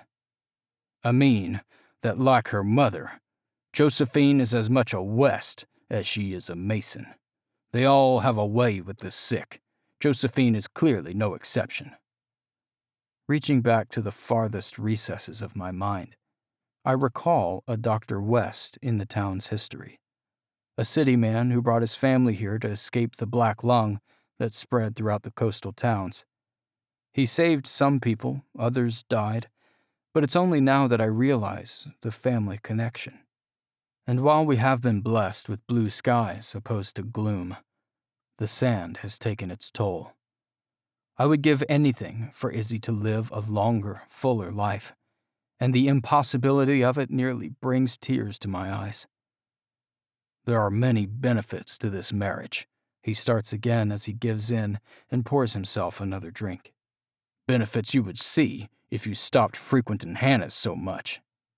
Yes, well, you might think Miss Mason a good match, but she will hate me for this. Then woo her, Clay. Make her fall in love with you, he says, exasperated. You've been practicing all these years, haven't you? Put your charm to good use. He nods to the door. Now go. I have things to do, and you have a busy day tomorrow. I stand, more than happy to escape this unnerving conversation. Miss Mason, Izzy, the water. My head hurts thinking about it. Gripping the door jamb, I glance back at him. You should get some rest, Father, I tell him as he pours himself another glass of amber relief. I'll sleep when I'm dead, he grumbles and shoos me away. As I make my way up the stairs to my room, I try not to think of what Miss Mason is doing right now, or how much she probably hates me. Chapter 12.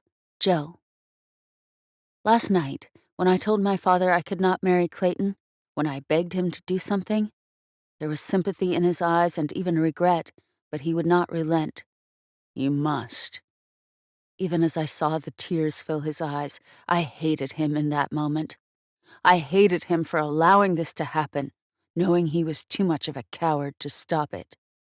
But the woman staring back in the water's reflection knows better now. She looks tired, her crinkled eyes barely recognizable and cast in shadows of fear and uncertainty. "How has it come to this?" I whisper, unable to repress the thoughts that have had my mind tumbling and swirling since last night. Duke stirs from his idle grazing on the wild grasses along the bank of the stream and sips at the water as it babbles by. Despite the ripples, it's crystalline, the only truly pure, untainted part of this dried-up, abandoned hell of a place. But in spite of the life and sustenance it provides us all, it's cursed. The marshal had watched us depart the party in silence, but even silence can hold a menagerie of threats and promises. "Don't do anything foolish. This is happening.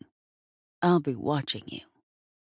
The bruises on my father's face were a parting gift, a stark reminder that our lives, my family's lives, hang in the balance of whatever comes next.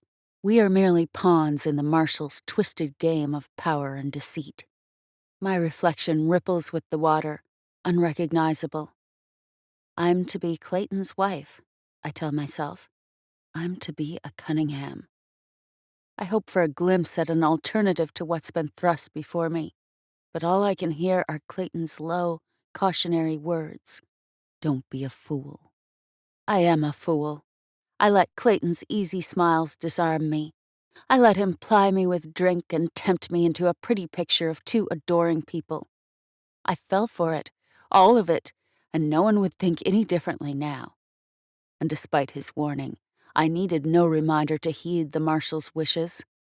His looming men made their intentions clear enough, and with them hovering around my sister, I would do nothing foolish, not when the repercussions of doing so will forever mark me.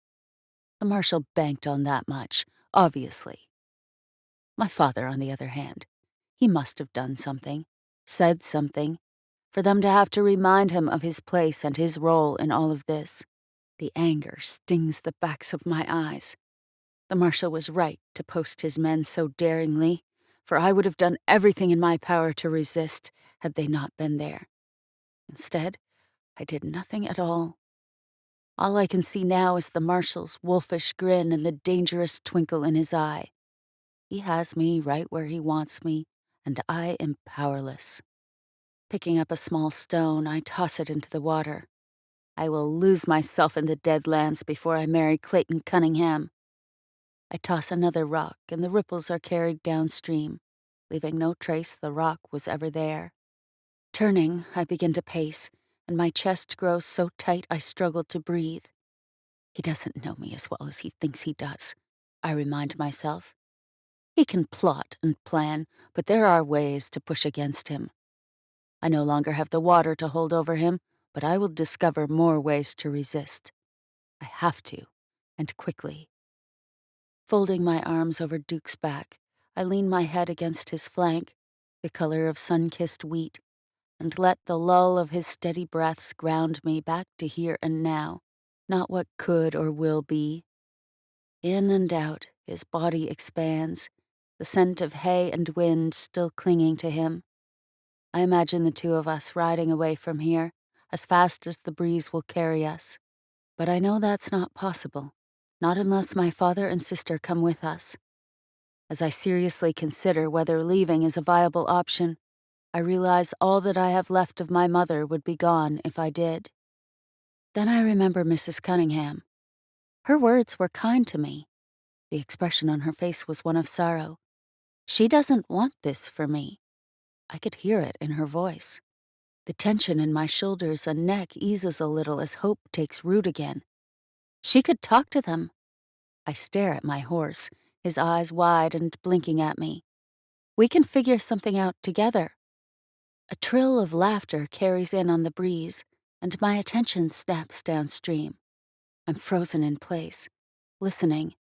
The mine is over a mile the opposite way, and my heart races as I think of who has ambled so far down here.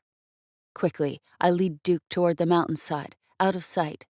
I could hop on his back and ride away from here, for fear of who might discover me in this secret place. But the marshal already knows I've been here, and when I hear what sounds like a woman's laugh, curiosity wins again. With my shotgun in hand, I follow the rock wall, keeping close and out of sight until it comes to a point at the bend. My grip tightens on the gun, and slowly I peek around the ridge. I expect to find one of the marshal's men groping some woman from town. Instead, I see two strangers, a man and a woman dressed in strange clothes, laughing at the water's edge. Bells ring in my mind, telling me to run away, that they are not from here and are dangerous. But the woman looks younger than me, with impossibly dark, braided hair that is striking against her pale features, and I find I can't move. She smiles at the man filling a deerskin at the bank and says something as she points up at the blue sky. Their voices are mumbled, but the lack of fear in their eyes intrigues me. The man is tall and broad-shouldered, his hair dark and his skin pale, like hers. They're cloaked in furs instead of leathers, linen, and wool. They could never survive in this desert wearing that. But a distant voice reminds me they're not from here. Even their horses are mounted high with furs and leather pouches, and a string of rabbits hangs from one of their makeshift saddles. The woman blows out a heavy breath and fans herself with one hand as she removes her fur coat, exposing a tight chemise of sorts and muscular arms. The man splashes her with water, laughing at the shock on her face, and for the briefest moment, fear is only a nagging presence in the back of my mind. They don't seem dangerous. They appear to be healthy and strong. The woman is a little sinewy, but they've both been well provided for, which is something I would not have expected given the drifters, thieves, and savages I've seen brought in on the carts. But then, I have never seen outsiders alive before. They are beautiful in a strange way, and still dangerous. And I'm here, alone. My empty stomach rumbles with unease.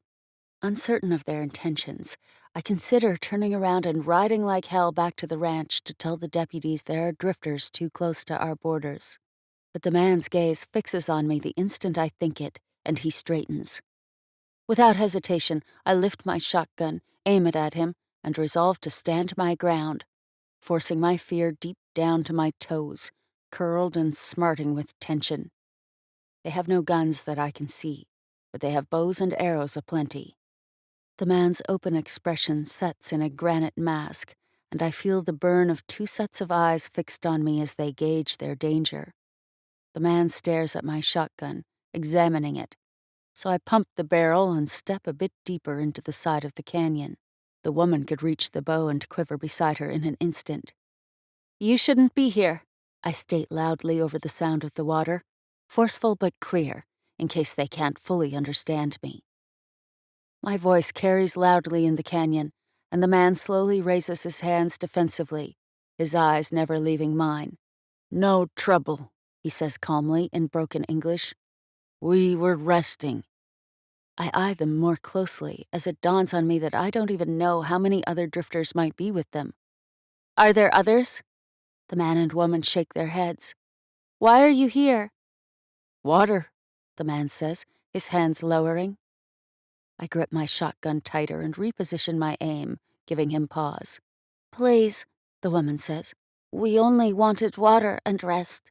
We don't know so much sun." By the look of all of their furs, I believe that. "And how's that? Do you live under a rock or something?" My arms begin to tremble under the weight of the shotgun, but I keep it aimed at them lest they get any ideas. The woman points past the sandstone to the mountain peaks that I stare at from my bedroom window every morning. "You live in the mountains, where the storms come from," I realize aloud. She nods. I open my mouth to ask another question but decide against it. Between their clothes and smaller horses with shaggier coats, built more like oxen than ponies, I can tell they aren't like any outsiders I've seen the marshal's men bring in either. I decide to believe them and slowly lower my gun. "You shouldn't be here," I repeat. "They will kill you if they see you. There are many of them." The woman nods and looks at her companion, whose eyes haven't left me. "Come, Cole," she says, pulling at his shoulder. She grabs her fur coat, bow, and quiver, then hurries to her horse. Cole stares at me a few breaths longer before he slowly retreats to his horse, leaving their deerskin pouches at the edge of the water. I lift the shotgun again. a silent warning should they change their minds and reach for any weapons, but they don't look back as they gather their horses' ropes into their hands. Another question bursts from between my lips before I can stop it. Why'd you come down from your mountain? How could you possibly live up there? What lies between my home and yours? I force myself to bite back the rest as I wait impatiently for their reply. A gloom darkens both of their features. Our village was attacked, the man says curtly, and his confession surprises me. Our people are dead. The man's expression hardens on me, as if it was my doing. I'm sorry, I tell them, before a rush of fear washes over me again, and I glance around furtively, praying they didn't lead the villains right toward Sagebrush. The drifters, did you lead them here? Did they follow you? The woman's brow furrows in confusion, but she shakes her head as she climbs up onto her horse. Cole climbs up onto his horse as well, and they mutter between themselves, inaudible to my ears. You must go, quickly. You can't come back. They will kill you if they see you here. They'll think you're dangerous. Both of them glance at me again, and the woman nods in understanding. I see the fear in her eyes that reflects my own, and I know we have an understanding. Together, they kick their shaggy horses into a trot, then disappear through a forest of ironwoods and pinon pines until I can't hear their horses' footsteps any longer. I watch the dust and dirt settle in their wake and wonder why they don't seem to care that they've left their deerskins full of water behind. A few moments pass before I allow myself to loosen my grip on the shotgun, my heart pounding at the realization that an encounter with two drifters could have ended much differently. I let out a much-needed breath, wondering what would happen if I were to ride out into the Deadlands with them. I shake my head, knowing it would likely be suicide, and peer back at Duke, who is oblivious to the close call we just had, oblivious to what I've just learned. Gun in hand, I splash through the water to the other side of the stream to retrieve one of their deerskins, my only proof I have that they were real. Well, that is the end of part 1 of Dust and Shadow. Now, if you found me through the Savage North Chronicles, I know you're probably thinking, should I continue listening to this? This is completely different. But in my opinion, the series only gets better from here. And I'm a history girl at heart. It's what I got my degree in. And I could not wait to take a historical era and turn it on its head, giving it a post-apocalyptic flair. So I hope you're enjoying Joe and Clayton's story so far. The Marshal is one of my favorite characters that I've ever written, and he only gets more interesting. So if for no other reason, I would continue listening just so you could learn his story. All right, so the links are below. There are 2 other parts. I will see you over there.